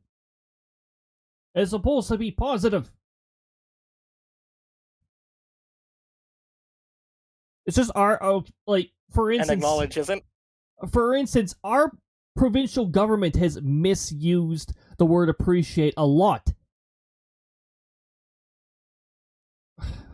Let's just say, like things like the... Well, that's a different kind of idiot. Yeah. Yeah, that's like idiocy as a freaking body. It's just provincial level idiocy. Like, when I saw birth statements and they were using the word appreciate, I'm like, you guys don't give a flying F about what we're doing. You guys do not care. You guys only care about your own interests. Do not use that word. I find it offensive that you use that word because you don't give a flying F about the fact that we're doing that. The thing is, like, they started really misusing this word during that sensitive 2020 to 2022 time that we all know all too well. And it was especially during that time, I was like, you guys don't give a flying F about what we're doing. You guys have your own agenda. You guys don't care. It's the scientists who are doing the research in that, like the fellas several rungs down. Those are the guys actually trying. Not you, government. You're not trying in the slightest. You guys don't care. And nothing will convince me otherwise, especially with the actions that several levels of our government have done to damage mental health.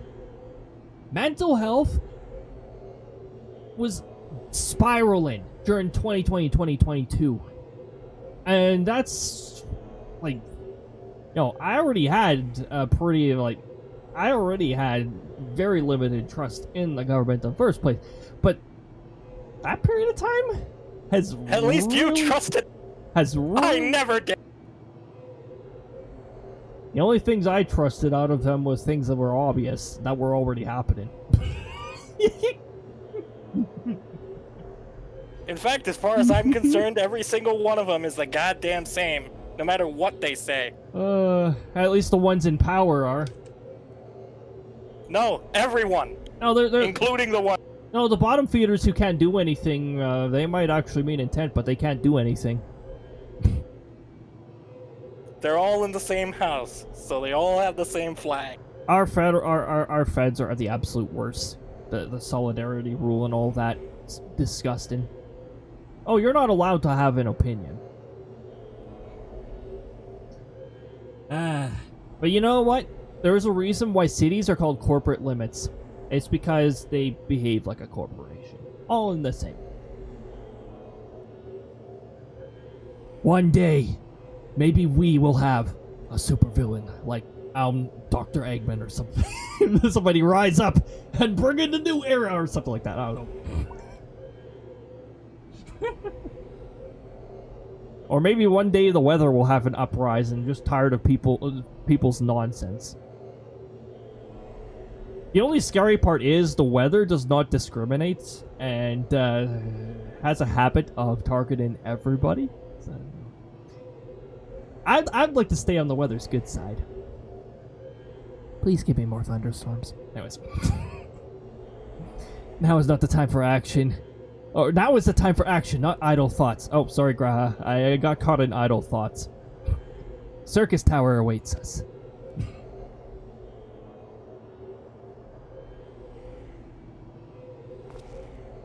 Your task is to eliminate all the hostile elements within the structure, Zand himself included. This will afford us a chance to seal off the facility. May the crystal grant you strength.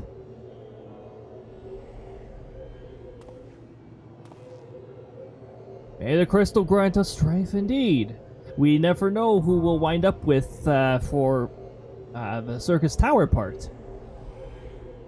We could have it so that, like, the majority are relatively new individuals.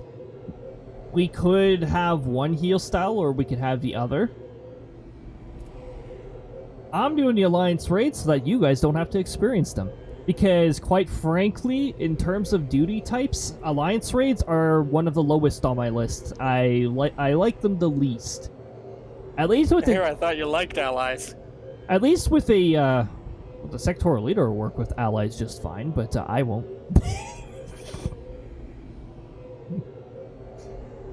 At least not when they're all randos, you know.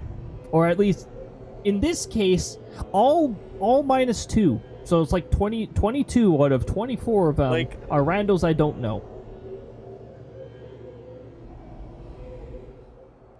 And you're probably never gonna meet them again either. I mean, with that one, you definitely never know. Sometimes you find out just how small the world is, and you end up meeting somebody again when you roll the next one. You're like, oh, well, long time no see. And with this next one, they've essentially trivialized it. Like, you have to actually try to mess this one up. Oh, the middle one's the one that was totally trivial? I thought the first two were both trivial. Oh, well, no, Ancient Meteor is still something you have to, Ancient Flare can still wipe the thing. But to wipe in Circus Tower, everyone has to screw up. And that's the next one we go for. So I'll notice you start getting offered poetics for this stuff too, and a pretty decent amount. So, I mean, they try to incentivize you to bear with the 24-person raids and all that. I only do it because it's required, though. It instantly matched us with a tank. Oh, wait a minute. Wait, do you want to go in as a tank?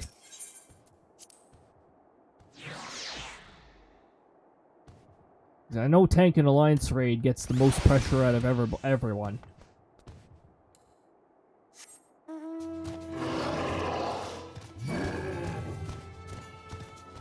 I'm fine. Okay. If they don't like my tanking, they can just deal with it. Oh, and I mean, you're an experienced tank to some extent. The tank we had in our previous party was definitely new to that raid. Or not experienced with tanking it. Which, like I said, everyone's got to start somewhere anyways. That's fine and all.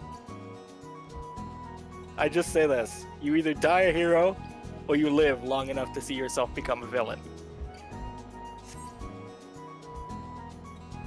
As Batman, trademark, it says.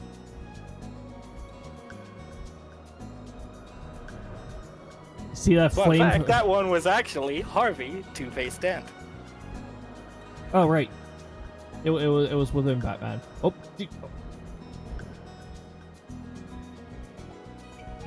check out this bridge you can land on. It's very close to the ceiling. You can't go much higher. Check out this tower that you can land on. Very close to the ceiling. Also, the collision's a little funky. But you know what? That's just because of mount size. See? Perfectly fine.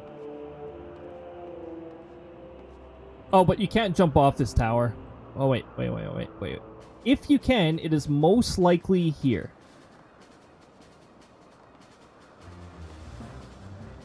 You see the party slowly forming there? Yeah, slowly. It's still saying more than 30, but last time it said more than 30 and it took, I think that was 20-something minutes. A little over 20 minutes. So we're going to go to Horizon and continue the main story while we do this. It's actually a good thing I didn't wait until the main story forced you to do this. It will force you to do this eventually if you haven't done it. But it's sort of nice they suggest, hey, you should start this at that time, because then you can continue with main story while you're waiting forever for the queue to pop.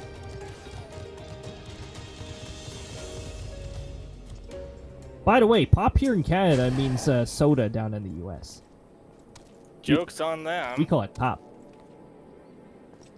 I've been doing it that way ever since, even before they sort of made it mandatory. That's why when they made it mandatory, it didn't really hit me. I think I ended up doing it at some point before it was mandatory. You know what? I think what it did is I ended up doing it before, like, they were giving you a heads up when they were restructuring around Reborn that they were going to make it mandatory. I think that was when we decided we're just going to get it cleared now so we don't require it later.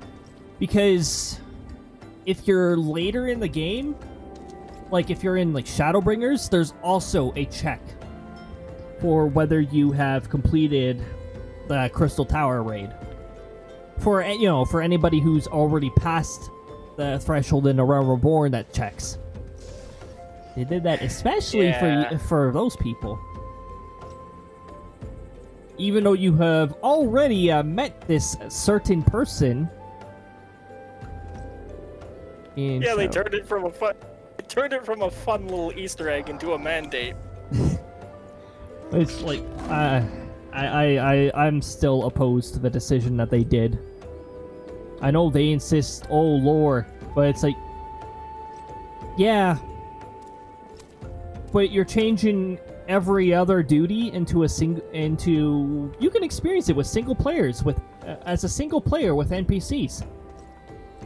Oh, but here's a 24-person raid in case you're not one of those people who get incredibly stressed around a whole bunch of strangers. Although it's a little ironic to play an MMO if you're uneasy around strangers, but again, like, why not have a single player experience? Especially as a DPS, because DPS wait in really long lineups. Like, for instance, this more than 30 minutes thing. Which, The party's forming slower this time, so we might be waiting the 30 minutes or so. If we're waiting 30 minutes or more, then we might not be able to do World of Darkness before I wrap up for the night. Which would be really unfortunate because I want to show you guys World of Darkness. It's quite a fun. You know, minus the having to play with 24 people, but the music is really good. The bosses are pretty cool.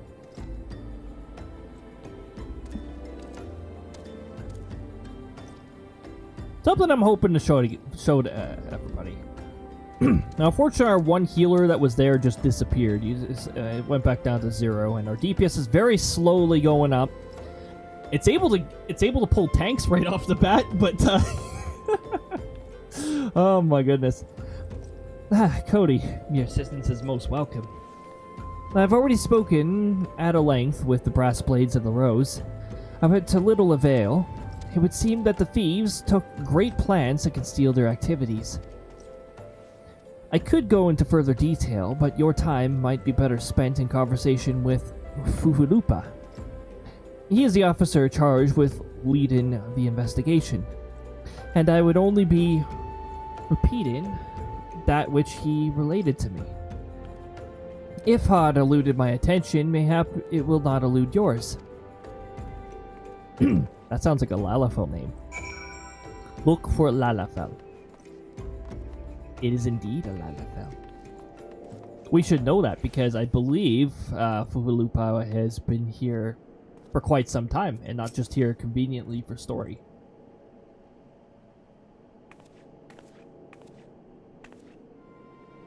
Oh, hello there, Cody, was it? You stole this and said to expect you. Terrible business, these thefts. We have yet to confirm the quantity of crystals stolen, but I dare say it may be greater than... but never mind that. I have news to share. A short while ago, a driver of a heavily laden carriage refused to halt for inspection and broke through one of our checkpoints at the Royal Elegance Sunway.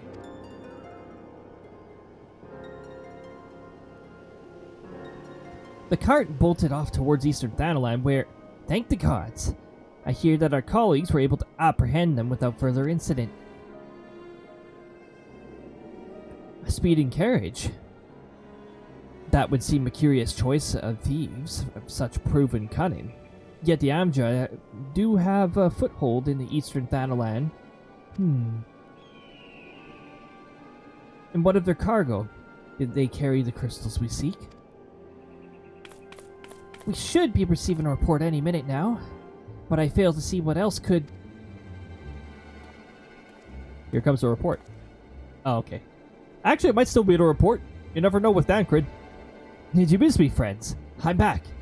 But I fear I come bearing disappointing news. Or, on the second thought, perhaps it's good news after all. Dancred, wherever you've been off to? I figured you'd have everything under control here. So I took a brief excursion to the east to check up on our Amja friends. And wouldn't you believe it? I happened upon a runaway carriage on the way. And was even able to do my small part to help my friends in the Brass Blades intercept it. In all my years, I've never seen such a prodigious quality of soundness. The Blades were calling it one of the greatest hauls they've ever seen. The stolen crystals, on the other hand, are nowhere to be found. Is that so? Alas. I suppose we had no choice but to resume our search elsewhere. That's quite the rosy cheeks that Lalafell has, huh? We should reassess our options as well. Come with us, Cody.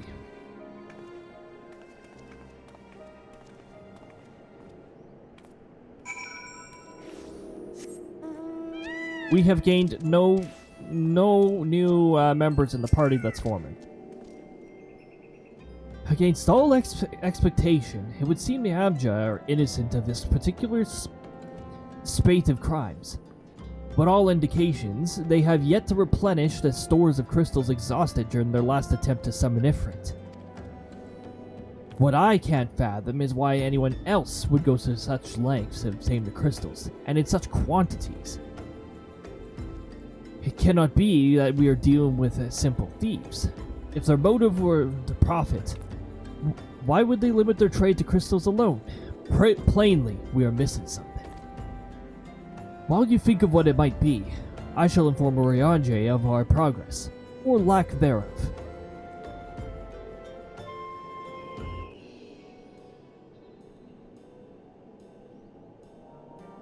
Now then. It's voiced! 'Tis I. The situation may be more complicated than we anticipated. My voice, it can have a break. Indeed, I shall remain watchful. Ere thou goest, another matter requireth thine attention. A young maiden, full eager to... Wherefore inquirest thou of her fairness? Oh, very well. Be she damsel or devil, I shall direct her steps to Revenant's toll. Save thine insinuations for one given to such impropriety. Thou shalt not find me amenable. I'm glad he's voicing this for me because I don't want to try to read his words.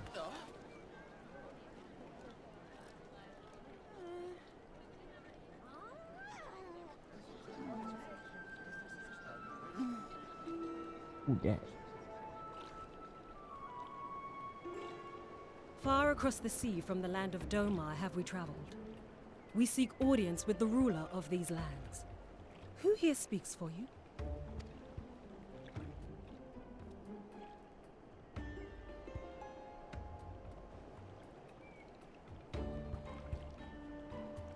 And they're like, what? Why are you coming to this small place and asking for a ruler? There's no ruler here.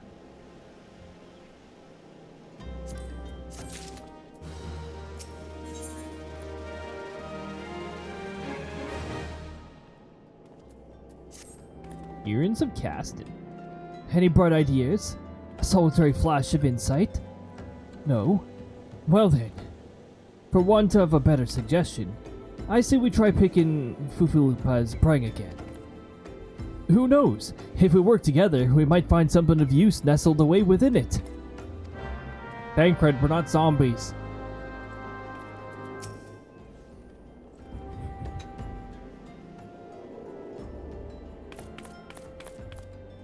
Oh, but it is good to see you return. I've given some thought to the matter, and I have just been hit upon the most disturbing possibility. How could have I been so blind? Calm yourself, Ufulupa. What is this disturbing possibility of which you speak? I was contemplating as to how the thieves' activities escaped our notice for so long, and then it came to me. What if there was someone amongst our ranks conspiring with them? A traitor in our own midst? Well, that would be no new developments with the brass blades.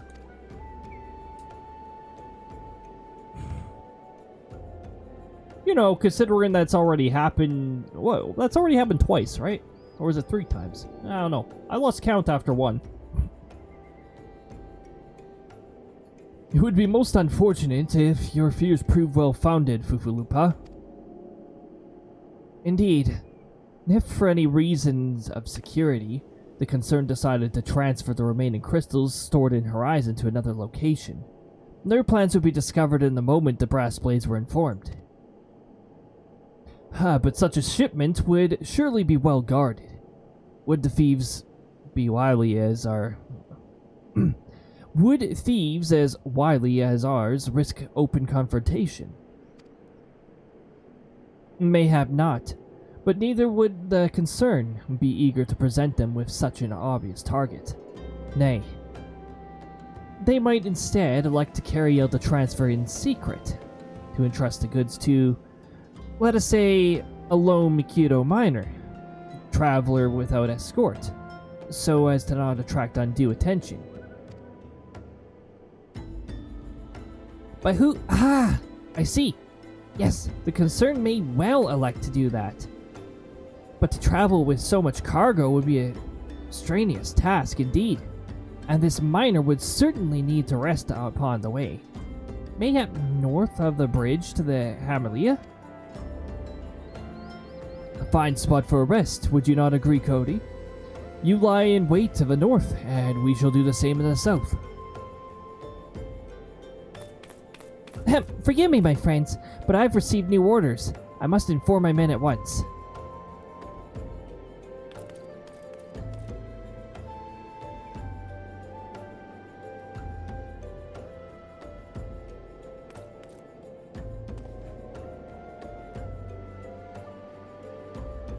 Call me a sing. But I would be surprised if the thieves lay down their arms and surrender. See that you come prepared to offer them some encouragement.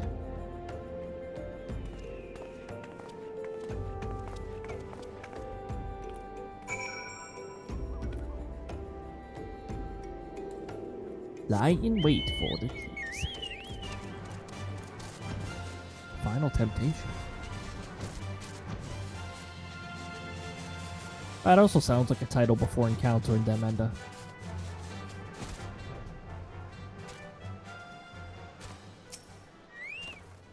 Our destination.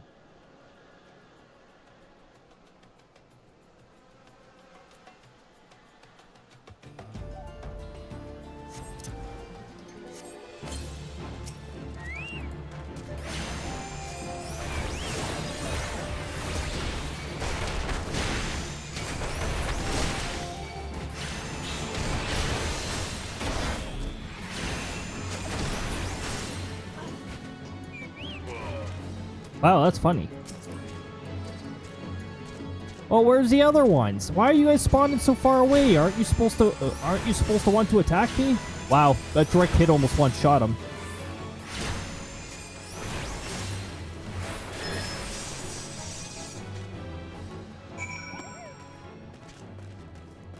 Thieves go sleepy, sleepy.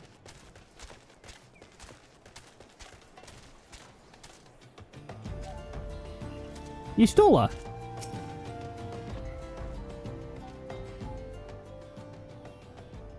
Stubborn to the last, as expected. You were unharmed.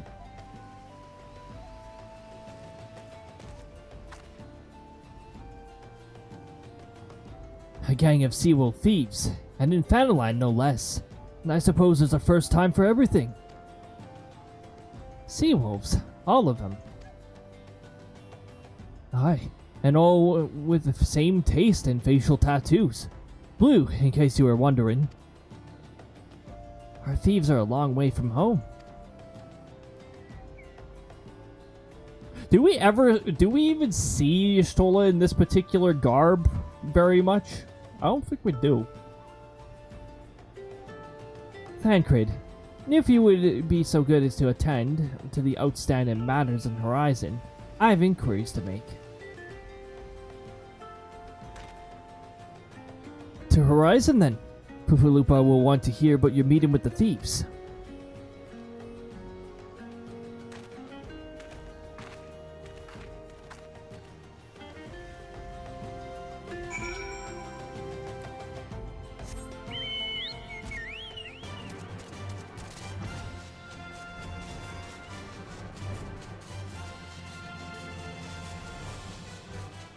Chokyo got some good experience points from that too.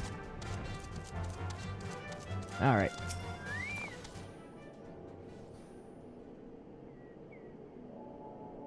Our party formation has not progressed at all.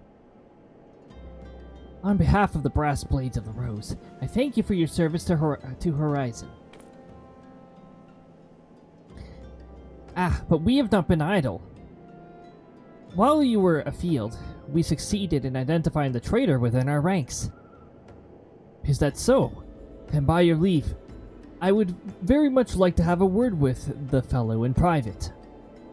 No, I'm afraid that will not be possible. Regrettably, he's, managed to subdue the units of Blades dispatched to detain him, and made good his escape. Oh, for the love of... How did he manage that exactly? Your men haven't been sampling insomnus that we confiscated, have they? Or was he a giant in disguise? No, he was quite strong. A sea wolf, Lominson born and raised, I believe. But do not worry, we will find him. You have my word on that. I see. Pray keep me appraised of any developments.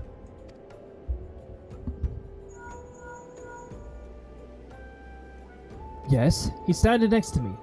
Understood. I fear our time together is at an end, my friend. Your services are required elsewhere. Awfully disappointing, I know. But one must follow where duty leads. You might try to look a little disappointed. Or do you mean to give me another one of your Sodic nods? You do, don't you? Sodic nod.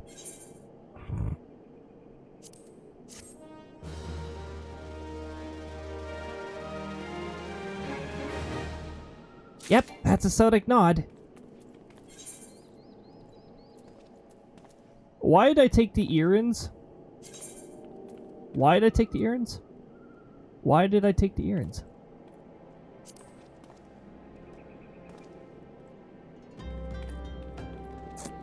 Why did I take the earrings? Because you're hearing voices in your head.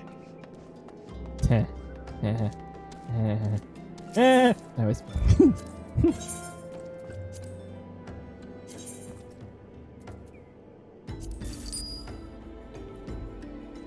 You walked right into that one. Indeed. Okay, so our party formation has progressed. One healer. Well, I guess onward we keep going. We're probably not going to be doing Tower of Darkness. Or sorry, World of Darkness. That's unfortunate. Quite unfortunate. And then we won't be doing that until the Saturday after next Saturday. It'll have to be a post stream. Sorry, post season. Post stream. I keep calling it season this. I keep calling it season one stream. Season, not one stream.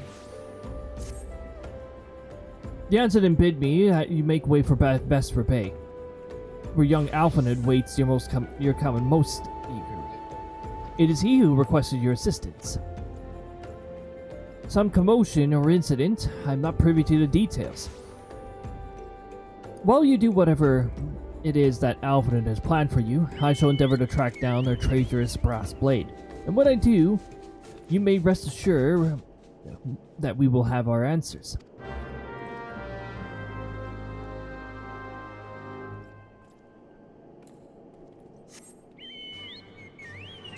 Vesper Bay.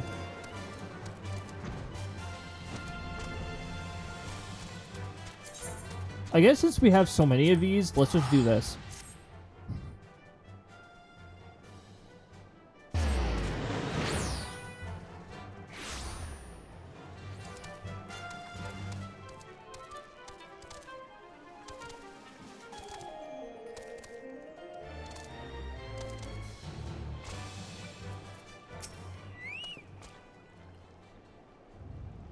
You're late.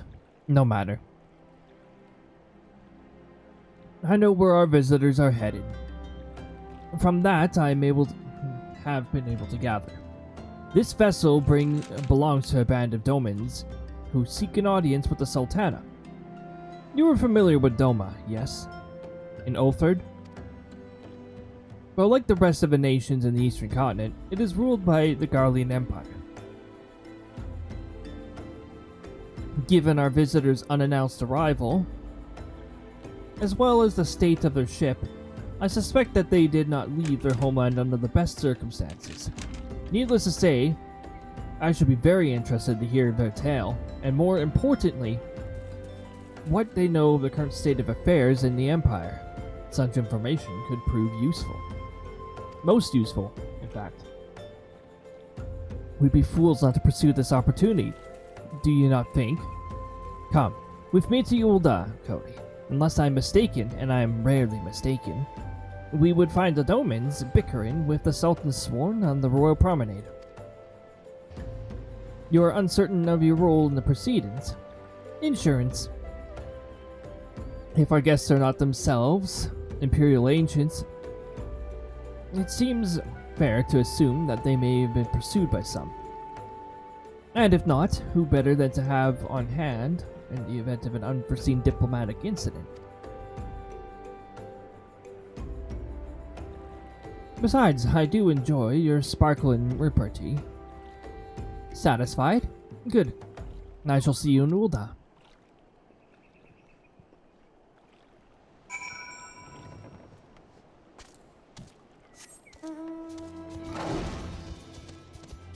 It's actually faster to get to Ulda by ferry into Limsa and airship into Ulda.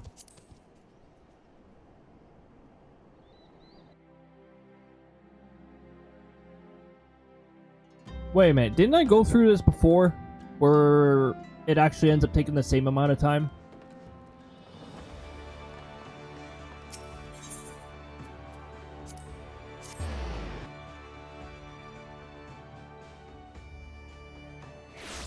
Actually, I guess technically it is a little faster because of where in Ulda we're supposed to be going.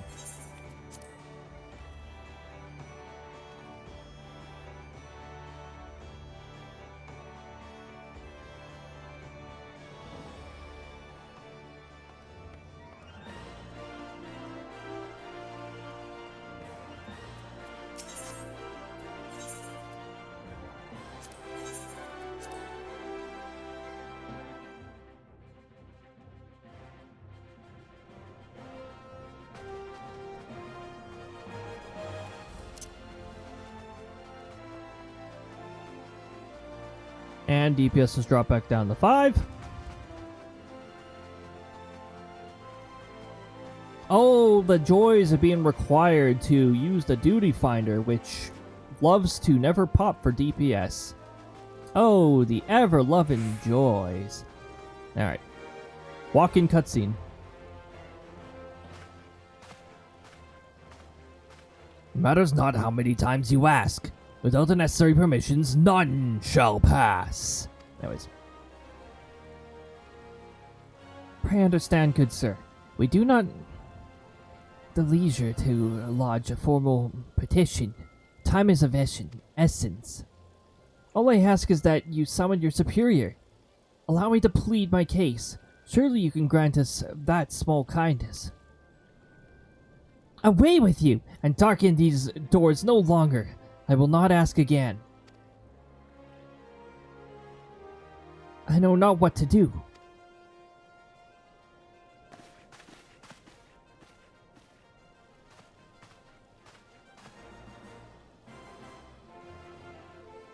I gather your pleas fell upon deaf ears.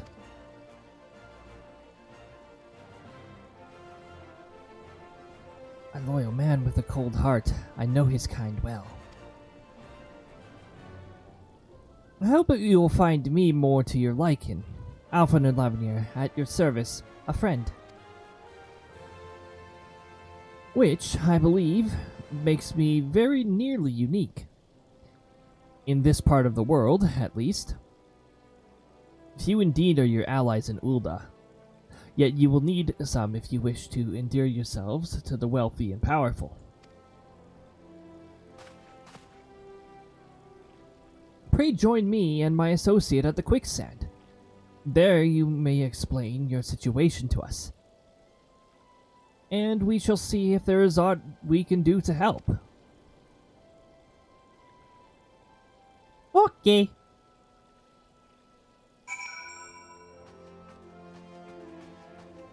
More than 30 minutes. Does this thing tell you if it's more than 1 hour?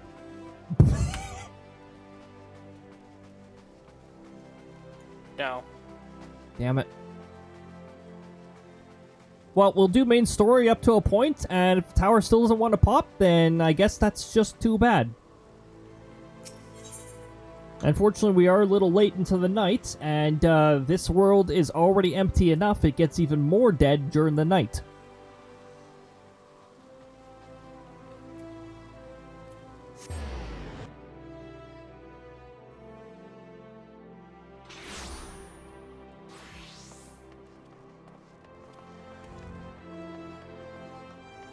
Again, Square, if you actually like, if Final Fantasy 14 team, like, if you guys actually care about the whole quality of life in that, just take a look at how long the queue is. Can we reverse the decision to make a 24-person alliance raid mandatory?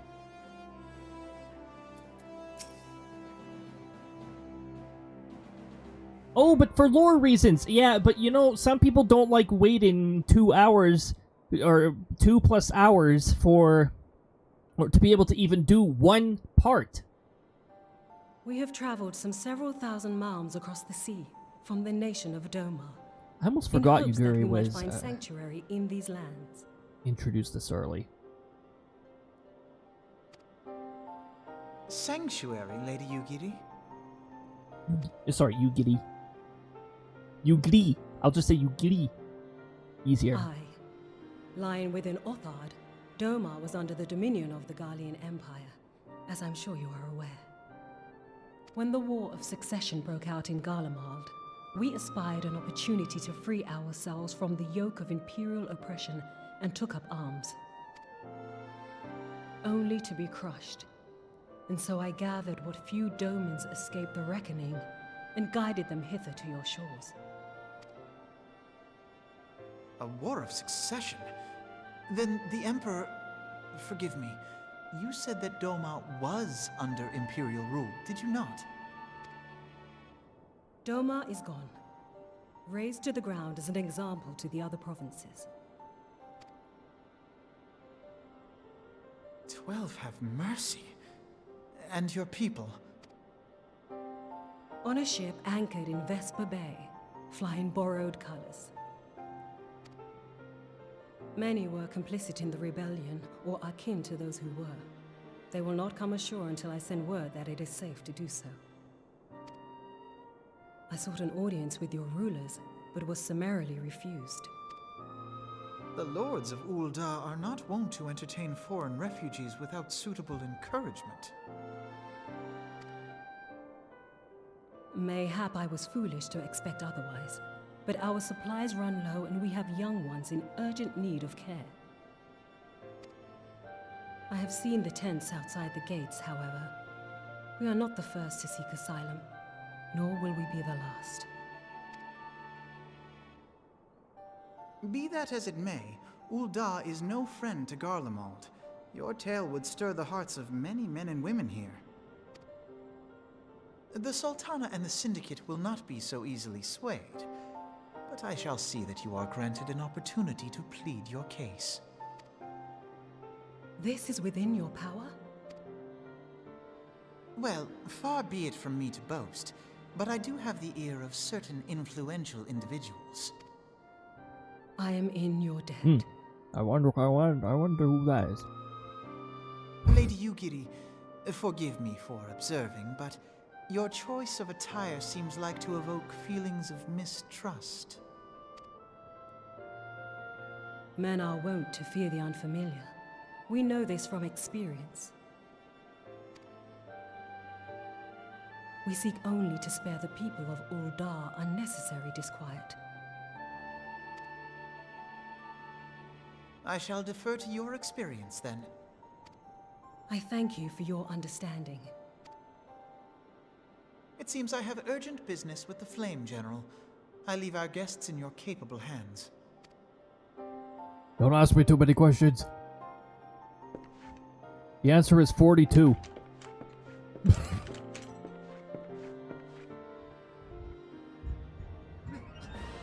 I know the answer to all of your questions. It's 42. I can't answer otherwise. I don't know. If I may, sir, as I said earlier, we have been at sea for some several moons, and our supplies are all but spent. I have not the heart to repeat tales of our tribulations, nor would it please you to listen to them, I think. Suffice to say, however, sacrifices have been made. Though it shames me to beg for more when you have already offered so much, desperation compels me, gentle sir. If you or your associates could spare any provisions, anything at all, it would go a long way to lessen the suffering of my people.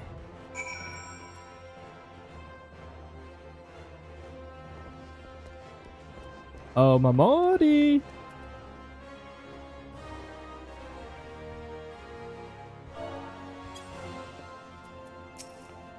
Ah.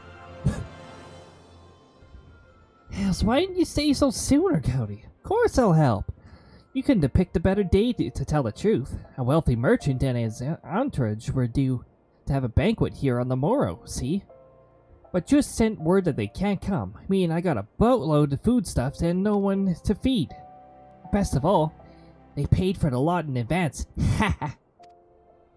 Ha ha ha ha! Suckers! I was... Go and call on Frida and Catherine in the Sapphire Avenue Exchange. Tell them I had to ship a little prince's order to the Waking Sands.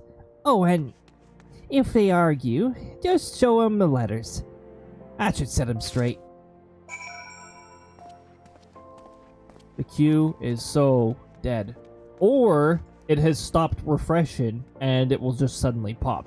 It really, really does love to do that.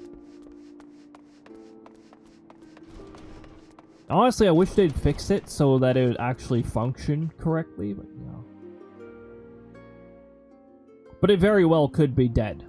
It's nearly midnight over here, which means it is nearly 2 a.m. in the central time. In the Eastern time zone.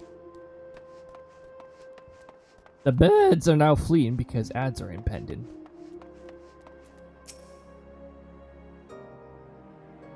She's in the business of feeding refugees now. I ain't normally one to question Mistress Montague's judgment, but that doesn't seem wise to me. Well, take the letter. There's probably a threat or two in there if you don't listen to her. I'll not speak for the children, but if you ask me, any man what can earn a crust deserves to go hungry.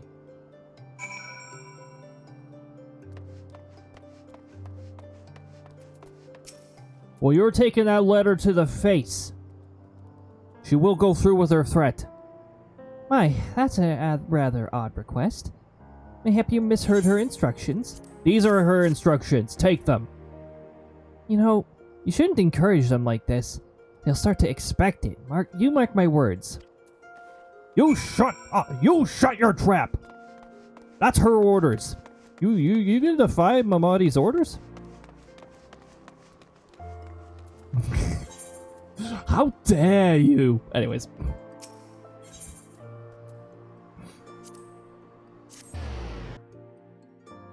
If I can actually find that voice clip, I will add it. Thing is, I might have troubles finding it.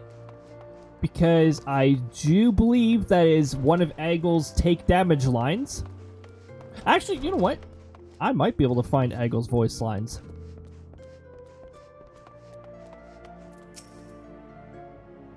How dare you? One of the tanks gave up. Yeah, it says 38 minutes and 43 seconds. I'd be freaking done too if I had something to do. Problem is, the duty finder is finding tanks, no problem. He's just having trouble finding everything else.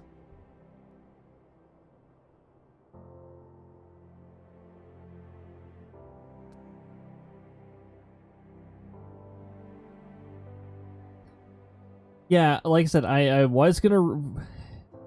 I know the ads are in progress, so I'm not reading the lines yet. Sadly, we might not even be doing the second part of the tower. Because the queue is dead. Deader than dead. Dead to the point where, again... Final Fantasy XIV dev team. Do not make this mandatory. Take it back. I don't want it.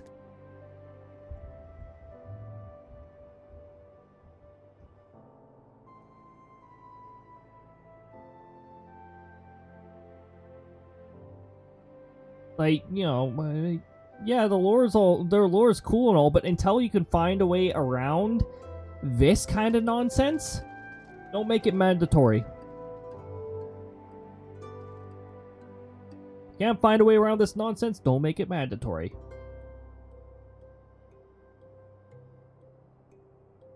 And considering the MSQ still goes on as normal while this becomes available, just let it go on as normal then. Or heavens forbid, introduce a few extra lines later in the story so that my room is haunted. That just randomly fell on its own.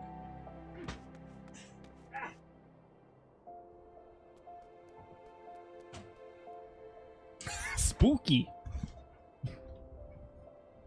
It's almost midnight. It's the ghost of midnight. That's what it is.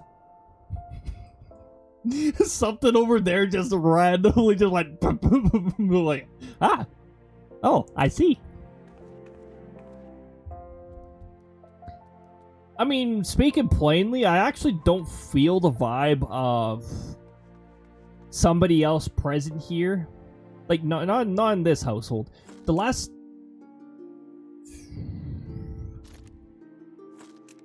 three? I think it's the last 3 households that I was in. I haven't felt the presence of any extra visitor. 4 houses ago was a bit of a different story. It did indeed feel like there was an extra individual or 2 that I couldn't immediately see. I had a few houses in a row where it's always felt like there's a bit of an extra presence, but it never felt hostile, so it never really, like, actively bothered me.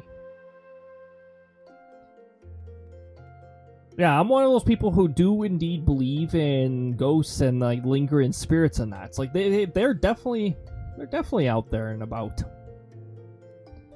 I most certainly hope to not encounter the more violent and hostile ones, because those ones can really mess with you, and I definitely would be less than welcome in on the hostile ones. But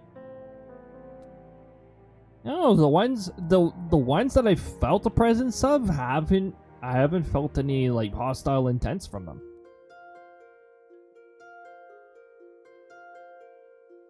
4 buildings ago. So yeah, like the last 3 houses, I haven't felt anyone extra. Which I'm actually surprised I don't feel the presence of someone extra where I am right now, because given the shadiness of the neighborhood at times.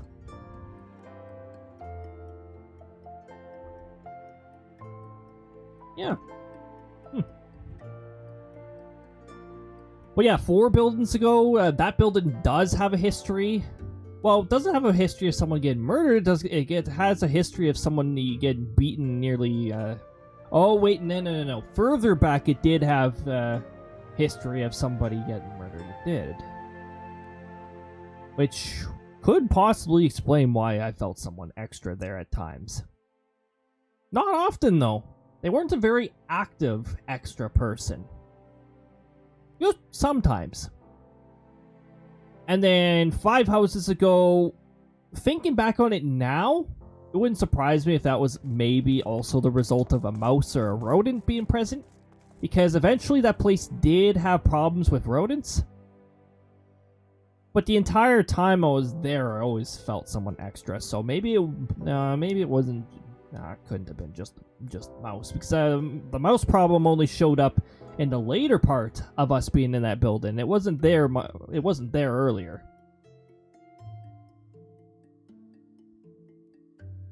Uh, 6 places ago, there was definitely evidence of somebody extra, because I remember items being arranged in spots they weren't before I'd went to sleep. And I woke up the next morning and things had been rearranged. Again, that wasn't an every night thing. That was just it happened on occasion. But still, that kind of stuff really gets you thinking, wow, we've really regressed. Look, now it's 3 out of 15 deep. Yeah, this is never gonna pop. So we might just finish off this MSQ, and I guess, like, screw the tower. We're never gonna get matched up by the looks of it.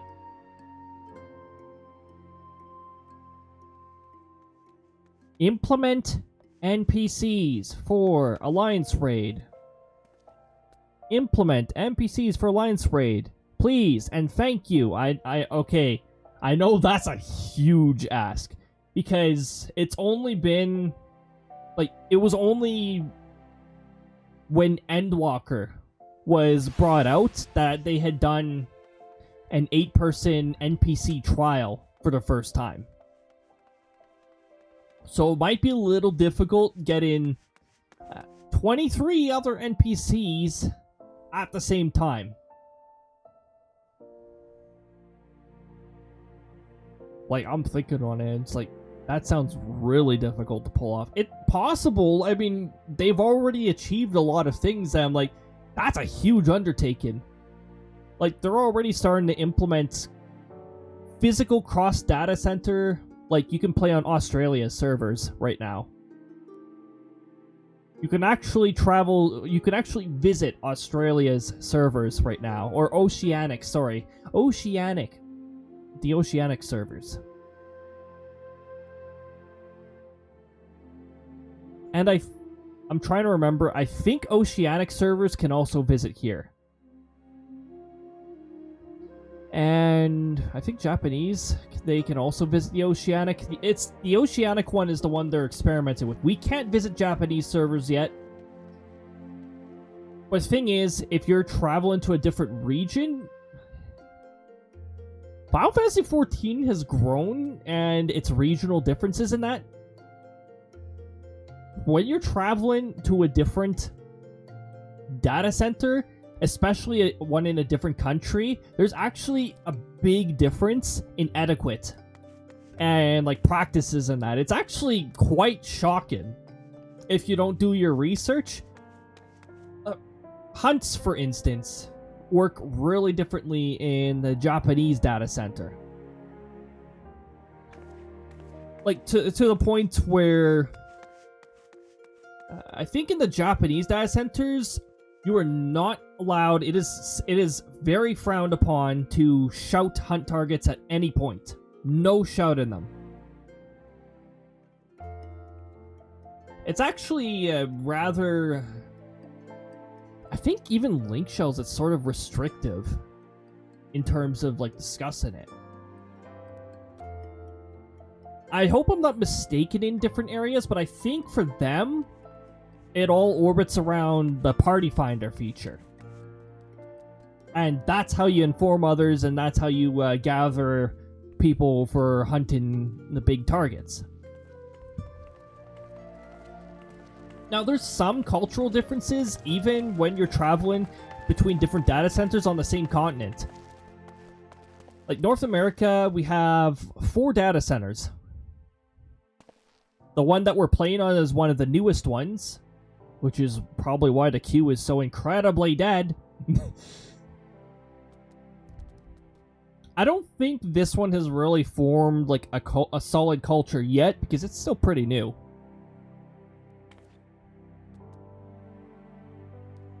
Certain worlds are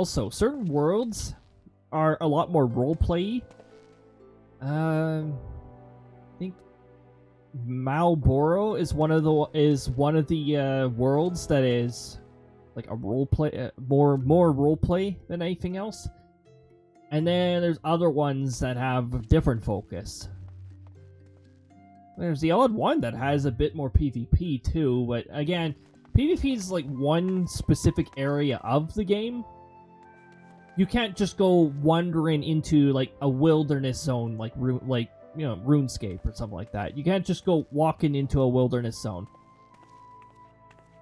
You have to actually travel to the particular maps, and the only walk-in PvP duel thing is located within a PvP zone. And you have to actually challenge the other to a duel for that. It's actually a fun little feature, and then you'll eventually find out that there are certain class combinations where the duel will never end. Because both are too powerful for each other. White mage is one of them. Oh dear God. Certain class combinations, your duel will never end. It's pretty amusing. It might take you 15 to 20 minutes to figure out. I don't think we can defeat each other. Let's just call this a draw. Or one of them will just intentionally throw just to end the match. Yeah, just to end it. And then the rest of PvP is all instanced areas and all that, so you don't have to worry about getting caught up in all that. They didn't give you any trouble, did they? Oh, they bickered. They bickered, alright. Good. Good, they You don't have to didn't worry give you about any getting cut up by the servers, but I don't know if the other players are going to treat you that fairly. Yeah. Now go tell Lady Yugiri it's all in hand. Bird in hand. Tell her the bird is all in hand. She won't understand what you mean. But the bird is all in hand. I had dared not hope for such magnanimity, but much less expect it. Mistress Mamadi is a generous indeed. I shall be sure to thank her most humbly. Now have your food. Enjoy. Nom nom nom nom nom. I thought the potato.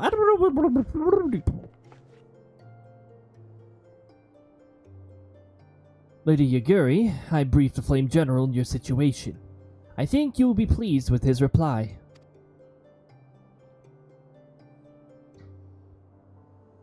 We have been granted an audience. Before the Sultana and the Syndicate both. We shall return to the Royal Promenade at once. Be sure to have a word with Godbert while you're there. You have done so much for us, Master Alphanid. I swear we shall return the favor. Naught is owed, Lady Yaguri, for naught has been given. This small favor you fairly won with your words. And it is with words that you must win the favor of the Syndicate. And I shall choose them with care. You will be accompanying us, yes? Good. Your presence may serve to remind the Syndicate of the true meaning of philanthropy. And that nothing so unpalatable will be required of them, assuming that the Domans are willing to earn their keep. Come, the Flame General awaits us on the Royal Promenade. Oh, yay! Yay! Yay!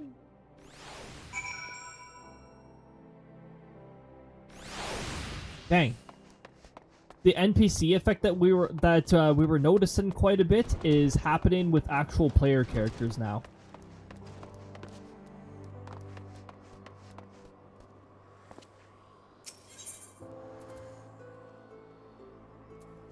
Austin Strip.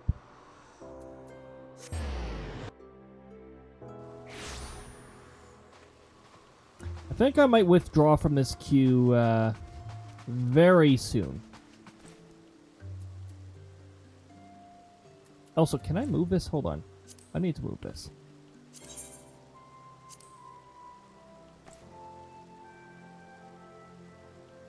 I want to see what the time is at. If it hits an hour, I'm out. I'm out from it.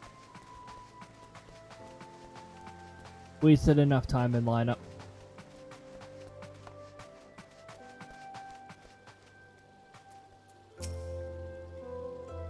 A pleasure, Cody. The others are already inside. Let's not keep them waiting. Voiced? Voiced? Voiced?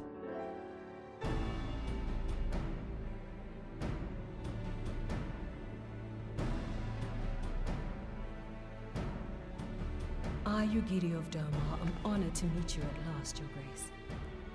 To mark this auspicious occasion, I should like to present to you the finest treasures our humble nation has to offer. Alas, the circumstances which have brought me here today have divested me of both time and dignity. I come before you as a pauper in direst need of aid, to request that you grant my people asylum. I, Nanamo, 17th in the line of Ul, welcome you to our city. Be at ease, Lady Ugiri.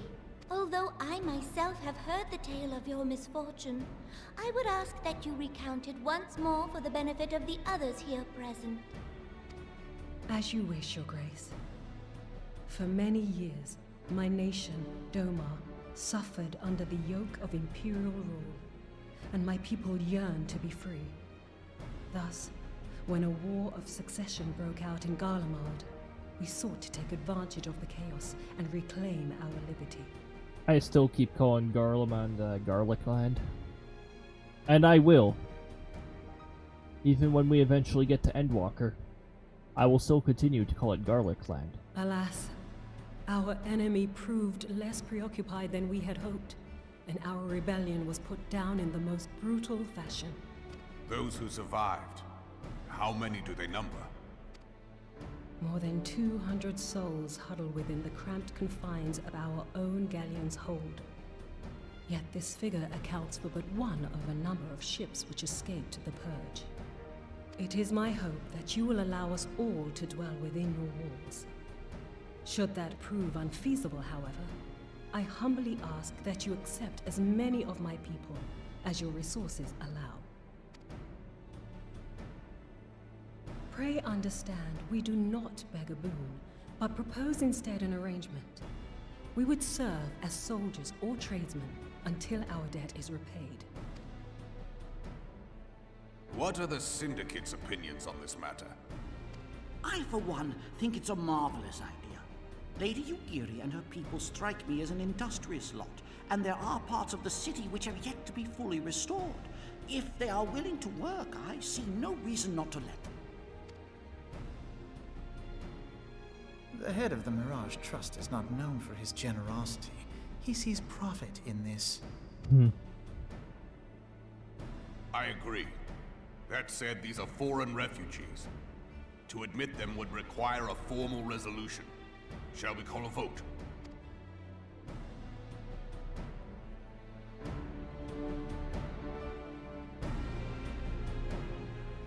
The law is the law. Lord Lolorito? Tell me, are you blind or willfully ignorant? Even now, our streets are choked with the displaced victims of the Calamity and Alamigan refugees. They live hand to mouth, subsisting on aid provided by the immortal flames, the cost of which grows ever higher. The wealth of Ul'dah is not without limits, my friends. And need I remind you that these refugees are prone to violence and criminal activity? You have all read the reports, I think. Without homes or employment, it is only a matter of time before men grow desperate and take that which they imagine has been unjustly denied them. Yet, knowing this, you would have us swell their ranks. Mayhap you think the brass blades and the flames are not hard-pressed enough? Some say the chairman of the East Aldenard Trading Company passes Gil thrice daily. This may explain how he came to be the wealthiest man in Ul'dah. Or it may simply be that he's ruthless beyond reckoning. Surely the Sultanate can support the few hundred domins Lady Ugiri represents. That our resources have been taxed, I do not deny. But we are hardly in danger of financial collapse. I move that an exception be made. An exception, Your Grace? I am suddenly reminded of a similar debate some years ago regarding a number of Alamigan refugees, if memory serves. What were your words that day? Ah, yes. The law is the law. and so our visitors remained in Little Alamigo. Mayhap our wise and benevolent Sultana would be so good as to enlighten us as to which other of our laws should not be upheld. Mind your tongue, Lolorito. My lord, I share your concern for the welfare of our great nation, but we must endeavor to take a longer view. You know as well as I that people can be a resource still more precious than gil. Precious or not, they were never yet so reliable. And unlike those who frequent your establishment, I have no desire to gamble with my future. Uldar's greatest asset is, and has ever been, her material wealth. We risk this at our peril. Dang, you wouldn't fit in any society of a sectoral leader, that's for sure. Damn. One need only look to Teleji Adeleji's example for evidence of the danger in allowing sentiment to dictate policy. Oh, don't forget about sentience dictating policy, too. Be careful how you program your AI, folks. How far the vaunted Mirage have fallen, both in repute and profitability, since he began employing refugees. How I choose to conduct my affairs is not your concern, my lord.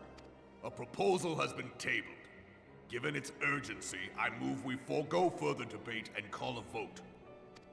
To accept the Doman refugees or not. Those in favor, I bid you remain. Those opposed, I bid you leave. Those opposed, get out of here.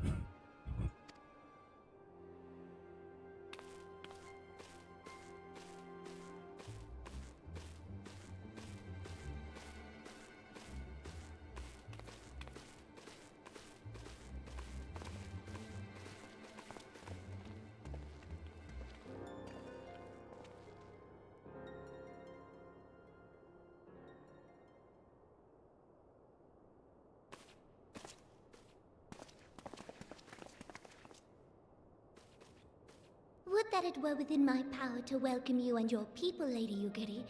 As you have observed, however, my authority in such matters is regrettably limited. Without the consent of the Syndicate, I cannot act. I understand, Your Grace.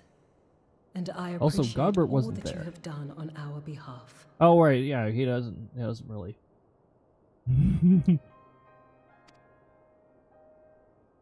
He doesn't really attend The to nerve of the man! Syndicate. If that bastard had not forsaken the eastern trade route, Little Alamigo would now be thriving.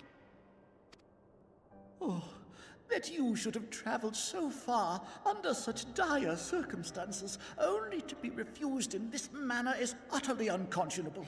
Pray, accept my sincerest apologies.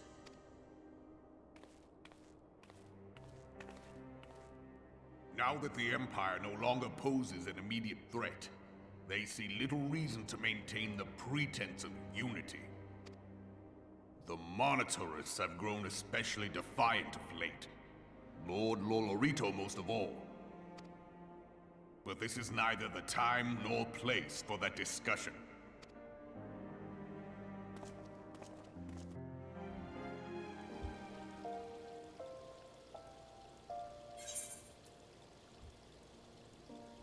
Millicorn yellow dye. Millicorn.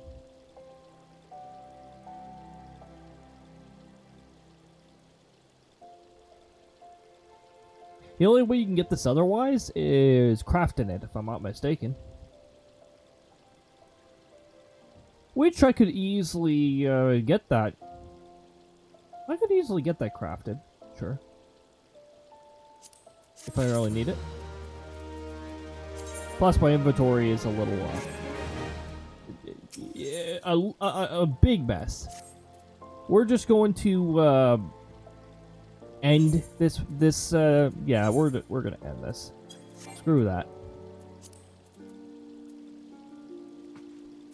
Something that'll never pop until, like, 8 a.m. Eastern time when people log back on for the morning or something, you know.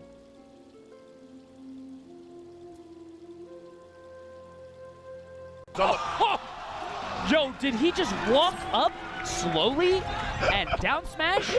Fiber optics. Welcome on in. That's this before. Do you have one of those crazy 15-button MMOs? Nope. No, I don't. I just have way too many hotkeys assigned to every part of the keyboard.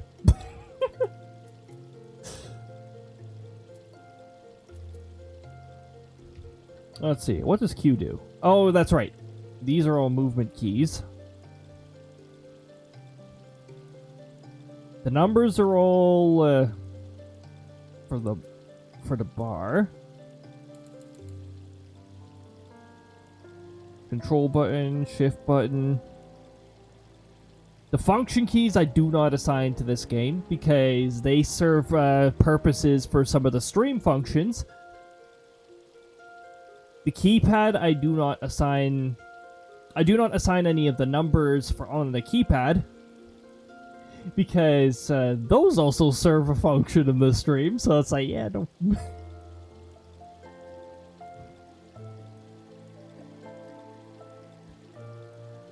No, my fingers are too big. If the 15-button mice, yeah, I'd press like 2 or 3 buttons at a time all the time because my fingers are so big. Big hands.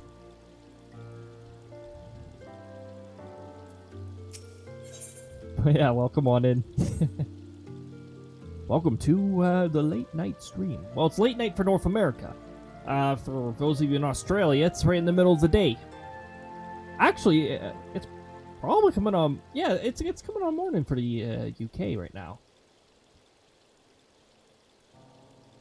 Greenwich, in fact, like the Greenwich Mean Time or Zulu time, it is currently 6:24 a.m. Ah, it's early morning over there. As you observed, Olorito is not afraid to speak his mind, nor is he to like to change it.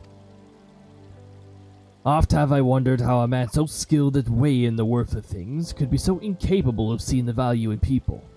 Oh, that's called corruption. Ah, I will waste no more words on him.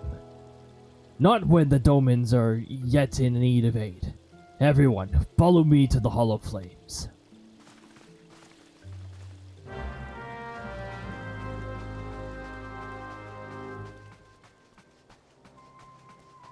To the Hall of Flames! Whee! Alright. I love it. I find it somewhat amusing that you still take damage from that. There's a lot of peaceful areas, so to say, that you do not, that fall damage is disabled. Like, you'll still take the stumble from falling from a high height, but you won't take any damage. And yet, Ul'dah, if you fall from a high height, you still take damage. It's amusing.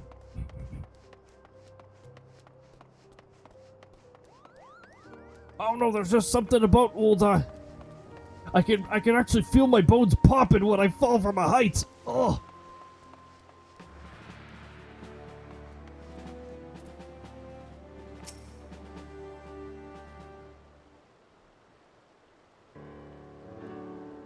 The syndicate has spoken, and I see no point in moving that matter to be reconsidered.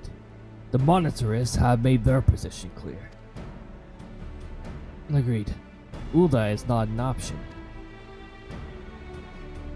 Nor are Limsa, Lominsa, or Gradina, I judge, given the state of their internal affairs. Which leaves our Doman friends confined to a ship. Gods, the thought of them huddled in an airless hold with no hope of better treatment. With that, I am means to find an alternative, a place not bound by the concerns of great nations. Yeah, we were just describing such a place when we moved our headquarters, right? Minfilia. That is precisely what I wish to discuss. I understand the Syndicate's decision. I do. We all wish to preserve that which is ours, especially when we are believed to be under siege. But I cannot meekly accept this judgment, not while my people suffer. Would it be out of question for the Sultanate to accept us for a limited time? A week, mayhap, or even a few days. Excellent, and I shall keep you informed.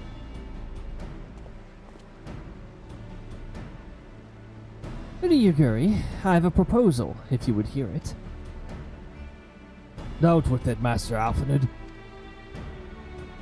The headquarters of my order, the Scions of the Seventh Dawn, stands in a place called Revenant's Toll, an outpost in Mordona. Like most outposts, it is frequented by mercenaries and men of action, and lacks the comforts of a more well-established settlement. However, the leaders of Revenant Toll have been doing their utmost to change that. To that end, they have need of able-bodied individuals willing to work as frontier hands. Hard labor, lest you doubt, with not save food and shelter by the way of reward. Terms not unlike which you yourself propose, Lady Yuguri. Though I will not hear a word said against our beloved Ulda, Revenant's Toll would offer certain advantages. The absence of unhelpful bureaucracy being the most obvious.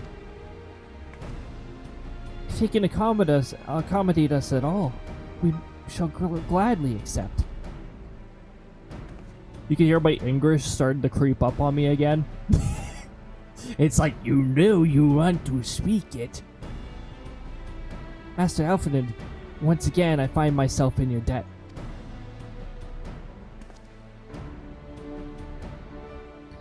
Pray do not thank me, milady. The life of your people is one of hard labor and few comforts, as I told you. And before that, there remains the matter of how they may safely be borne to Revenant's Toll, which will be no small feat considering the distance and the present condition. Mayhap the Uldalian Adventurers Guild could be of assistance. Look for me there anon.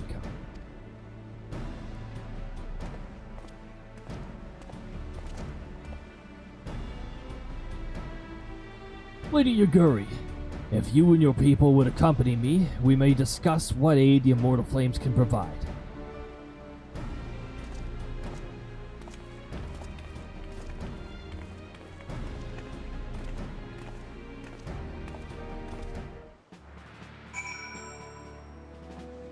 And these places' customs are still very different from the customs in Sectoral Leader's domain. Another place that's, another realm that still charges for food.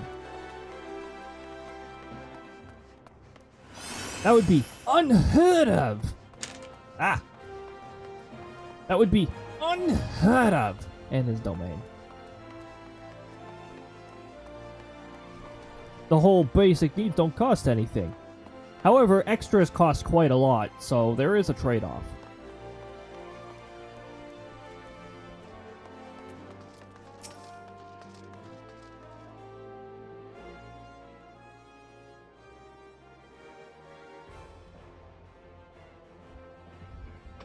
And by basic needs, yes. I mean the core essentials: food, water, and shelter. Those core essentials. Those would be the ones that are not charged for. Anything beyond that would be considered extra. Then there's a subclass of semi-essential, and then there's the not essential.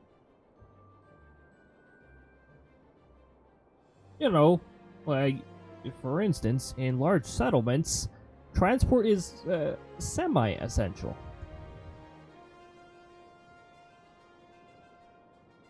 In smaller settlements, your own two legs are powerful tools.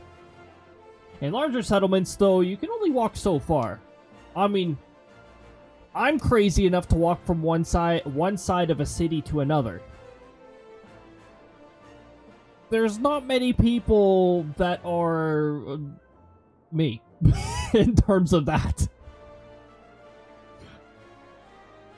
Walking far distances, I love doing that. I can walk forever. Maybe that's where my crazy metabolism goes into, is my walk distance. But there are not very many people willing to walk such distances. I'm a traveler, you say. You see.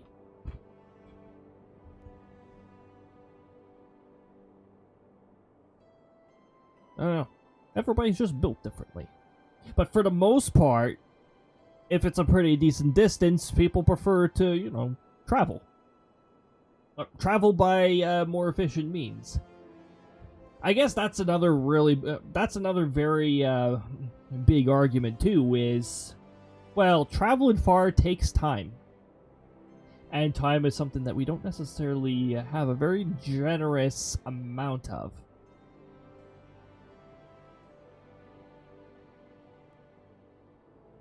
And that's the fine line where I choose to drive somewhere instead of walking a far distance, because it takes a lot less time. There's a big difference between the time of walking to a place. Although warmer temperatures always tempt me to walk to a lot more places, and I have a lot more range in that. I also walk slightly faster than the average person. Unless I am in Australia. I found that when I was in Darwin, my walking speed was average compared to everybody. Everybody walks fast there. They walk the same speed as me.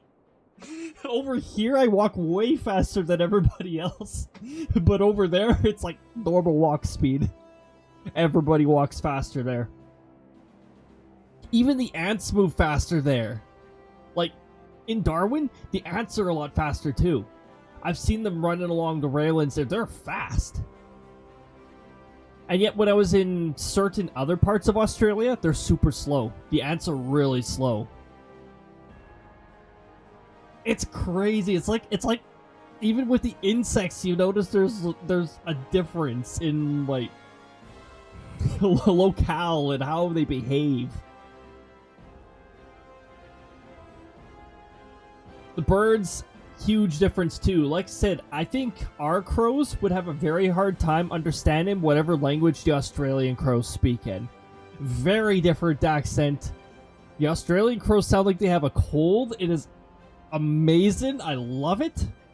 The ravens also sound almost exactly like the crows, just higher pitched. Over here, you know, crows go caw-caw over here. You go down over to Australia, and you got wah, wah. But over here, our ravens sound so drastically different from crows. Like, our ravens are really unique. And then, I've heard a European crow compared to our crows too. Similar. They could understand each other in some context. You walk everywhere by choice. Within a certain distance, only dictated by time. Now, I tell you, if time supply was endless, I would walk everywhere by choice. I can walk far if I need be. It's just time dictates whether I walk or whether I drive. Like I said, I've walked half the distance of a full city before. And when it comes to, like, nature walks and that, I love the really long trails. Like, the trails that are 10 kilometers long, yep. I love that. The older you've become, the more bike-pilled have become. Yeah? A bike is a perfect way to get around. I just wish that it was a year-round solution over here. When winter comes along, the terrain's like, what? You want a bike? That's funny. That, and if I ever have to go through like a city or anything like that, sometimes I'm in a city, sometimes I'm not. Well, I have to go through a city. I have to really know where the bike routes are because cities are really terrible with their bike routes. And the way they implement them. Like, it actively obstructs vehicle traffic. So some of the ways that cities implement their biking system, it's like, well, I don't... Why block the cars on that? Have some respect for drivers, too. Yet, in other parts... and in other cities, you have absolutely no... Where's the bike supposed to go? So it's like... You guys say... These places are trying to make places more bike-friendly, and yet there's still a lot of roads that are clearly not bike-friendly, and then there are others that are a little too bike-friendly. Oh, it's like they're trying to find a balance, but they really can't... Let's face it, our government doesn't know how to find any sort of balance. They're trying to balance the scale, but what they do is they take a giant oversized hammer and they smash the unbalanced side, and then they're like, there, it's balanced. Other side is buried in the ground now, and now the opposite side is up and stuck up in the air. That's how they seem to be doing it. Gotta find a good balance with it. That's the thing a lot of people up there just don't understand. It's like, you have to find good balance doesn't exist. And anyone who says it does is lying. Oh, I mean, if you know where to look. If the government hasn't touched it, there's a chance it might have balance. Like, you sell something as balance, I guarantee you're gonna find someone who's gonna break it. Or just leave your bike somewhere hidden close, if there's no bike rack. Oh yeah, that's the other issue too, is like whether there's actually a bike rack there or not. Because you know, if I ever have to involve a city plus bike equals, yeah, I'm locking it up. I don't trust no city with bikes. Then you get people walking around with bolt cutters. They have to have some pretty good bolt cutters if you have the proper cable lock in that. They'd have to have some pretty good bolt cutters. Ones that are pretty sure not legal to actually carry on your person. Oh, you'd be surprised. Again, this is one of those laws that nobody ever enforces. So, you know, it's one of those laws that are there but nobody follows. Like a good 80% of the laws out there. You know. Oh, no jaywalking. How well is that enforced? No crossing when the hand is solid. Again, how well is that enforced? Bikers, please signal when you're turning left. That's never enforced. Never. Do not begin crossing if the hand is flashing. Yeah, it's like nobody does that one. I don't even think I do that one. I walk faster though. Used to work in IT for a local university. I had a bike for traversing the university, and someone stole bike wheels once instead of the bike. Yep, that too. When you lock up your bike, now you have to be very specific with how you lock it. It's ridiculous. All the very specific precautions that you have to take now.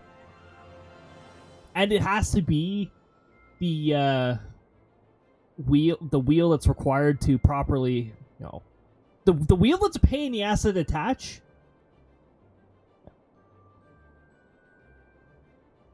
Alright, we're going at 10 a.m. and gone at noon. Yep. The city life. At this point, you can only feel your bike is safe when it's in one of those bike cages now.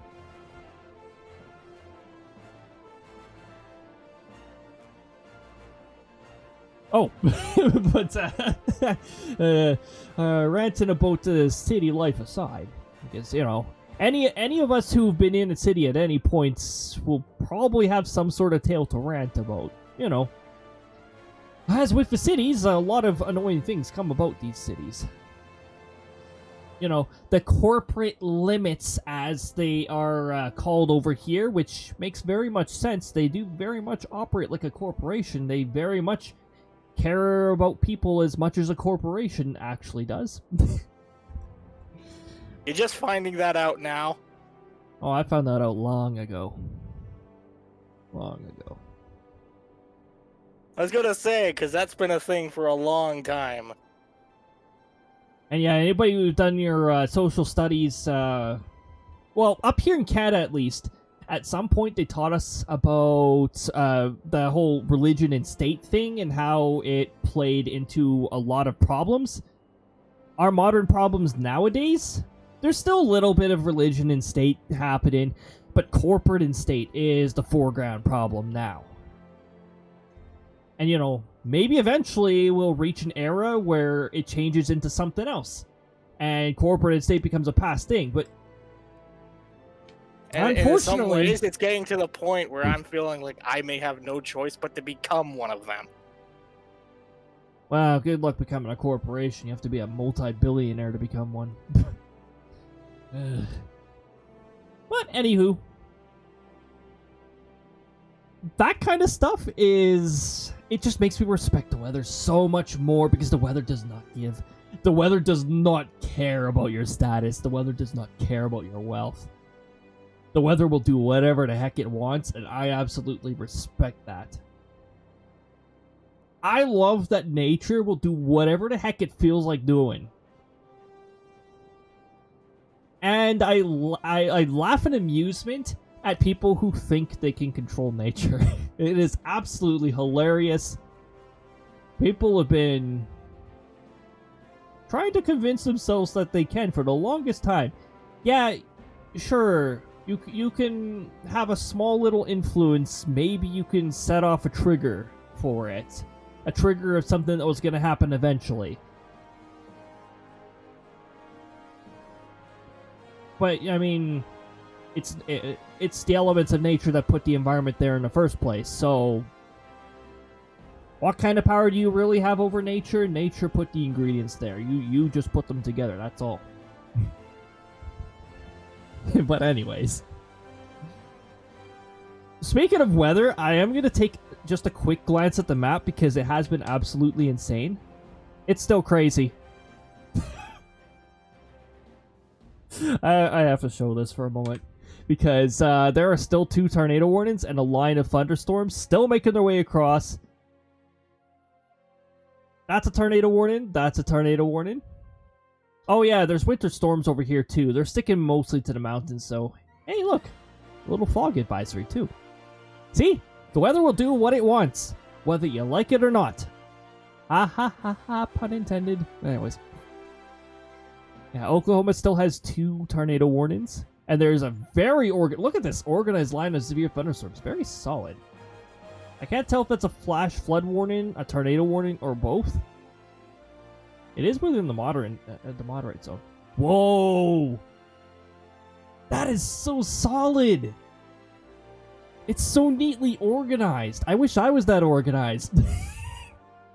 So Dallas, you're about to have a really fun light show. Yeah, you can see that there are specks of, like, pink in there too. That's hail. So keep in mind it could include some hail. But yeah, the weather will do whatever the heck it wants. And right now it feels like looking nice and organized. It looks really handsome on the radar, really. You count on the weather nerd to be like, hey, this storm formation looks handsome. Oops. And now, back to your regularly scheduled Final Fantasy XIV Alpha Nerd Says Something. You know the transition thing almost works properly, but again, XSplit's a little slow. Let me just bring that window back over here. So that I I can suppose that pop it up. I suppose there's a possibility that true balance can be achieved, but it's way more trouble than it's worth. Actually, the cool thing about the balance in that is that nature's always trying to achieve balance. Now, surfaces do not heat evenly, so theoretically it will never be able to achieve balance, but it does constantly try to achieve balance. You just said Mother Nature doesn't care. So she wouldn't care about balance either. Well, no, as a cycle of things, it does in general, like, if you average everything out, surprisingly balanced. There's a pattern. Not a pattern that can be predicted by mathematics, I'd say. But I'd also have to take on a master's in meteor. That'd be my meteorology's master's thesis. Is that you cannot use mathematical formulas to predict the weather. But boy, would I have to ever galaxy brain to get a nice solid argument there. It's a really good base to start a thesis off of, though, isn't it? AI is actually not a bad idea, though, because AI involves pattern recognition, and honestly, that could be a huge boon. Alright, now we're gonna go back to what you're saying, Alfred. Don't worry, I went on a bit of a... First it was a rant, and then it became a philosophical thinking. But don't mind that. We are concerned for the Doman refugees that may find the journey to Revenant Toll too much to bear. You do have to go through the Central Highlands, don't you? Oh wait, no, you have to go through Blue Fog. Yeah, Blue Fog can be a bit of a stinky place. Especially with that Chimera spawning way too often there. Too long have they sequestered aboard the ship, with insufficient supplies and scarce room enough to breathe, let alone stretch their limbs. I wonder if Krista would be comfortable in this situation. Anyways, never mind. With that in mind, Mistress Mamadi has kindly offered to accommodate the Domans until such time they are ready to set off out from Mordona.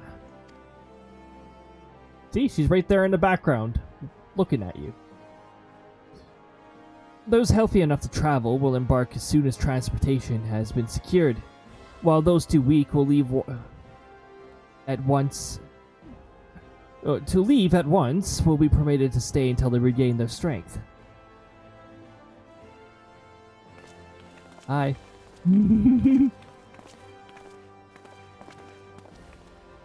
What news? Transportation remains our greatest obstacle, General. Is there aught the mortal flames can do? I fear that exceeds our mandate. Were we a smaller number, mayhap it would go unnoticed. But the Syndicate will not bear the cost of escorting more than 200 Domans to Mordona. When government fails to act, the responsibility falls to us private citizens. I will engage the services of the 77 caravans of the on the Domain's behalf. Very well. We shall begin contract negotiations at once. Your generosity is most welcome, my lord.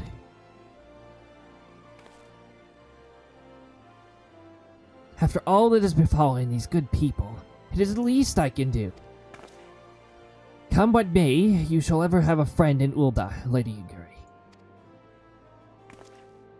And you in Revenant's Toll, my lord.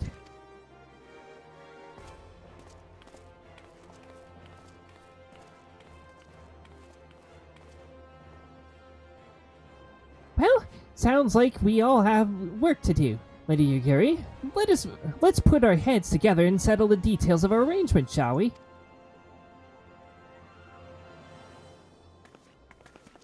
And shall we go? And in vain we shall go.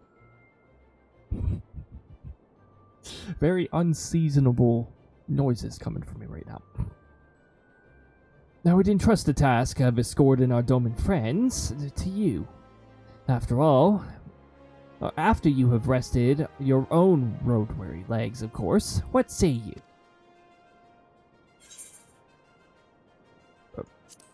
What is sleep? You're on until you got. Oh, wait. I already read that. Subtle signs that I'm getting tired, maybe. Yuguri's game.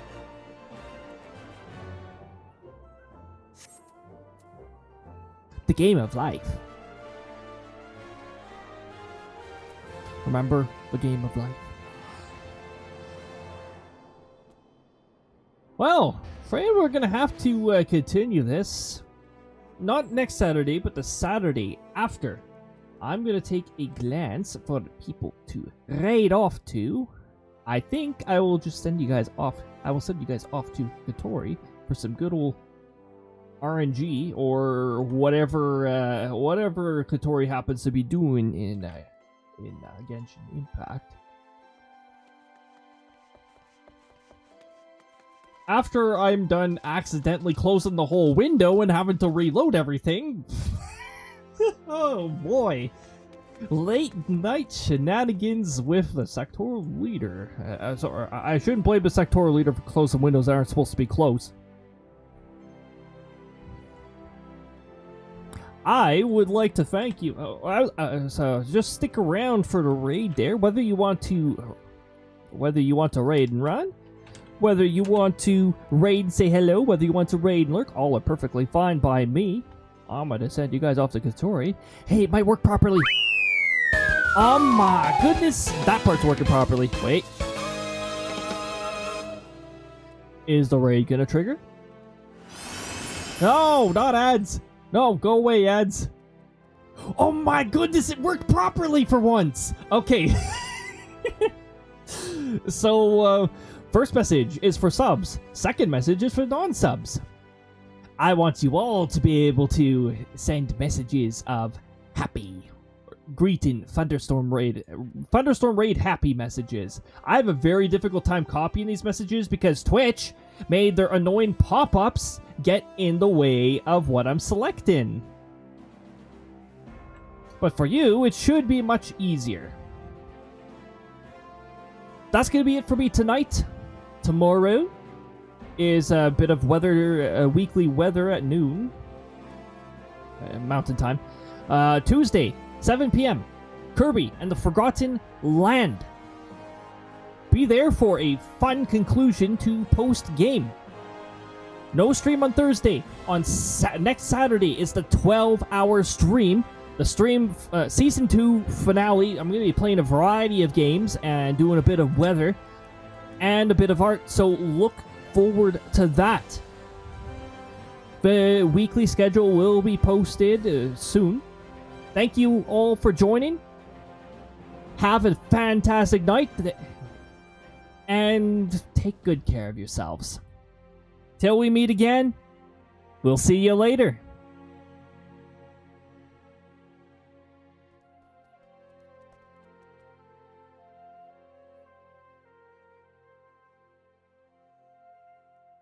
No!